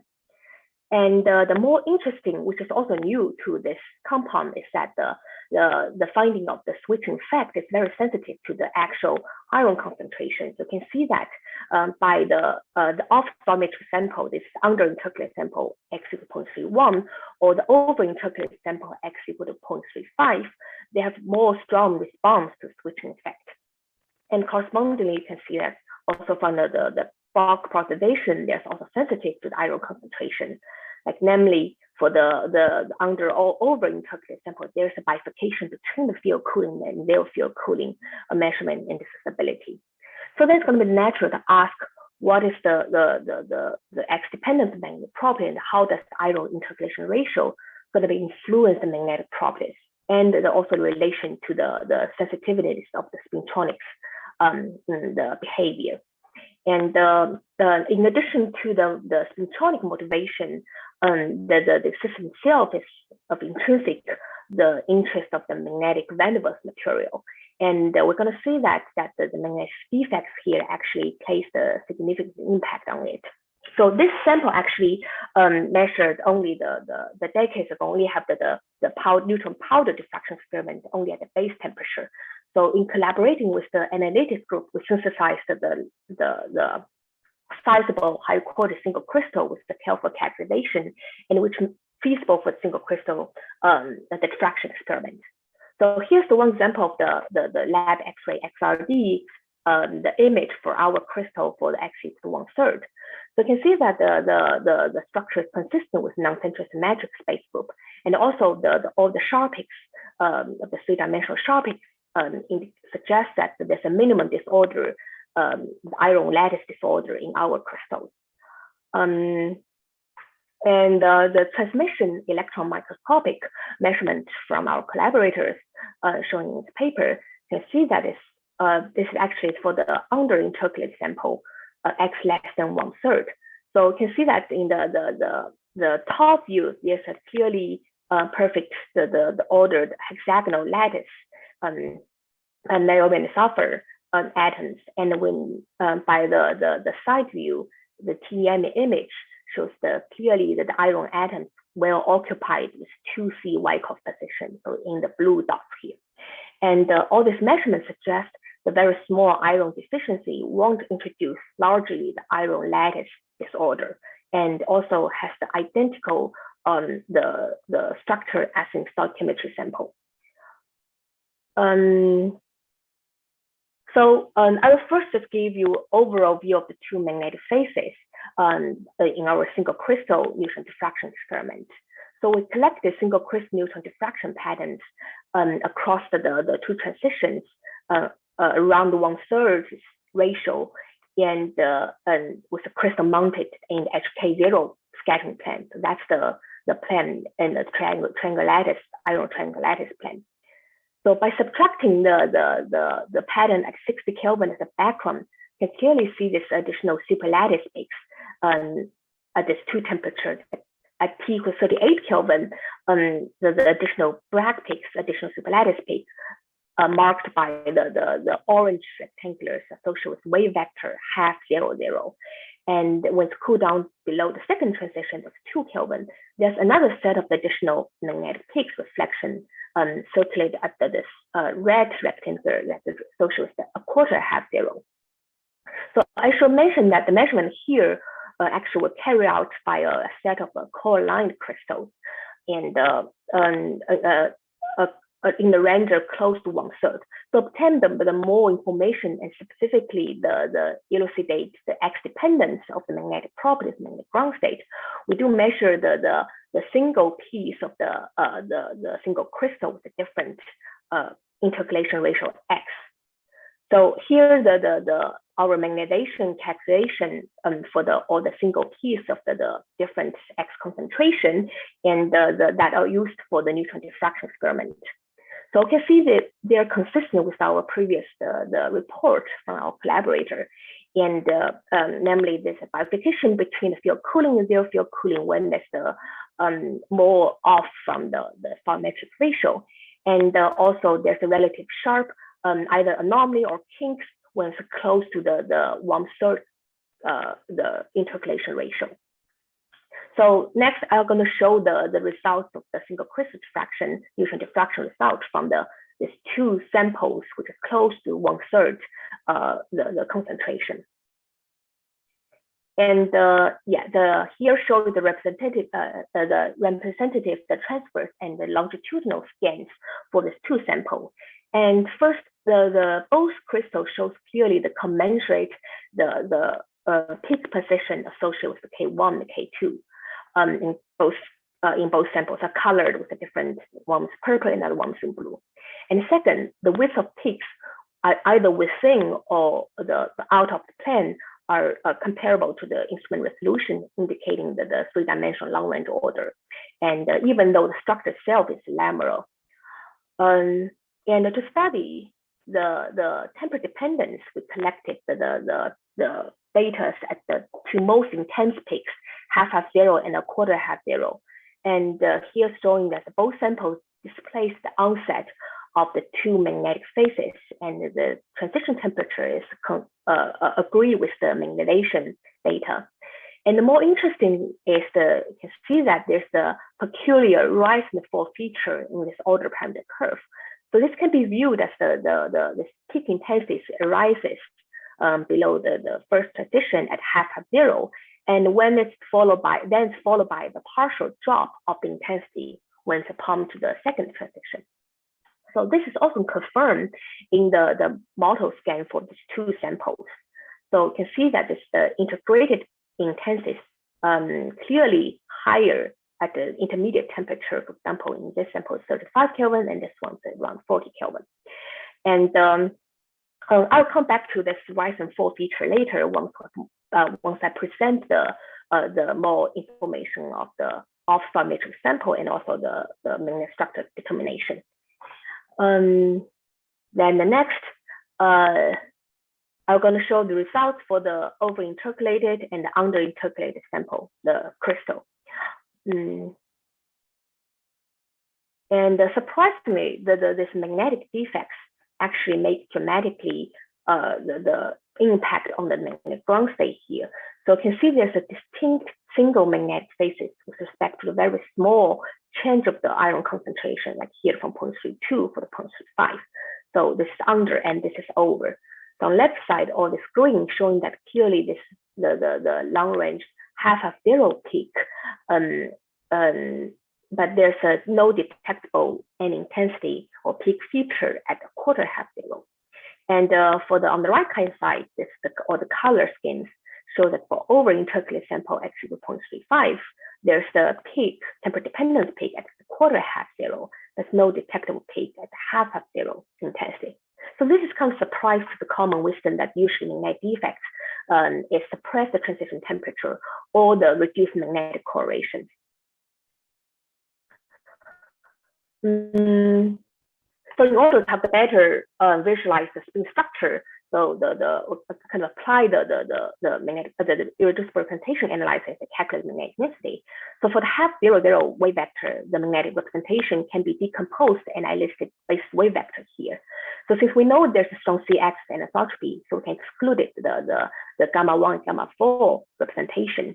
And the second, since there's the no detectable intensity at half-half L equals the odd position, so this suggests the absence of any incline moment. Then the rest of the two basis wave vector basically describe the stripe spin configuration within the iron lattice triangle lattice. And for the two different basis wave vector, they type either the two layers is stacking anti-ferromagnetic or the stack ferromagnetically. And since we see the intense peak at Q equals half-half zero, and this is with the AFM stripe configuration. So, and for K equals to a quarter-half zero, while the same implementation calculate the diffraction intensity described by the precise 3 and precise 5 base with agree with the clearly follow the selection rule for the magnetic reflection that are observed from experiment. And for the other rest of the basis wave vector, they produce unwanted reflections. So these two basis wave vectors basically describe the spins in the sequence of plus minus along the crystal axis in the plane, in the iron lattice plane. and there's 2 layers stacked antiferromagnetically. I call it AFM zigzag order. So stay tuned. I'm going to show the spin configuration soon in the next slides, next couple of slides. And so by quantitatively fitting to the single crystal data for all of the single piece of the measured the crystal with different x intercalation ratio, we can see this the kind of great the agreement between the calculation and the observation for all the data. And then so here's the spin structure for what I mean before the AFM stripe, and next on the AFM zigzag. So for the under-intercalate sample x equal to 0.32, you can see this only one clean order parameter curve for half of zero peak. And this can be described by this AFM stripe order. So it means that within the one the triangle lattice iron lattice plane, the spins is alternating in the elongated along the crystal axis from the stripe type patterns. So here, dark and light indicates spin up and spin down. And then since there's 2 layers in one crystallographic unit cell, so here I denoted the with the solid circle or dash circle. So you can see that they are stacking antiferromagnetically. And since there are 3 equivalent K-wave vectors, so this corresponding to 3 magnetic domains, which is the stripe orientated along the 3 high symmetry crystal axis in plane. And for the over-intercalate sample, that's you can see that in order parameter curve, there's a single one, the order parameter curve at a quarter half zero. So what I mean with zigzag here is that again, within the one iron lattice plane, you can only see the solid circle here. The spins oriented in this sequence up, and down, down. So dark and light colors denotes the spin up and down. And the 2 layers here is stacking antiferromagnetically. So then I just call it simply AFM zigzag. The reason zigzag is here, you can see if you connecting the spin with the same orientation in the same iron lattice plane, it forms zigzag route. And again, just like AFM, the stripe type order, there's also 3 equivalent magnetic domains. So all the calculations shown before all consider the equal population of all the 3 magnetic domains. So given the information of magnetic structure and also in the off-stoichiometry sample, so now we can have better understanding of the 2 magnetic phases in x equals 1/3 sample, and also the temperature dependence behavior. So below the TNL1, the spin configuration is simply just AFM stripe order, and below TNL2, this rise and fall features. One possible scenario is actually can be assigned the in-plane moment associated with zigzag configuration.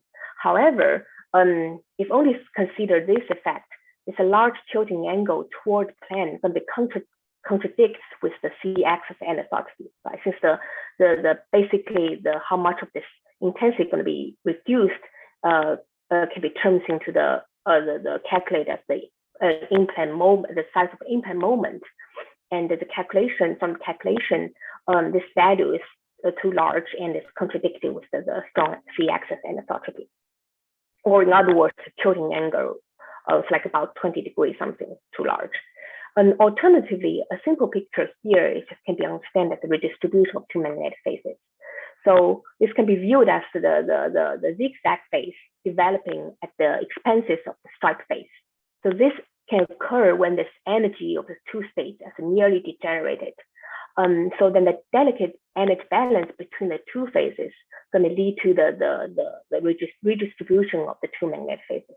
So I should point that this is different to the picture that this 1/3 sample is partial under-intercalate plus over-intercalate region. Since otherwise, we're going to see the 2 individual order parameter curves without this rise and fall feature.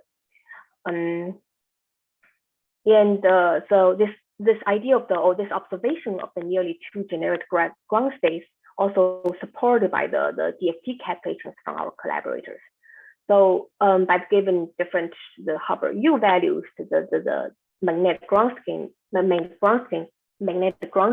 can be stabilized, and the energy scale between these two phases are reported at most milli-electron volt. So this competition between the two phases can also be understand and minimize the Heisenberg model. So with all this exchange interaction showing on the right. So the energy difference between them, you see that the balance can be broken by the relatively small values of the intro layer, the second layer stable interaction, and the interlayer second and the third near stable interaction. Just before I'm going to conclude my talk, I just want to briefly present the results from our neutron diffraction experiment and discuss the relation with the resistance. 5 minutes left. Yeah, I'm going to finish soon. Yeah, switching effect. So here we can see the magnetic defects not only tune the magnetic ground state sufficiently, efficiently, and also from our collaborators' paper, there's quite sensitive to this in the switching behavior. So to the zeroth order in the x equal 1/3 sample, we can see that the evolution of the two phases is kind of reflected in the switching and zero field and tropic magnetoresistance response. So in this yellow line, you can see that there's a sign change across the two transitions. And moreover, the theoretical calculation indicates there's some sign change of resistance between the two magnetic phases. If we hypothesize the switching effect is mainly caused by the repopulation of magnetic domains. So then the suppression of magnitude here compared to the off-spot mixed sample could be simply ascribed to the partial cancellation between the two phases. And for the off-spot mixed sample, so we know that from our neutron diffraction experiment, there's a single long-range order and with 3 magnetic domains. And also correspondingly, there's the stronger switching response here. And we also know that there's a rapid change from stripe type to zigzag phases. And simultaneously, this corresponding to a correlation or anti-correlation between the switching and the zero field and the tropic magnetoresistant effect. But the detailed understanding of this mechanism required more future work, both in theoretically and the experimentally. So to sum up, I hope you're all intrigued by this fascinating the intercalated the TMD system. And even though it's found decades ago, but recently aroused great interest because of tunable magnetism and the application.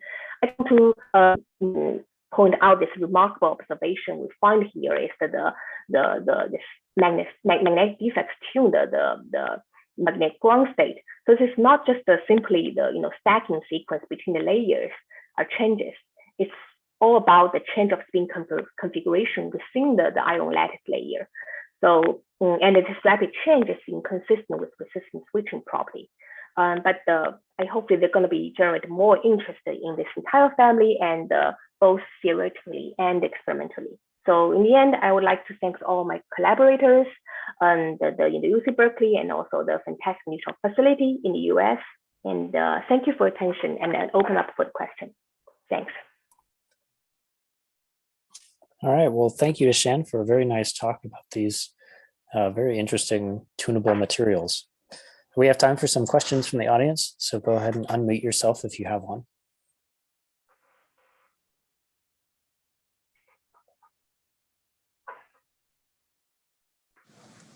Alan, I'd like to ask a question. This is Matt Stone. Shan, what is the value of beta you fit for those models? Does that tell you about the nature of the moments? Yes, that's true. Yeah, no, I didn't mention that, but that's true. So the fitting here, the beta here, as you can see, that's 0.23 or 0.25 or 0.2 or 0.23. So it's close to the onset, the two-dimensional Ising model, so 0.25. So that's consistent with this the the spins have the strong C-axis anisotropy, and it is two-dimensional. Yeah. I mean, for the structure, it's two-dimensional. Yeah. Thank you.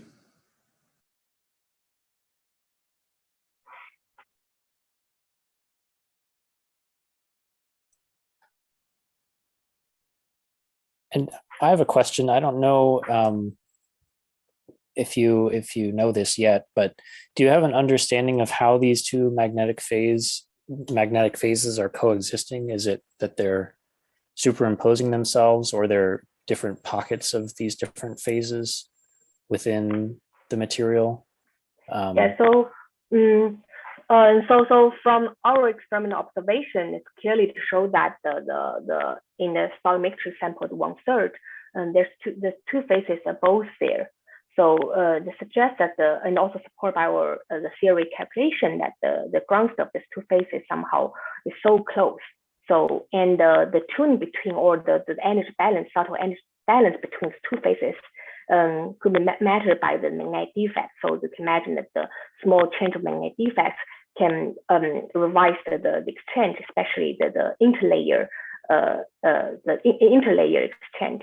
And because this kind of exchange have the RKKY nature, so the small change of the chemical potential can have influence on the RKKY strength.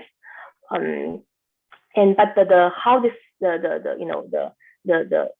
the different magnetic phases in the real space, I think going to be very interesting, the future experiment, to see the real imaging of all these domains, how they formed, cooling down its temperature, or as a function of the doping ratio, or even by applying the pulse current, and how these two magnetic phases is going to be affected by the external currents. Yeah, that's all kind of very interesting future work.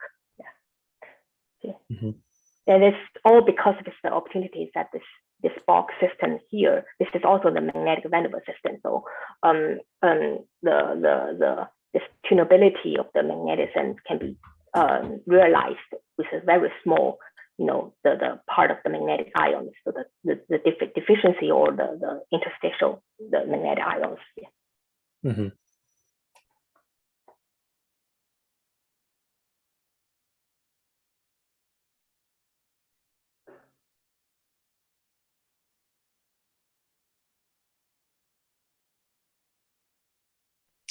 All right. Well, if anyone has additional questions, you can contact Shan via email.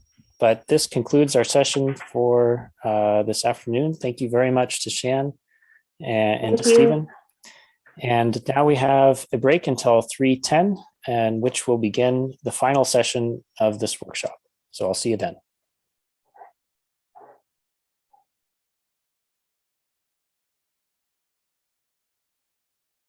Recording stopped.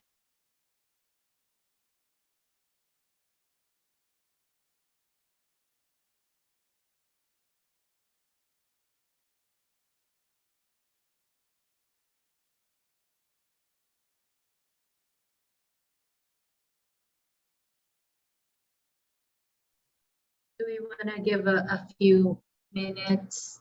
We're supposed to start at 3:20. Maybe we can start at 3:25. I'm okay with that, Clarina. Thanks. Okay.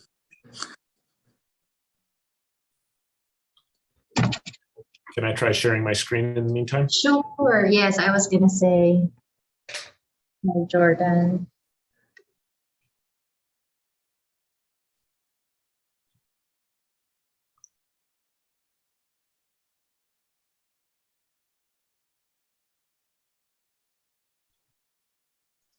Is that right? Yep, we can see it, and it's in presentation mode. Fantastic. Are you also going to talk about STEM data, or only EELS data for this one? So there will be a little bit about a STEM. I mean, everything we do is STEM imaging. So okay. STEM and EELS. Okay. Let me see. I see Ben. Yeah, I may quickly do the same. Okay, yes, please. Let's see.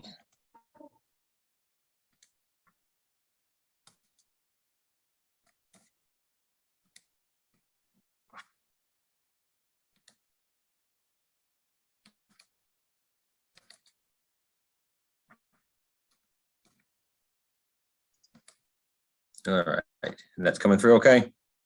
Yes, that's in presentation mode. Very good. And our first speaker will actually present a recorded one, so I will play that. But he said he will try to make it at the end to answer some questions, but I will have to see if he actually makes it back. All right. Otherwise, I'll start with the first one at 3:25. That gives us 6 minutes. Good.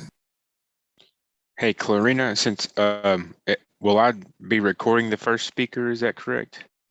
Or since it's already recorded? It's already recorded. I don't know. I think because you will be recording the whole session, is that how you're gonna do it? Maybe you just record the whole session. Okay. Yeah, yeah, I've been recording. Yeah, so I'll start it back up about 3:25. Okay, wait a minute. Perfect. I should make sure that I can actually do it. Hold on. So I should share. Okay. Let me see. So I should share the Windows Media Player. Are you seeing the presentation? Yeah, we can see it. So go ahead and hit play there and see if we can hear it. All right, so we don't hear the audio, but at the top. At the top? At the where you have your options, click, and it's under more, click share computer sound. Oh, wait, what did I do? Oh. You just got to make sure that you share the computer sound so that we can hear it. Share, okay. Is it in more? So when you click share screen now. Okay, let me do it again. Okay. Share screen. That box at the lower left-hand corner, do you see share computer sound? Ah, I see. Share sound. Okay, Yeah. okay. Okay. Now hold on. I need to play that thing again. Okay, there you go. There you are. So now I'll. Good afternoon, everybody. My name is Robert. Okay, you can hear it. Well, you're not sharing it yet with us, but we hear it through your mic. I have to watch this pre-recorded talk, but I promise I will be available live at the conclusion of this talk to answer your question.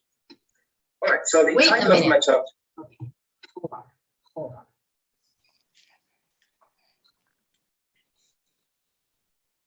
Say it again. Good afternoon, everybody. My name. Pause that. And then share it. Yes. So in Zoom, you'll hit share and just make sure that your computer sound is on. I saw that. And then choose. There you go. There you go. Good afternoon, everybody. My name is Robert Klee. Okay. All right. I'm not gonna remove this now because I might mess it up. Okay. Is that okay? Oh yeah, yeah, that's perfect. Okay. Now, do you still see the presentation? Yeah, we see it. Okay, we still see it. Okay. All right. Yeah, all right. Well, I'll start the recording about 3:25. Okay, all right. Thank you.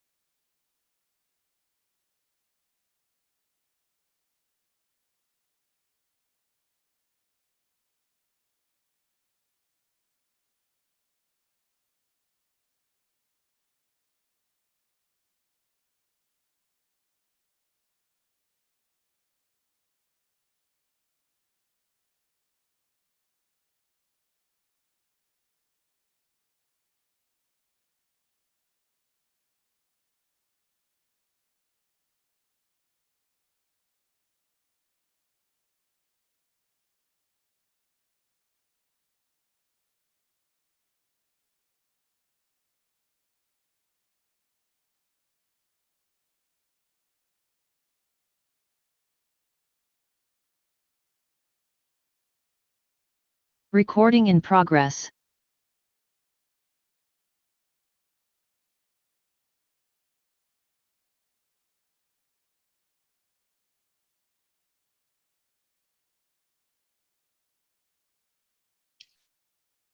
All right, I think we're good to start. Trying to get confirmation that you can hear me. I can hear you, and I can see the presentation in presentation. All right. Well, good afternoon, everybody. My name is Clarina Dela Cruz. I'm part of the Neutron Scattering Division. I'm here at OR now, and we welcome you to the very last session of our first ever joint workshop with our CNMS and SNS HIFER user meeting, which is quantum materials on different length scales. So we have three very nice talks this afternoon. The first one by Professor Robert Cly is a pre-recorded one, but he promised to be here by the end of his talk to answer your questions. And if that doesn't happen, we can always email him. Before we start, I do want to remind everybody to please stay on after the session. We have Ken Herwig, who will talk about progress and exciting news about the second target station project, hoping to spark some discussions with you about neutrons and all other stuff here at OR now. So I'll start with playing the presentations of Professor Robert Cly. He's with the Department of Physics at the University of Illinois at Chicago. So I'll start now. Good afternoon, everybody. My name is Robert Cly. I am from the University of Illinois at Chicago. And before we start, I want to apologize that you have to watch this pre-recorded talk, but I promise I will be available live at the conclusion of this talk to answer your questions. All right, so the title of my talk today is called High Resolution STEM and Spectroscopy of Low-Dimensional Materials. And before we start, I want to acknowledge all the students and postdocs in my nanoscale physics group that have contributed to this talk by acquiring data and performing the analysis. Lopa Butt, Jack Farrell, Francisco Lagunas, Vilash KC, Kimberly Rigger, and Prakash Parajuli, as well as Bibash Sapkota are the members of my group. All right, so let's get started. The outline of my talk is shown here, where after a brief introduction and motivation, I will focus on our study of thermal expansion coefficient and temperature measurements using EELS. This will be a review of some of the work we've done over the last couple of years on transition metal like carbonite, as well as new data on silicon nanoparticles and our efforts to perform automated peak fitting. I'll then transition to briefly talk about low-dimensional materials, where we'll focus on phase conditions and water. I'll also talk about some work that we're doing with the STEM group as part of our user proposal, and this was past work on isotope resolved yields, as well as a comparison of aloof yields measurements for determining the cycle temperature. And then I will wrap it up by talking about our latest data on functionalized vaccines that require cryo-electron microscopy, and then discuss some future directions such as cryo field-free microscopy and novel techniques such as EBIC in aberration-corrected STEM. Before I dive into these different topics, I want to acknowledge the funding agencies that have made all of this possible: the National Science Foundation, the Department of Energy through the Sunshot program, as well as the DOE BES program through funding of the Joint Center for Energy Storage Research, which is an energy hub housed at Argonne National Labs. Okay, so as most of you are familiar with electron microscopy, I'm sure you have seen the iteration of this graph over and over again. And really what I wanted to point out here is that since the early 2000s, we have witnessed yet another revolution in resolution that came about by the introduction of aberration correctors in our electron microscope columns. And this has allowed us to really improve the spatial resolution of about 1.4 angstroms of uncorrected conventional TEM stems to now about 70 picometers or better of aberration-corrected microscopes. And I'll show you here silicon dumbbells, which is sort of like the standard for measuring spatial resolutions, which are in this projection, the 110 projection, 2 silicon atoms that are separated by 1.4 angstroms. Right? But there has been a new revolution in resolution brought about by the introduction of newer detectors and faster detectors into our column. And specifically 4D STEM and tychography have allowed to push the resolution even further of our microscopes to the point now where we are actually limited more by the size of the 1s orbitals that we are actually imaging, and not so much by the aberrations of the microscope, which is a really fantastic situation to be in. Another huge improvement in resolution has come about by the introduction of monochromated electron sources. And you see here a comparison that is taken from the 2014 paper in Nature by Krvanek and others, where the conventional cold field emission energy spread of the incoming electron beam is 250 milli-electron volts, and this can be reduced to better than 9 milli-electron volts. I think 5 is now pretty regular, and I heard Andre talk about pushing this further to the lower single-digit milli-electron volt resolution. And with that, we can now open an entire new regime of yield spectroscopy, which includes phonon spectroscopy. I talk about this very briefly towards the end. Right. So now we have these huge improvements in resolution. What else can we do with microscopy? We can explore now other perpendicular directions to explore other dimensions, for example. And one could be the time domain. Can we do faster imaging?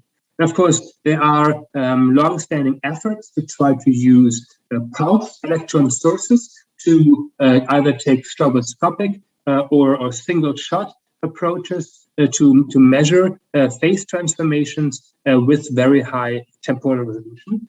But on the lower end, we can also think there are efforts to use machine learning and computer vision and subsampling, for example, to improve the speed with which we acquire conventional images. And this, for the most part, requires new acquisition schemes and new and faster detectors. We can, of course, then also go away from pushing towards higher acceleration voltages to achieve these record-breaking spatial resolutions and try to go to lower, gentler electron beams. In this case, for example, 30 kilovolts for 2D materials, which then will no longer damage the material as easily, but allow us to observe point and line defects on surfaces really at the with atomic resolution. Or we can, of course, try to do in situ microscopy. And here we see a similar decrease in the size of the liquid cells over the last 70 years or so, starting in 1944 with these pretty enormous liquid cells, which had a very large window layer and a very large liquid volume, all the way to the latest graphene liquid cells, which now really just use a single layer of graphene to encapsulate liquids at the top and the bottom, allowing us to really perform atomic resolution imaging and spectroscopy of reactions in a aqueous environment. All right, so the instrument that we're using at UIC to perform the measurements that I'll show you in the next 20 minutes or so is the ARM200, which is a cold field emission instrument with aberration corrector, so we can get about 70 picometer spatial resolution. We have a range of detectors and in situ stages, and also the latest Gatan continuum GIF, which allows us for low noise, high spatial resolution or temporal resolution in situ measurements. We also have been working with the STEM group, specifically with Juan Carlos Droba and Jordan Hechtel, as part of a CNMS user proposal. And I'll talk about some of those results in a little bit. I just wanted to point out at the beginning here that some of the work we've done on liquid cells, specifically isotope resolved EELS, was awarded with the Microscopy Innovation Award in 2020, and in large part thanks to Juan, Jordan, and of course the fantastic MaxSTEM in the CNMS.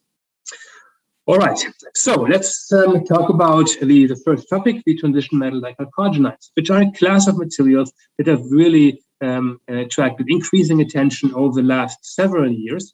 And this is due to the fact that these materials really have a wide variety of compositions and properties. Right, there we have our group 5 and group 6 transition metals, and then we have our chalcogen atoms here, which are mostly sulfur, selenium, and tellurium.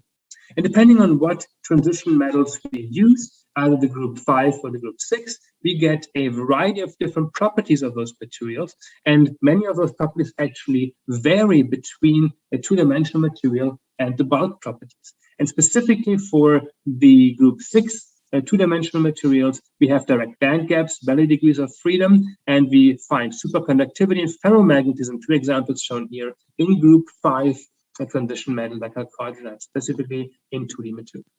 Right, so this now allows us to tune and think about devices that we want to make with these materials. And of course, in all devices, we have interfaces. And we can think about tuning the properties of some of those transition metal like chalcogenides by generating superlattices or lateral heterojunction between different transition metal like chalcogenides.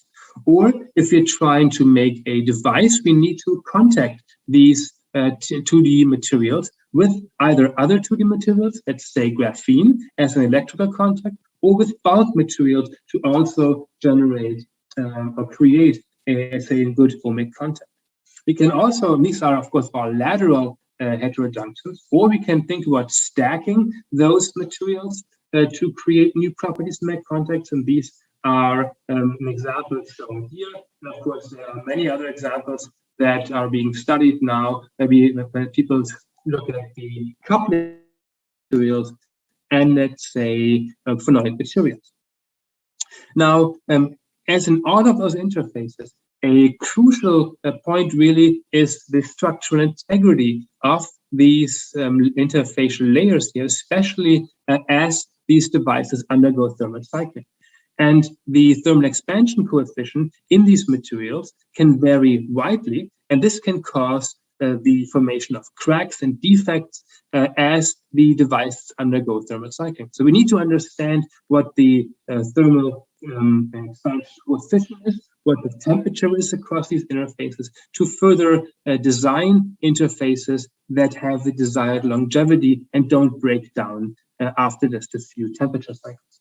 So in order to do this, we decided to use electron energy loss spectroscopy in a STEM to determine the local thermal expansion coefficient. And the way we approach this is by using an idea that was first developed by the Regan group at UCLA to use plasmon yields measurements as a function of temperature.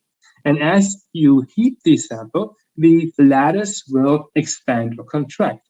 And this change in the lattice parameter then is related to a plasmon peak shift that you can measure using electron angular spectroscopy.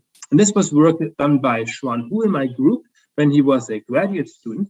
And the idea here really that we reported in 2018 is that we can correlate this plasmon peak shift as a function of temperature to the plasmon peak shift as a function of lattice parameter, which we can determine using first principles modeling, and the thermal expansion coefficient, which is a lattice parameter as a function of temperature, right? And so this gamma factor here, this plasmon peak shift as a function of lattice parameter, we can calculate using the random phase approximation. You can see here's the plasmon peak as a function of lattice parameter. Don't be fooled by the temperature. This is in fact just a change in lattice parameter as shown here.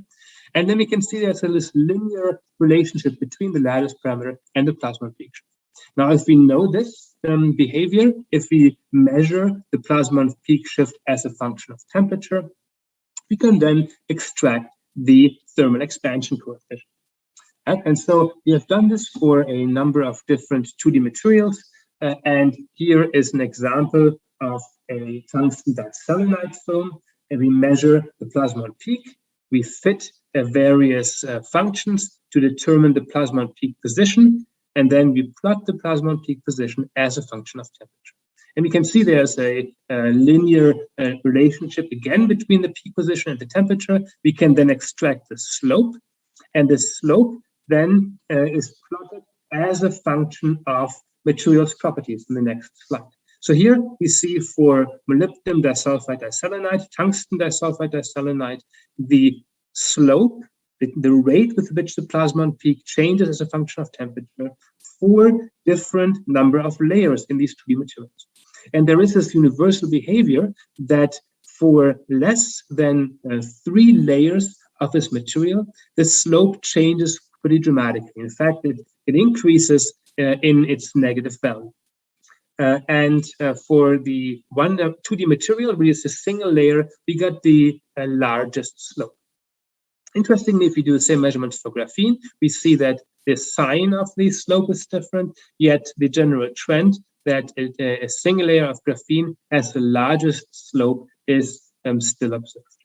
Right, so now we can correlate these changes with the calculated changes in the plasmon peak position as a function of lattice parameter, and then as promised, we can extract the thermal expansion coefficient.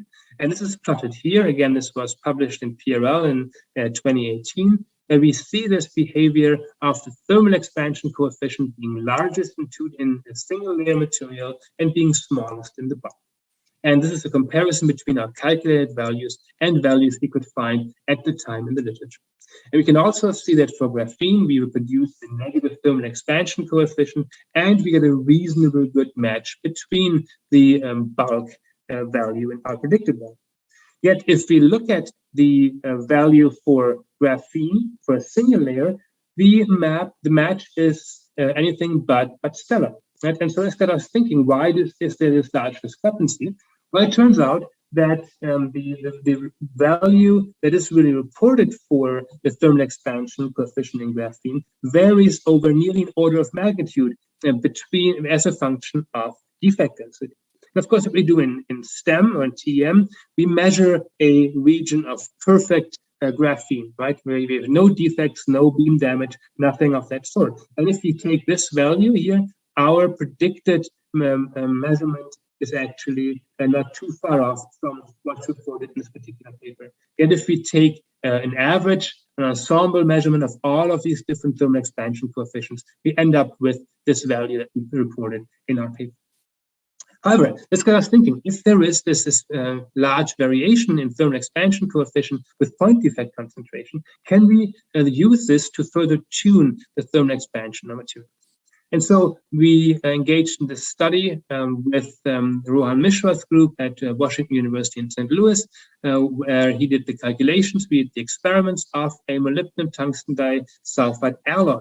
And we then heated the sample. We performed the same measurements that I showed you for the pure materials before. We measured the plasma peak, we determined the shift, and then we used the new way for calculating this plasma peak shift theoretically. Specifically, we used the quasi-random structure to really try to figure out for different doping concentrations the shift in the plasma peak as a function of lattice parameter.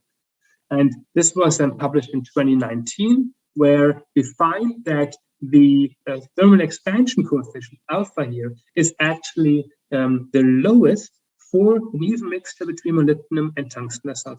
And every alloy material has actually a lower thermal expansion coefficient than the end member, molybdenum or tungsten disulfide. Right? And so this is actually a really interesting behavior, that there's even a mixture of a solid solution of molybdenum and tungsten disulfide has the lowest thermal expansion coefficient. We can think about this in terms of the mismatch in ionic size potentially between molybdenum and tungsten. There are other possible explanations, and we're still working with Rohan's group on figuring out the precise explanation for this observed behavior. All right, but so far, all of these measurements were done manually. If we try to use these measurements more routinely, in fact, extract the thermal expansion coefficient over larger data sets, we can't have a student fit individual peaks by hand. So we explored different ways of an automated analysis. And here is an example of non-negative matrix factorization and principal component analysis, where we use these three components to decompose the zero loss peak and the plasma peak. And this works sometimes, sometimes it doesn't work very well. If we do this in automated fashion, we actually see that the spread and the variation is rather large. So we found that the non-negative matrix factorization is really unreliable as a method to tune, to determine the plasma peak position and the shift of the plasma. So we came up with a way of using other functions to fit the zero loss and the plasma peak, and do this in an automated approach. And the details here are in our recent paper in ARP Advances. Here is just an example of a Johnson SU distribution function that we fit under the plasma peak. And if we do this, we actually plot here the extracted peak position as a function of temperature in a spectrum image with thousands of pixels. And you can see here is the surface of silicon in this case. And here is the distribution. And we can see that using this distribution, or using this automated fitting, by also integrating several pixels to improve the accuracy, we actually get now a much better precision of 6 milli-electron volts for a cold field emission instrument. And we can see in another interesting yet disturbing behavior, in that two different data sets give a reasonably good fit, but there seems to be an offset between the energy that was determined using this approach for identical materials, silicon, yet different samples and different dates. So this got us to think about what other parameters can contribute. And it turns out that if you try to determine the peak position with such high precision, changing the focus, even just a small amount, will change dispersion, because we are changing the crossover of the electron beam with respect to the entrance aperture of our spectrometer. Right? And so here is shown the peak position that we determined as a function of defocus. And we can see if we go from plus 280 to negative 280 nanometers in defocus, there is, and then go up again, there is this change in the apparent plasma peak position, which has to do just with a small change in the dispersion.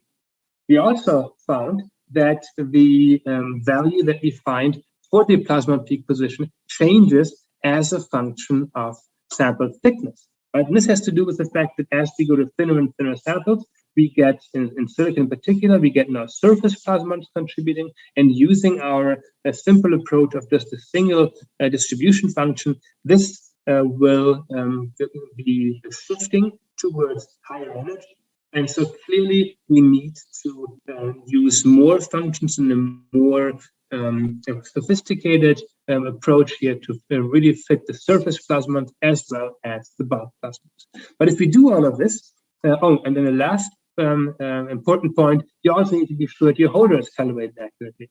We found for some of the samples that the expected value for a plasmon peak is really significantly different from the expected value. And this has to do with the fact that the temperature calibration of our prototype's device was really off significantly. And if we use the proper calibration, everything nicely falls back onto one line. We didn't change the focus.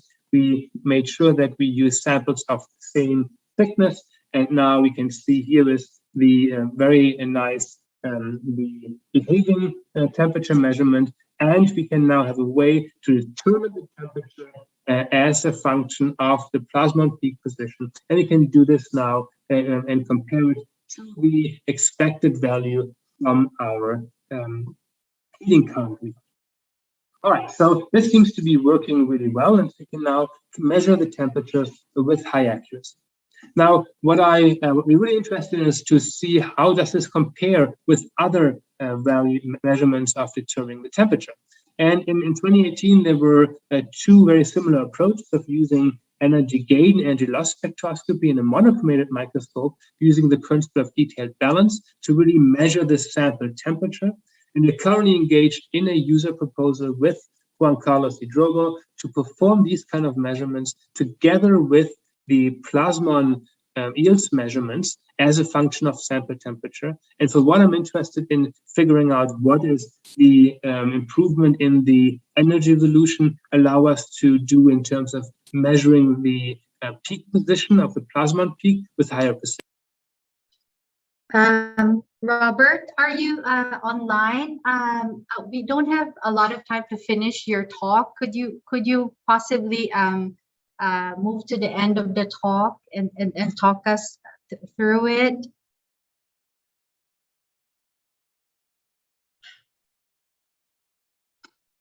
I'll just. Spectrum imaging to identify the nitrogen groups here on the surface of the titanium layer, and then we can see the carbon signal increases in between these MaxScene sheets. Now, if you compare our experimentally determined center-to-center distances, we find, unfortunately, that there is a large discrepancy between the value that we measure in STEM and what was determined by XRD. Well, it turns out that the electron beam in these hybrid MaxScenes does quite a number on the structure. And so we need to go to low temperature. We need to use cryo STEM. And here I show you data at 78 Kelvin, where if we do this and we significantly reduce the beam damage, we recover a larger center-to-center distance, which is now in better agreement with the X-ray measurements. All right, so that's really requires now cryo-EM with high spatial resolution and stability. Now, so where do we go from here? Well, I think in terms of new quantum materials and materials for quantum computing, we really need new objective lenses, such as the one that was introduced by the group at the University of Tokyo, where we can do field-free microscopy at atomic resolution. And then combining the field-free microscopy at atomic resolution with cryo EM holders, I think we have now a gap that is large enough to perform in situ biasing or in situ transfer measurements. I think we now have a new toolbox to really study the next generation of materials which undergo complex phase transitions at low temperatures and low magnetic fields. All right, and before I finish up, I just wanted to show you some data which we really just got a couple of days ago. And this is for measuring the electron beam-induced current in an aberration-corrected stem. And I've talked about this in the past. We are using a side entry chip, fusion stage, to really measure the EBIC, the electron beam-induced current, using the prefabricated contact.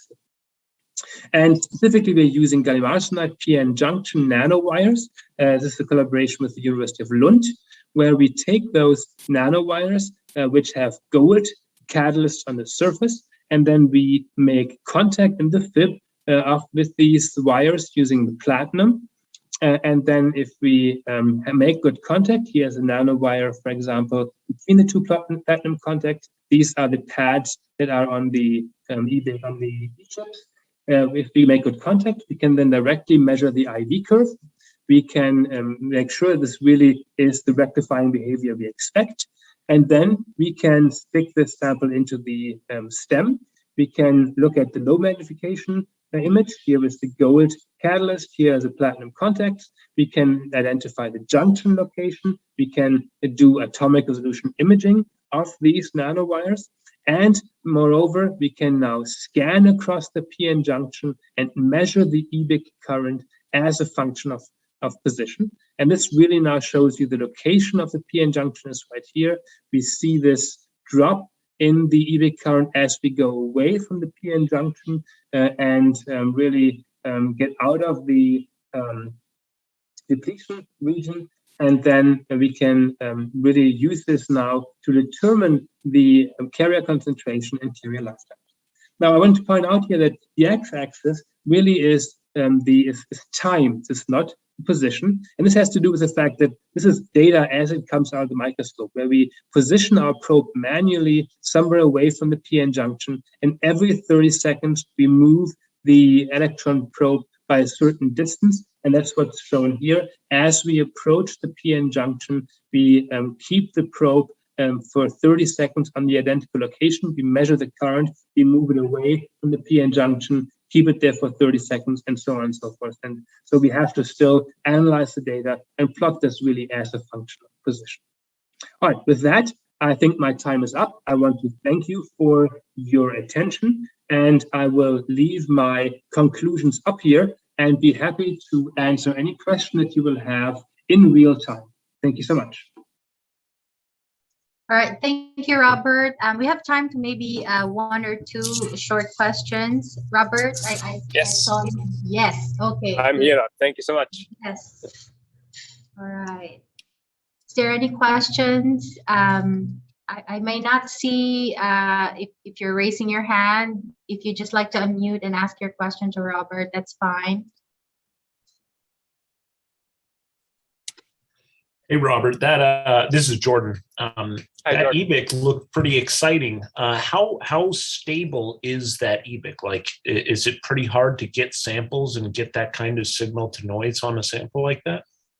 Yeah, so we tried a whole number of samples, and the biggest problem we really had is making good contact, right? So we tried initially with a Mercatel diode, and platinum makes really a terrible contact with murky cadmium telluride. So that's when we went to these gallium arsenide nanowires, because platinum there makes really good ohmic contact. And I was surprised, quite frankly, to see the large current signal compared to the noise floor that you see, right? I thought that we would be fighting a noise, but I think we seem to be very much higher than the noise of the holder. So I was surprised to see it work so well.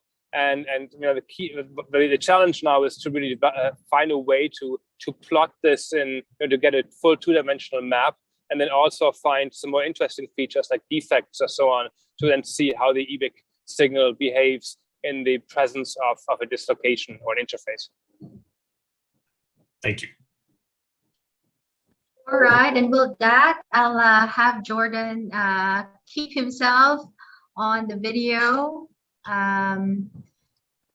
I've stopped sharing, I think, so you can share. So our next talk is by Jordan Hatchtel. Where is my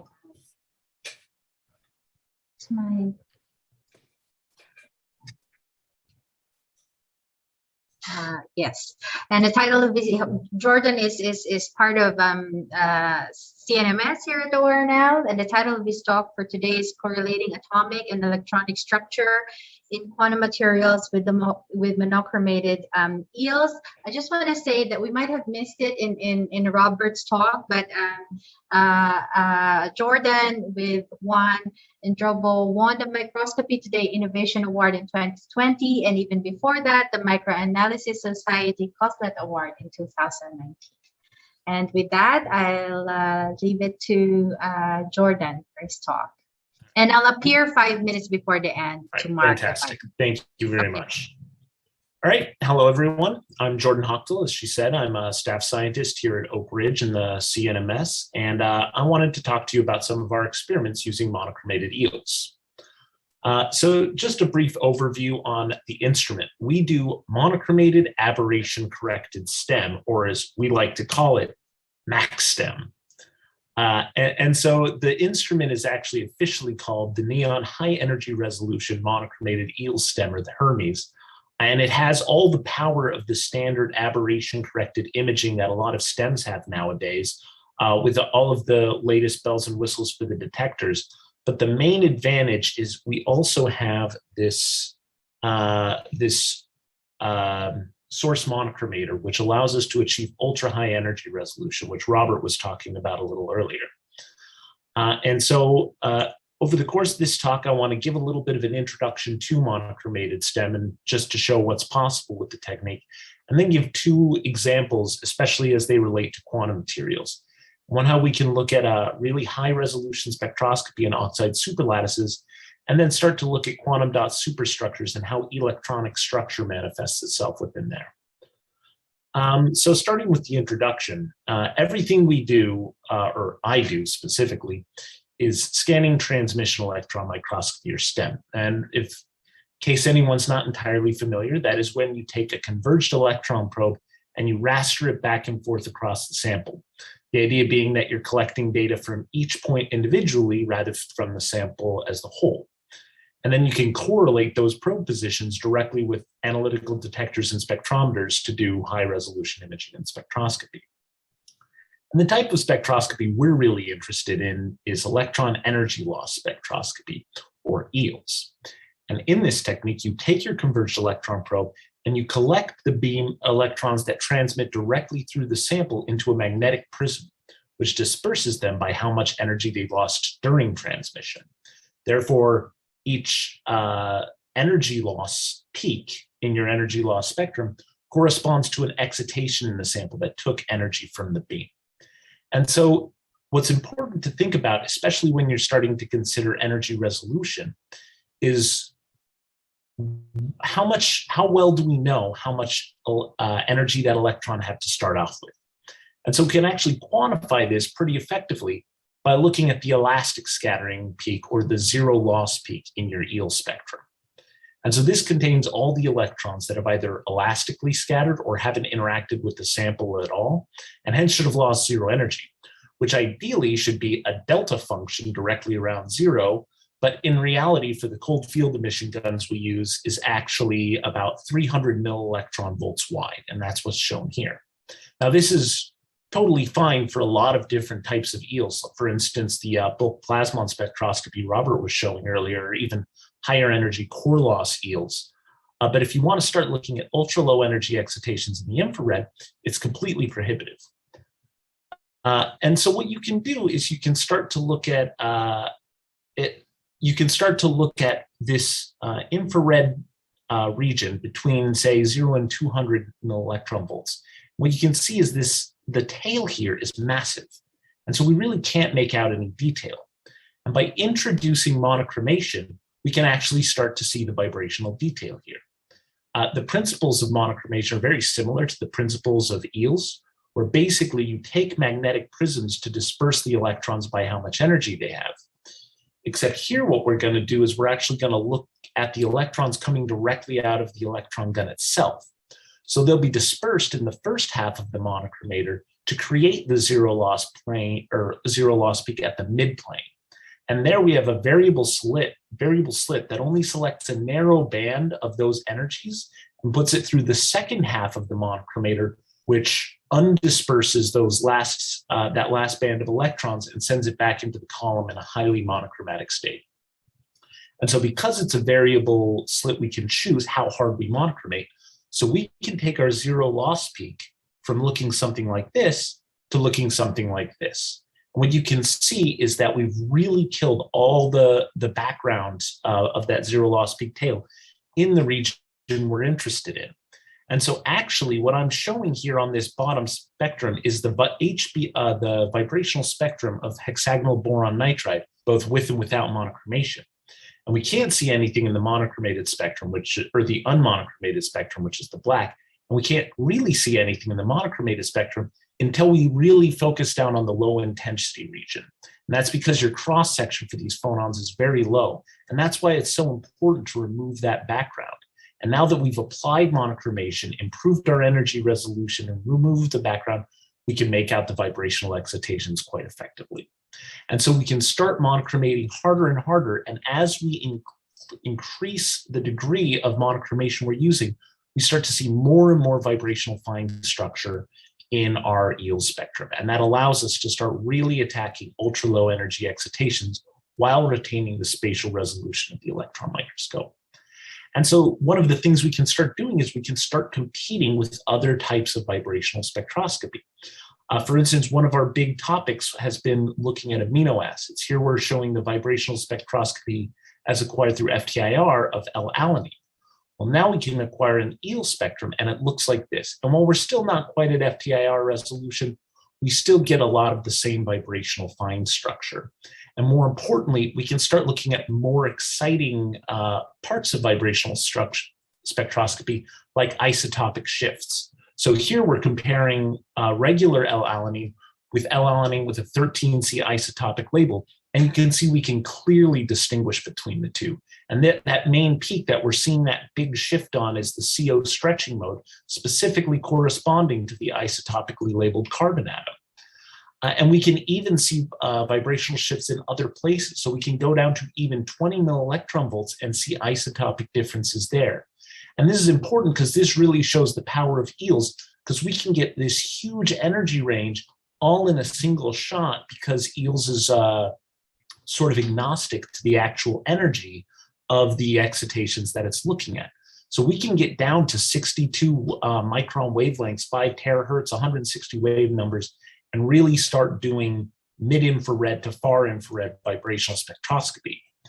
And the most important thing is that if we fit this peak, as we go between two different L-alanine clusters that have these two different isotopic labels, we can clearly distinguish between these two different isotopic characters in real space and retaining nanoscale spatial resolution. And you'll notice here, we're still detecting the vibrational peak while we're far away from the nanoparticles. And that's critical because we need this type of aloof, delocalized excitation to look at beam-sensitive materials like amino acids with the high energy electrons of the beam. But this really goes to show how we can use highly monochromated EELs to start doing nanoscale vibrational spectroscopy on new types of systems. But so now I wanted to start moving into quantum materials, as that's the topic of this workshop. And we really have two new projects that we've been doing with users that are two very, I think, exciting results on vibrational spectroscopy and quantum materials. So the first one we've looked at are STO-CTO superlattices. And so basically, we have these different superlattices where we look at highly different periods. So for instance, here we're looking at the interface between STO and CTO in a 27 unit cell by 27 unit cell superlattice on the left, and a 2 unit cell by 2 unit cell one on the right. And the reason this is important is because this has emergent behavior in the thermal properties of the material as we go down to these short superlattices. So shown here is the phonon lifetime, or the acoustic phonon lifetime for the superlattice 27 system. And as we go to a higher period or a lower period superlattice, a 6 unit cell superlattice, we see that the interface or the phonon lifetime starts to decrease. And it gets even more pronounced when we go down to a superlattice of 5 unit cells. But then as we go to superlattice 4, something interesting happens. we start to see these phonon lifetime go back up. And it keeps going up as we go lower and lower. And the reason this happens is because as you go down to these ultra short period superlattices, the phonons start becoming coherent between the layers. And so the phonons stop really scattering off of the interfaces, and it becomes a single material based off of these short periods. And essentially it becomes a material made of the individual interfaces. And the cool thing is the thermal conductivity and the macroscopic properties of these superlattices follow the same trends. So now we want to start looking at monochromated eels specifically for these types of phonons with the high spatial resolution of the stem.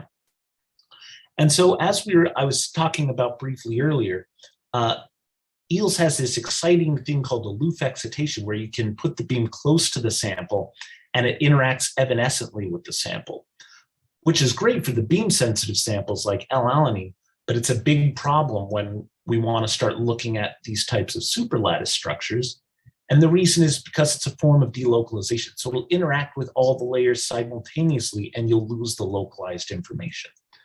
So what we can do is we can take an advantage of the different aspects of electron scattering.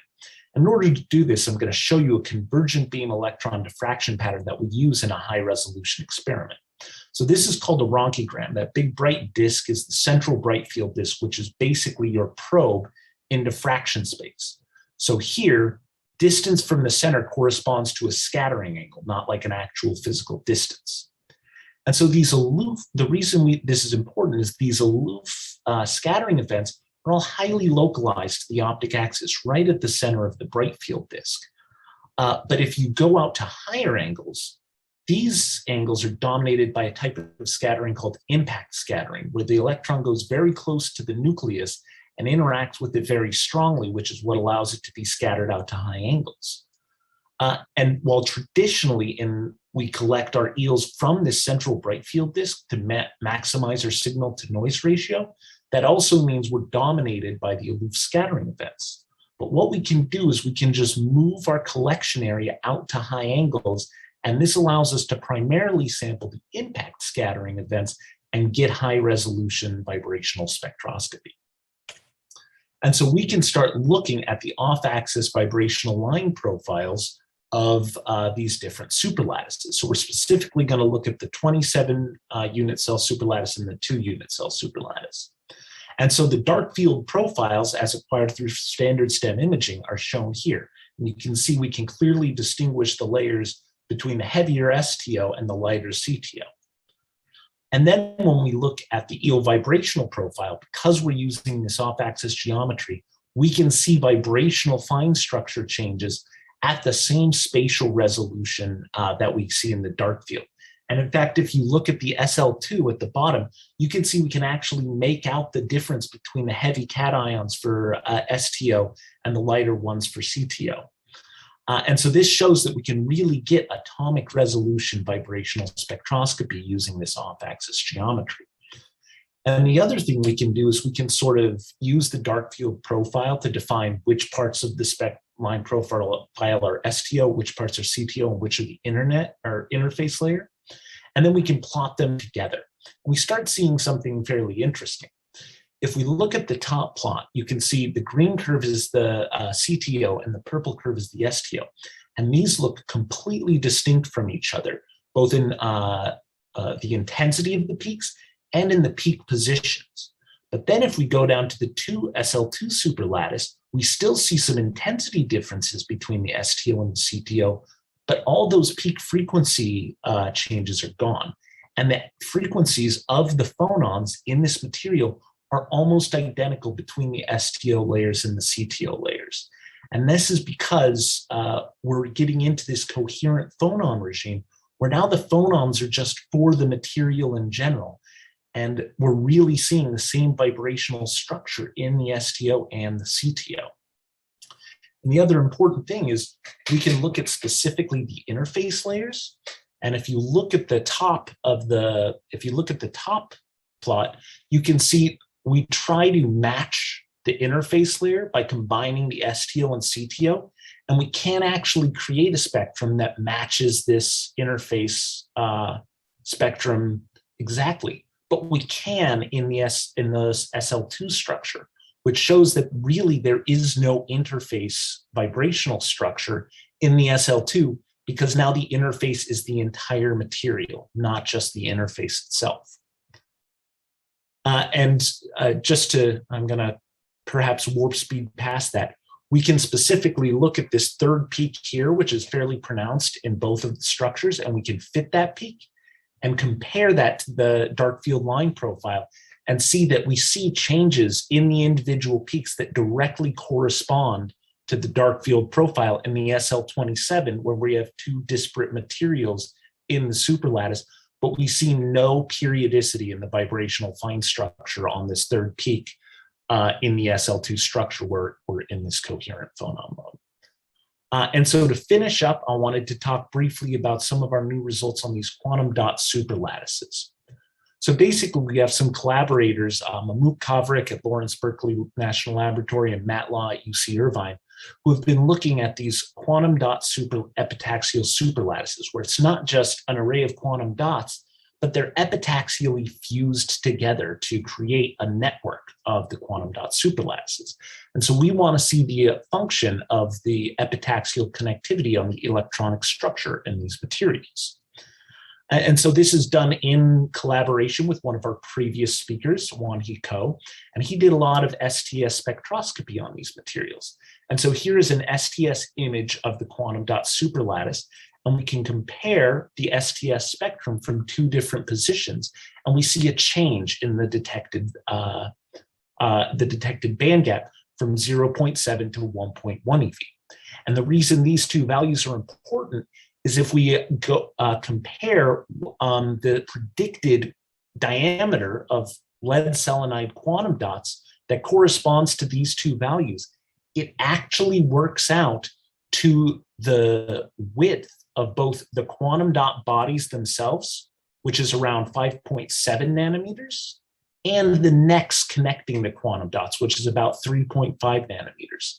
And if we could compare a wide range of STS spectra acquired over the entire raster scan of the entire quantum dot superlattice, what we can see is peaks coming out at the 0.7 EV range and at the 1.1 EV range, showing that our material is really functioning as a two band gap system where we have one band gap originating from the quantum dot bodies and one from the quantum dot necks. And so then we start looking at these same samples in eels. And because of eels, we can look at individual monolayers and we can look at individual quantum dots and still look at the electronic structure. So here we're going to compare an area with a superlattice network of these quantum dots to a place where we found an isolated quantum dot right next to it. And we'll do eels from both regions simultaneously. And so shown here, I'm showing spectra collected from the superlattice in the blue, the isolated quantum dot in the red, and the silicon substrate itself in the black. And so what you can see is there's a lot of similar features between all three spectra. And this is generated from the zero loss peak tail itself, which is the big peak on the left-hand side, and the silicon oxide substrate, which is the large onset on the right. So we're only really interested in this sort of 1 to 8 EV range where we see intensity in the quantum dots that we don't see in the substrate itself. And the key thing is here, we see very different spectra originating from the quantum dot superlattice than we see originating from an individual quantum dot. And one of the most important things is if we look at the place where the quantum dot superlattice and the isolated quantum dots electronic structure really start to diverge from one another, it's right at around 1.1 EV, which was the band gap detected from the quantum dot necks, showing that this epitaxial connectivity is generating new electronic states that are fundamentally modifying the electronic structure of the quantum dot superlattice. And so we can really see this a little more closely by taking different spectra. So the orange one is the difference between the isolated quantum dot and the substrate itself. And the cool thing here is we can see that this difference really comes out at right at around 0.7 EV, which is consistent with the 0.7 eV band gap of the individual quantum dots.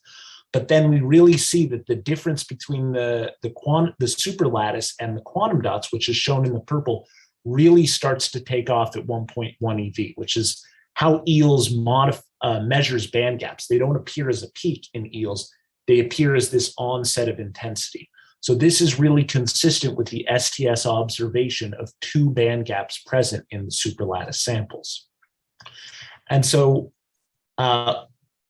we can sort of visualize, sorry, got it myself a little backwards on these. So just quickly at the end, we can visualize the location of these new states by doing energy filtered imaging.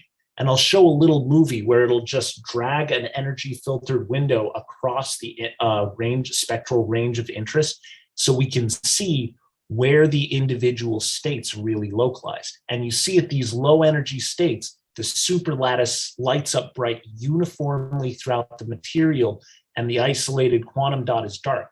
And it's only once we get up to these higher energy values at around 6 or 7 eV that we start to see any signal from the quantum dot itself. So we can really define sort of 3 regions. We can say here before the band gap, we don't see any significant localized intensity because here we're just dominated by the function of the probe itself.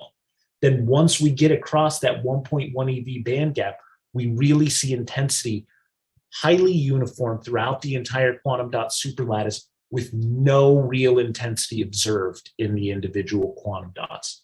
So this shows that these epitaxial superlattices are generating new electronic structure that we can measure with EELS.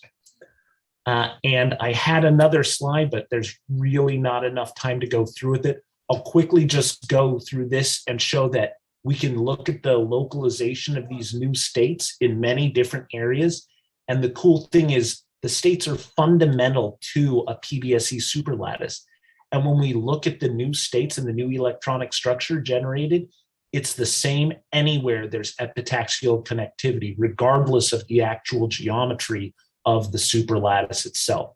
So this is really a fundamental change in the electronic structure brought about by the epitaxial connectivity of quantum dots by these necks.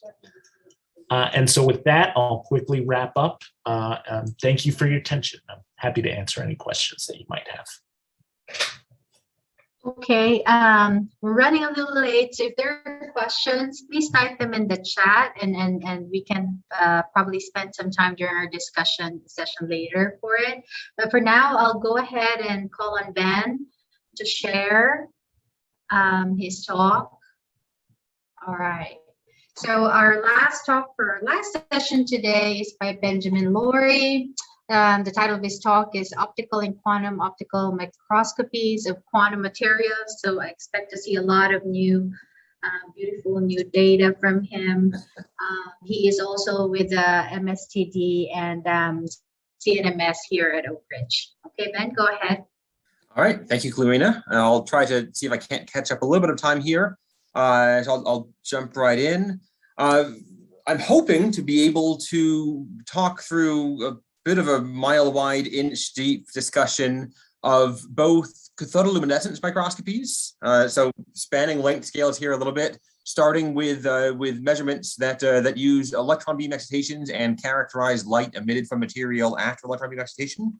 And Chris mentioned some of these capabilities in his talk at the end of the day yesterday, as well as some all-optical microscopies and the potential benefit of quantum light sources for ultra-low temperature optical microscopies.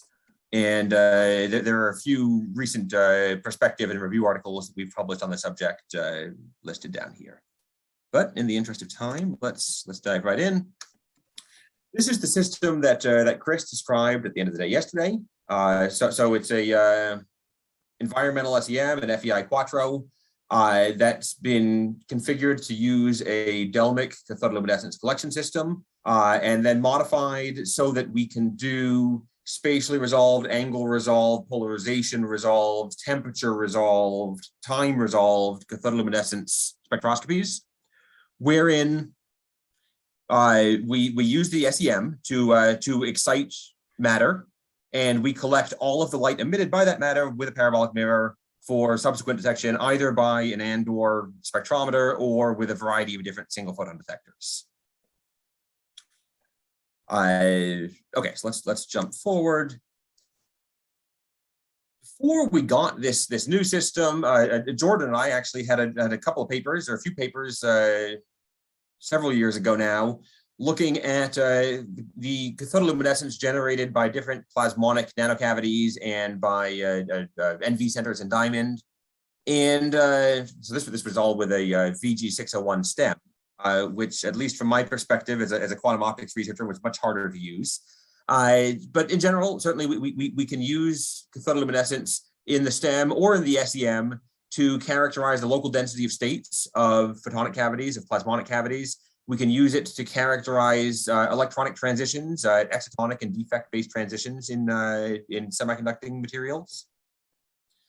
And then we can use interference between transition radiation and cathodoluminescence to map out the phase of propagating photonic or plasmonic modes. And so some of those results are described in these earlier papers. This discussion that came up yesterday about characterizing individual defects. So thinking, for example, about NV centers. This can be challenging when you're looking at NV centers in diamond, for example, because while the electron beam itself is highly localized, got a spot size of order 1 nanometer, the excitation of highly delocalized modes like plasmons can result in the unwanted excitation of ensembles of defects. And so if you look at a nanodiamond that has an ensemble of NV centers within it, you'll actually see photon bunching instead of photon anti-bunching. And the reason you see this, you see many photons being emitted at the same time because a single electron can excite plasmons, which can decay into ensembles of NV centers. So experiments probing the anti-bunching and the quantum statistics of individual or coupled small numbers of defect centers require a little more careful thought. And we'll get back to that in a minute.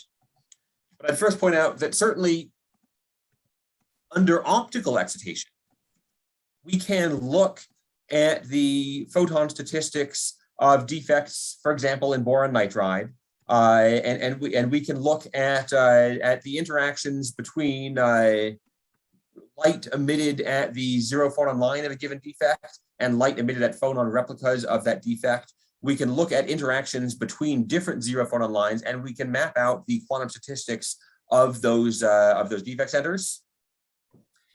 And we've shown that it should be possible to, first of all, generate entanglement between photons emitted from different defects by coupling them to a shared plasmonic cavity. And it should be possible to characterize the concurrence of that entanglement, your entanglement concurrence, through measurements of the same second order correlation function that we've used to characterize single photon anti-bunching in these two papers and photon bunching in this PRB. But you need to be able to selectively control the detuning and coupling strength for individual defects coupled to shared plasmonic reservoirs. If you can do that, then you should be able to engineer entanglement between those systems and start to enable a path towards engineered quantum photonic systems on chip. So that was the proposal described here, but there's a long way between the kinds of anti-bunching measurements that we and others have done and this kind of on-chip controllable entanglement source. One way to push in that direction is to start looking at electron beam induced deposition of plasmonic cavities. So we can use the luminescence microscope and luminescence microscope to map out the position of defects within a given material. We can then use electron beam induced deposition So we can use a gas injection system to insert a dimethyl gold precursor, and then use the electron beam to write gold nanostructures directly on our material around a given defect of interest. And we can generate fairly clean plasmonic structures in that way. So these are measured cathodoluminescent spectra of different plasmon modes in these gold nanorods that were written with electron beam induced deposition.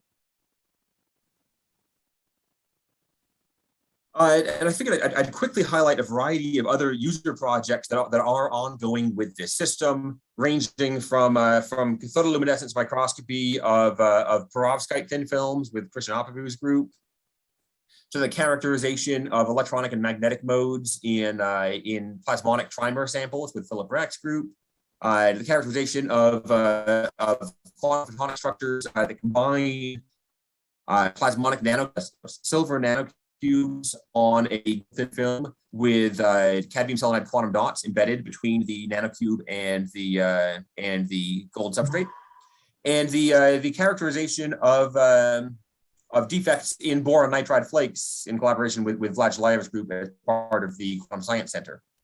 But I thought I might sit here on this image for a second, because this is the same flake measured consecutively. And we see what appears to be bright localized emission at a few sites on this flake initially.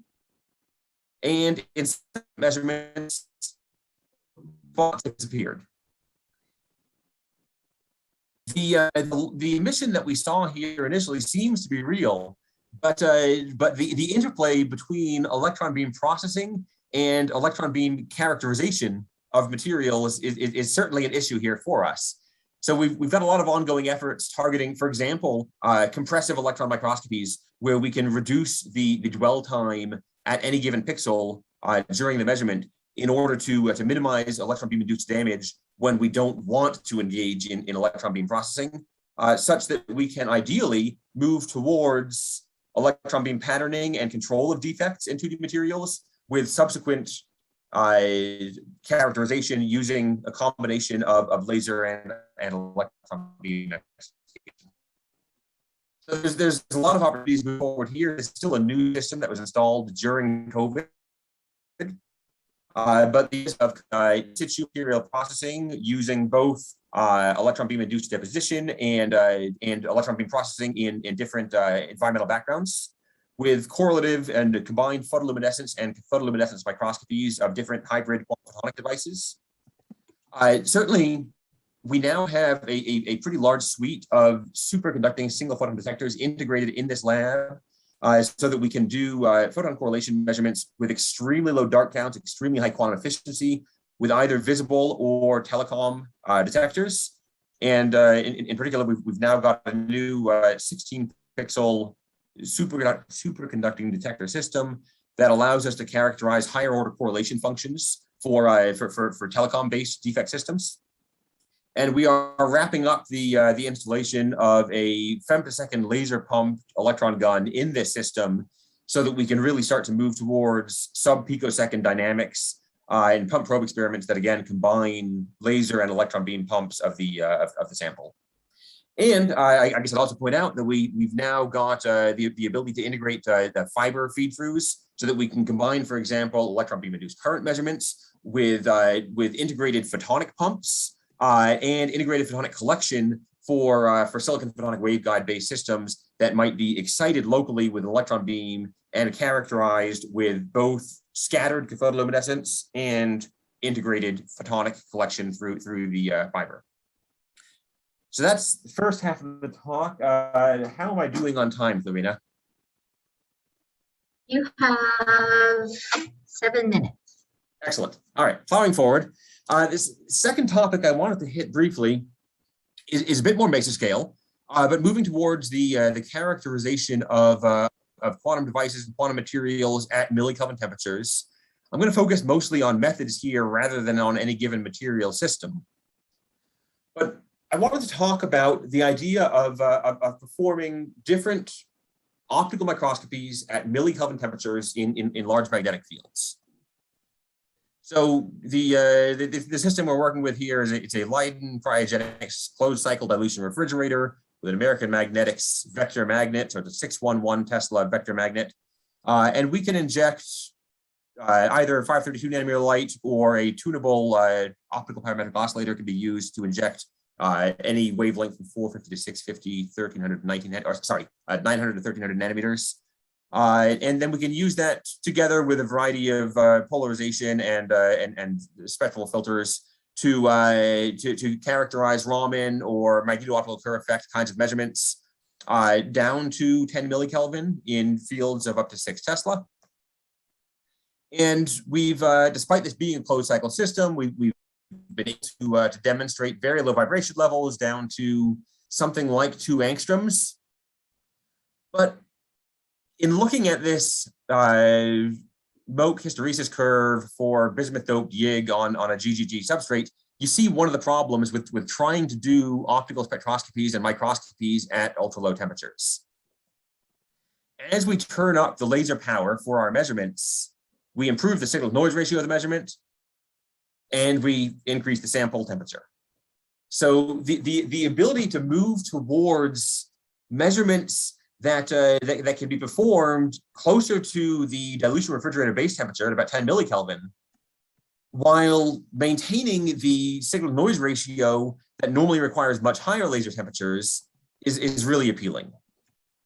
So I won't harp much further on the specific material applications here, except to say that these magnetostrictive interactions in ruthenium chloride are described in this archive link below here.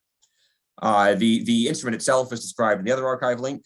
We've got a variety of other ongoing efforts looking at ferromagnetic to anti-ferromagnetic phase transitions with Moak in MBT. And looking at field-dependent Raman measurements in a variety of other quantum spin liquid candidates. But for the moment, let's plow forward and jump topics a little bit. So if we want to push down if we want to improve the sensitivity of our measurements without increasing laser power, because again, increasing laser power increases the temperature of our measurements. And if we're already operating at the standard quantum limit, then we're pretty well stuck. Our options for improving our sensitivity, if we're already limited by the Heisenberg uncertainty principle, are to either increase the laser power or to increase our measurement time. And so this schematic here kind of very heuristically describes what I'm talking about. For a optimized laser measurement, you are operating at the standard quantum limit described by your Heisenberg uncertainty principle for the intensity and phase of light. And you can draw out a phasor that represents the amplitude of your light and the phase of your light. And for your optimum laser readout, you'll have equal uncertainty in both of those quadratures. So you can represent that as this kind of circular fuzzball of uncertainty on this on this schematic diagram.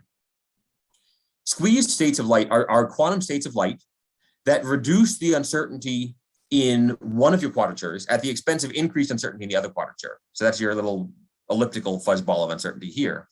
So we still satisfy the Heisenberg uncertainty relationship, but we can arbitrarily reduce the uncertainty in the quadrature that we care about. So if we're doing an interferometric Moak measurement, for example, we can squeeze the uncertainty in phase. If we're doing an intensity-based measurement, we can squeeze the uncertainty in our amplitude and dump all of the uncertainty into the quadrature we don't care about. And we can design squeezed light sources that exhibit squeezing in either quadrature, which at that point is now analogous to the entanglement described in Einstein, Podolsky, and Rosen's original 1935 paper that first predicted entanglement. So moving forward, we can characterize squeezing in these systems either with a very conventional intensity difference measurement or with dual homodine measurements. And we've demonstrated a whole variety of different prototype proof of principle squeeze sensors for nonlinear atomic magnetometry, for plasmonic sensors, for different imaging systems over the last almost decade now. A variety of other groups have demonstrated similar efforts, looking, for example, at squeezed Raman spectroscopies or squeezed spin noise spectroscopies. And over the last several years, we've started looking, for example, at squeezed atomic force microscopies, where we can use a four-wave mixing process in rubidium vapor to generate a squeezed light source, which again has these quantum correlations between these two channels, which we can use to suppress the noise floor of our measurement. So there's your standard quantum limit for your measurement defined in this black curve here. Our noise floor with our squeeze readout is suppressed by 4 decibels. And so we can start to resolve AFM microcantilever beam displacement measurements with sensitivity below this standard quantum limit. Now, before I move on, these measurements are they're technically challenging. They're certainly not deployed in any commercial system yet. And one reason for that is that you need to be able to control the spatial distribution of the quantum correlations in your squeezed light source, because you're putting your squeezed light source onto a segmented photodetector. And so you need the left-hand side of one channel to be quantum correlated with the right-hand side of the other. That takes a certain amount of quantum engineering, which is challenging to implement. But there have been a variety of demonstrations of nonlinear interferometers described over the last few years, which take the idea of a conventional interferometric optical measurement, where you might have a beam splitter followed by some phase-based sensor, followed by another beam splitter, and replace that pair of beam splitters with nonlinear amplifiers. Like, for example, the four-wave mixing system that we use to generate squeeze states of light. So these systems can be fairly easy to use. They can demonstrate substantial enhancements in sensitivity beyond the standard quantum limit. And we've been able to use them to demonstrate a quantum enhanced version of AFM microcantilever beam displacement measurements, where once again, your standard quantum limit is defined by these black lines here. And depending on your measurement readout, you can suppress the noise floor by of order a few decibels and resolve the displacement of your AFM microcantilever with sensitivity below that standard quantum limit. So the last thing I want to hit is that we can do the exact same thing with magneto-optical Kerr effect measurements, which is really important from my perspective, because I think that there's a lot that we can do with MOAK and spin noise measurements to characterize magnetic phase transitions in quantum materials at ultra low temperatures, but we just cannot turn up the temperature and we cannot turn up the laser power because otherwise we start to move right past phase transitions that we're interested in looking at. So this archive preprint describes a variation of the nonlinear interferometric approach that we used in the previous PRL, adapting it for magneto-optical Kerr effect measurements in a dilution refrigerator, and shows that, excuse me, even with ultra low optical powers, we can put substantial laser power into a local oscillator used for homodynamic detection, put very little power into the dilution refrigerator itself, and maintain better sensitivity than is possible with any classical measurement at orders of magnitude lower temperatures than are possible with those same measurements. So I think this is kind of a really exciting path going forward. This idea that we can combine quantum optics with millikelvin mesoscale optical probes of quantum matter in order to provide a quantum enhancement in our characterization of quantum materials at millikelvin temperatures. So I'll just mention in passing here that all of these quantum light sources that I've described, all of these squeezed light sources, are two-mode EPR states, harking back to that description of Einstein-Podolsky-Rosen entanglement in these systems. So this two-mode squeezed light source is a workhorse for quantum sensing, but you can start to concatenate them and build them into larger multi-mode entangled light sources that can start to turn into a network for either networked quantum sensors, distributed, for example, across different dilution refrigerators, or a resource for one-way quantum computing. And so again, I think this idea of building connections between quantum optics as a resource for quantum computing, as a resource for characterizing quantum materials, and then ultimately, hopefully building some sort of virtuous cycle where we can then use those quantum materials to build better quantum sensors moving forward is really exciting to me. So with that said, I'll just close by saying that much of the work on quantum sensors for quantum materials was funded by the Quantum Science Center. work characterizing quantum materials and quantum devices at millikelvin temperatures is funded by Basic Energy Sciences. And the cathodioluminescent spectroscopy initially was performed several years ago in collaboration with Jordan, and now with Vasudha von Ayer, who's a CNMS postdoc. So the cathodioluminescence tools in particular are CNMS user tools and are now actively used by users. And I'd also point out that many of these experiments that I've described have been done with active involvement from undergraduate interns. I think we're always happy to have undergraduates involved through the SULI program and graduate students involved through the SCGSR fellowship. So with that, I'll close on this slide just with a kind of half-hearted attempt to make connections between the characterization of quantum nanophotonic systems with cathodioluminescent spectroscopies and the characterization of quantum materials with quantum optical probes at ultra-low temperatures. And with that, I will wrap up. And I don't know how much time we might have left for questions. We're running low on time because we still have one more session, but that was a lot of exciting new fantastic toys that Ben talked about. If you have any questions, please continue to put them in the chat. Our chat is kept alive during this session, so please do that. And I'll pass on to Matt for our discussion session. Thank you, Clarina. I don't see if Ken Herwig is here. Is Ken Herwig on the? I see a Ken. Oh, I yeah. do see it. Oh, hey, Ken. He's here. I'm here. Ken, we have 15 minutes. Is that reasonable for you? Sure. Okay. So I'm going to Did you say an hour and 15 minutes? Is that no, I didn't say an hour and 15. You can talk for an hour and 15. I don't know. No, I can give you a brief overview, and if anybody has any questions or wants to, they should just probably break in as I go because it'll be quick. Okay. Is that all right? Yep, that sounds fine. Ken is one of the group lead. Are you a group leader or a section head? If you want to have a leveling title, it's a section head. Ken is one of the sections heads at the second target station project. And Ken's going to talk about the outlook for instrumentation at STS for quantum materials. Thank you, Ken. Sure, Matt. Can you see my slides? Yeah. Okay, because Matt's muted now, but that's okay. So, all right, here we go. So I'll go quickly through these so to leave a little time for discussion if you'd like. At least I would if I could make it go. There we go. So I put this slide on just to remind you what STS does. It's optimized for co-neutrons with really high peak brightness. And at 15 hertz gives simultaneous access to broad wavelength bands.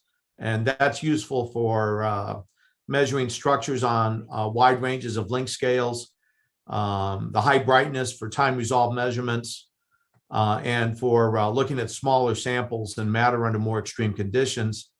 The applications are broad as is neutron scattering. We're going to build 8 instruments as part of the STS project, although the source will support an eventual 22 beamlines. The project also includes some scientific software, an initial suite of sample environment, some shielded areas, and initial lab spaces as well. So, but for this purpose, we're going to build 8 world-class instruments, and we've had a selection process ongoing. I'm not going to say which 8 actually are going to be part of the project yet. An announcement for that is coming out imminently, but I will go over some of the concepts just in a little bit more detail.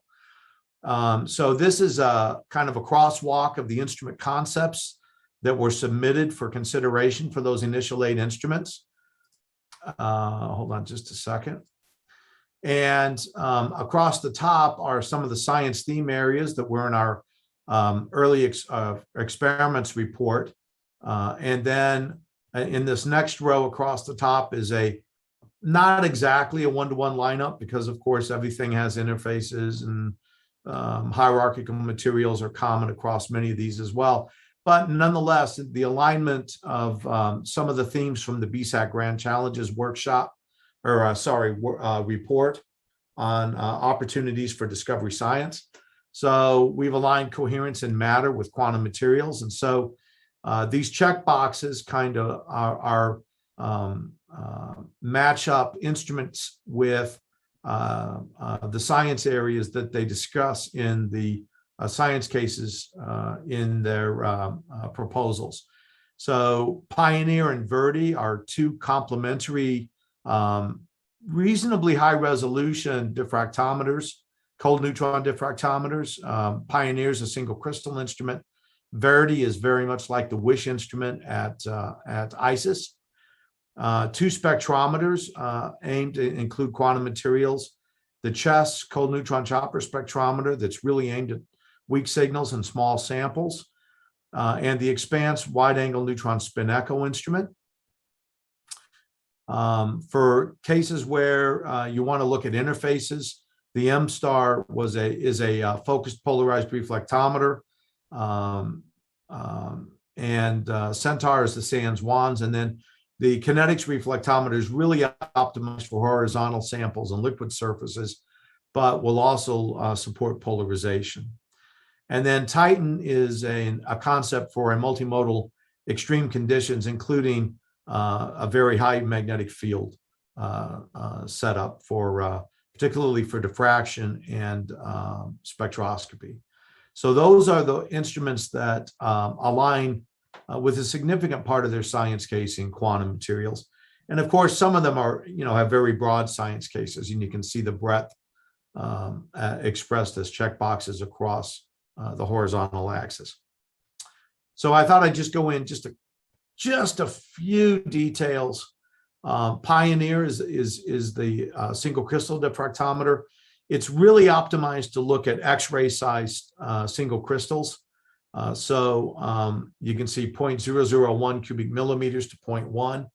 And there's been a lot of performance estimating done and virtual experiments to demonstrate that that's actually achievable on this instrument. And then very, very thin film diffraction as well, 10 nanometers. It's a rather longish diffractometer to get the wavelength resolution that was needed. So it's 60 meters long and with a very open sample area and a lot of solid angle coverage from the detectors surrounding it. So again, just break in if you have a question, and I can't see hands raised. So if questions come up, Matt or Clarina, I guess you'll pass them on. Oh, there is something in the chat. So hold on a second. I'm not sure. I think that's people saying that they have another meeting to go to. So okay. Keep going. We'll let you know if there are questions. Okay, thanks. Verdi is the WISH-like instrument. It's got a logarithmic spiral detector. The interesting thing about this one is it'll do full polarization studies, and it's really the detector coverage will really support development of diffuse magnetic scattering or magnetic PDF studies. And it's really optimized for complex spin textures in quantum magnets. The Pioneer instrument has defined a much broader science case with application in functional materials and materials chemistry. The CHESS cold neutron chopper spectrometer uses repetition rate multiplication, a focused neutron beam, and high detector coverage to give you capabilities about 200 times what the current cold neutron chopper spectrometer at FTS does, if you can use all those simultaneously collected data sets usefully. And has a high emphasis in quantum materials. Expanse is a wide angle spin echo instrument. We don't have one of these in the US. The only one of these in existence right now is the WASP instrument at the ILL, the Institut Langevin. And it has promises for dynamics and spin glasses, for example, in quantum. Centaur is a multi-purpose functional SANS-WANS. It's a general purpose SANS with backscattering detectors to support a broader Q range for wide angle neutron scattering. and has a very, very broad science case. So you can think of this as a SANS instrument optimized for kinetic studies, but some applications to quantum materials. MSTAR is really aimed at thin film magnetism, nanomagnetism with very thin films, small samples, 1 to 2 millimeters, and uses Selena optics to get focused beams that then spread out to specular reflectivity along the detector, and gives extremely high performance gains relative to the current polarized reflectometer at the first target station. Quicker is optimized for liquid surfaces, so a horizontal sample, large samples, but will have polarization, so may be of interest for some studies in quantum materials. And Titan was optimized initially for a very, very high magnetic field, greater than 20, eventually 30 to 40 Tesla, with limited access of the detectors in plane, but it's been expanded now into other science areas. It really also seeks to do simultaneous high pressure, low T, and magnetic fields, and so has great interest for magnetic materials at quantum. So that's a really quick run through, Matt and Clarina. So if there's any questions, or if you want to broaden the discussion, now's the time. Does anyone have any particular questions for Ken before we try to have a little discussion? Hi Ken, this is Anping. I have a question. Yesterday, actually, in our open panel discussion, one suggestion or one comment was made that was how to combine nanoscience tools with neutron scattering tools. Look like from your presentation, look like there is a better chance with the SNS, the second target station. This may be more appropriate for nanoscale materials, especially for like surface sensitive materials, like 2D or layered materials that are really thin, but can be large laterally. So I think certainly for reflectivity, of course, that's always been, an option. I think if you look at what chess will be able to do, it'll probably be able to look at heterostructures, but you're still going to need a lot of layers or a lot of instances to stack up. But I think it moves that kind of science for spectroscopy into the realm of possible, as opposed to beyond heroic today. So I think there is some opportunities there. I flashed past chess a little bit, but heterostructures are mentioned as part of its science case. I think in terms of integrating other probes simultaneously, some of the discussions have been, of course, along X-rays for probably both reflectivity, but also on the imaging instrument that I didn't mention. So I think that's a conversation that we should have in more detail, but I do think that we are aiming closer to those types of surface sensitive techniques, but still neutrons are nowhere near the fluxes of an X-ray beamline, even at STS. But I appreciate the comment. Yes, look like you have many more beamlines in the plan. Right now, you only mentioned 8, right? You also mentioned another number, 22. So maybe down the road, there are other opportunities we can explore. Well, there will certainly be, but to the extent that things ought to be included on these first 8, we should look at that carefully. But yes, there will be opportunities certainly down the line outside of the initial construction. Thank you. Any other questions for Ken?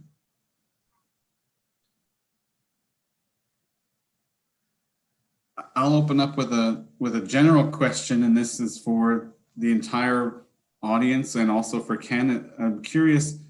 So STS is, I think, 10 years till first neutrons, Ken, is that right? Well, so the early completion date is 2032 right now. So it's a little bit over 10. And okay. that is That's a concern. I mean, we'd like to figure out how to deliver those capabilities earlier, and we could. Our current schedule is cost limited, or not cost limited, funding limited.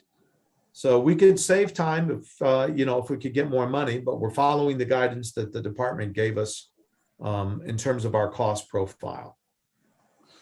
So are there technologies that need to be developed to accomplish what you just presented? Is there something that needs to be worked on in order to be able to do what you just showed? So we have some R&D. Certainly the most obvious one, and the ones I showed, is a vertical split coil magnet that the Titan instrument would require in order to deliver on its science case. That's a relatively rapidly, as far as high magnetic fields go, but it's got a ways to go yet before we can demonstrate the ability to build such a magnet. We have a study actually ongoing with the NHMFL right now on kind of a preconceptual study about what might be within reach, within reasonable reach, but that will still require some R&D. And there's certainly we're planning on some detector R&D to make sure the detectors are fast enough and can accommodate the higher count rates. Some of the devices are for the neutron chopper technologies that people are asking for also require some R&D. So there is some R&D, and we have funding allocated for that.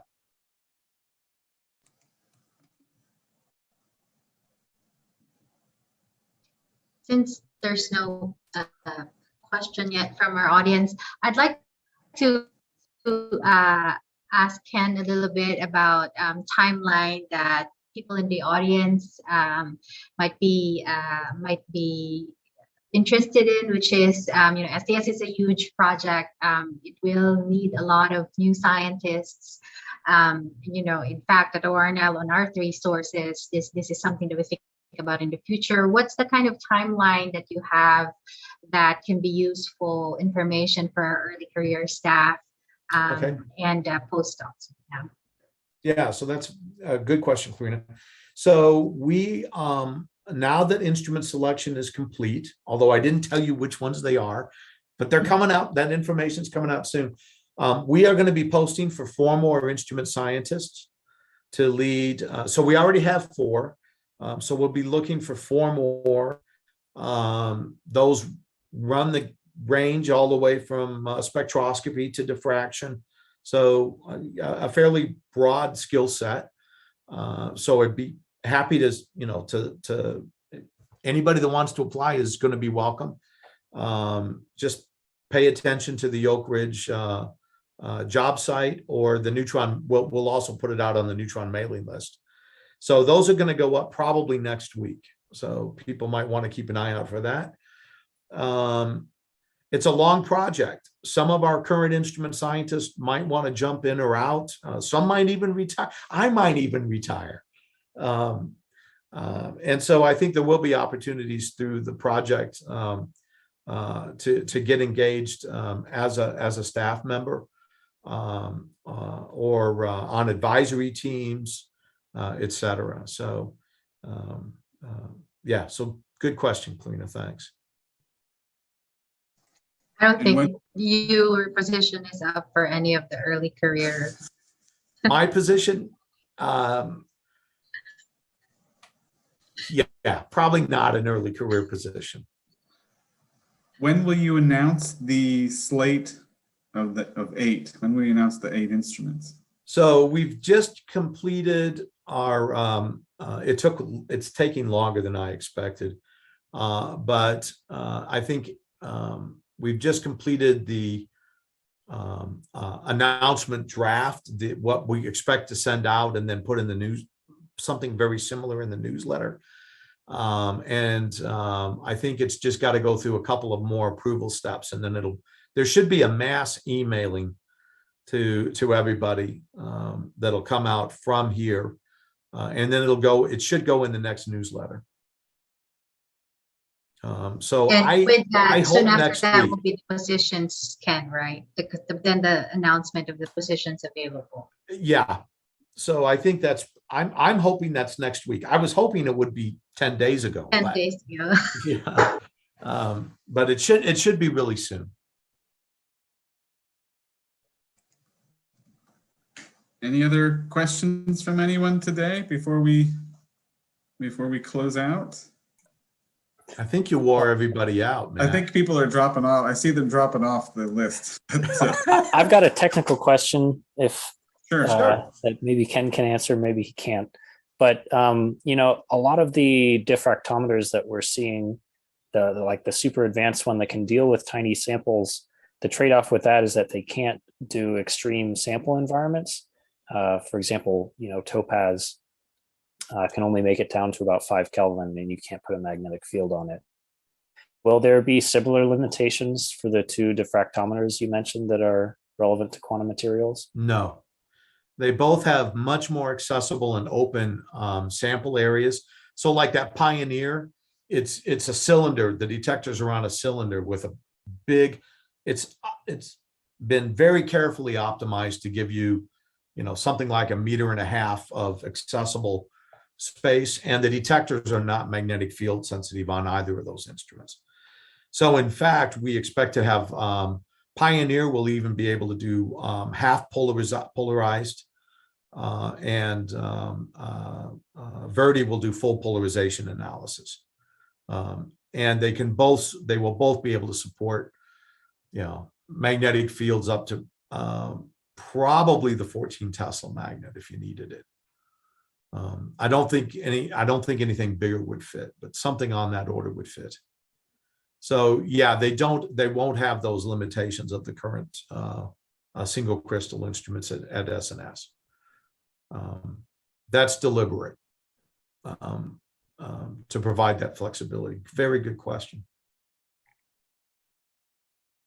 Again, this is Shan, and also just a follow-up question on to the island about the future, the flexibility of the like sample environment for the like new stage of the diffractometer, like Anna mentioned the magnetic field, and then what about the other possible like user orientated like capability, like the electric field or the strain or even the pressure sections. I know that for all the synchrotron X-ray lab, they have so much options, and the neutron, I think this is part, or at least the direction for also for the quantum materials, like for the future application, like this is going to be very powerful. And I'm just wondering what's going to be your vision and your no. So I think so we do have some funding for sample environment and initial sample environment suite. And there's some general ideas of what those are. But as we get closer to completing the instruments, like within the last, say, 3 years of the project, we'll define what actual sample environment equipment we're going to purchase as a beginning. But I think that's a conversation that we want to continue to have with the community to make sure that in the design phase, the instruments will eventually support what's needed. Right now, what that means is, as much space as is reasonable, something to park equipment on that's flexible. So for both Wish and particularly Pioneer, whatever we put in there, we've got to be able to position as a whole to make sure that the sample is in the beam. And so that's part of the design exercise.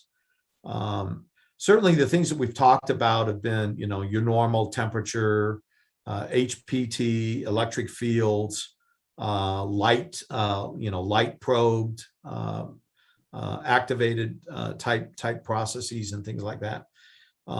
So yeah, I think from an instrument perspective, the key is to to provide enough flexibility in the design phase so that we can eventually put in whatever's needed.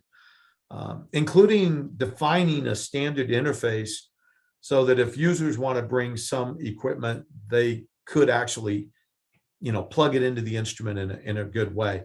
I know Clarina was part of a discussion for just this same kind of philosophy on the Discover instrument. some kind of an interface that you can plug in a large amount of sample environment equipment and then position it well into the beam. And so both those diffractometers will support that. The chest instrument right now is a top loading spectrometer. So it has it's trickier when you're making a vacuum seal at the top. So I have to look at that really carefully in the design phase. Yeah, but those are really important things to do now. So just to add to that, Shan, so all the things that we're trying to, that we're doing, that we're able to do right now at the HIFER, at the SNS, applying electric field, we already know how to do that. Doing things under pressure, we're getting better at it. We are going to take an advanced dose for the STS. And really take advantage of the high flux that we're going to get out of it. And particularly for broadly, we call it magnetic diffraction for magnetic quantum materials. We expect the signals to be small. These are really the things that we had in mind when we were conceptualizing the ideas for the diffractometers at the STS. And with that, as a complementary suite of diffractometers, the ones that we have at the HIFER will still be there. The powder diffractometers, single crystal diffractometers, there are cells ones we have right now at SNS, and the Discover one that we are planning to add on to our SNS suite. So I think that the design and the developments that will happen for the STS suite of diffractometers will come as a suite really for our three sources.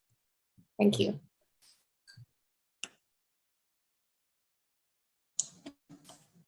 Anyone else have any thoughts or comments or questions for the discussion?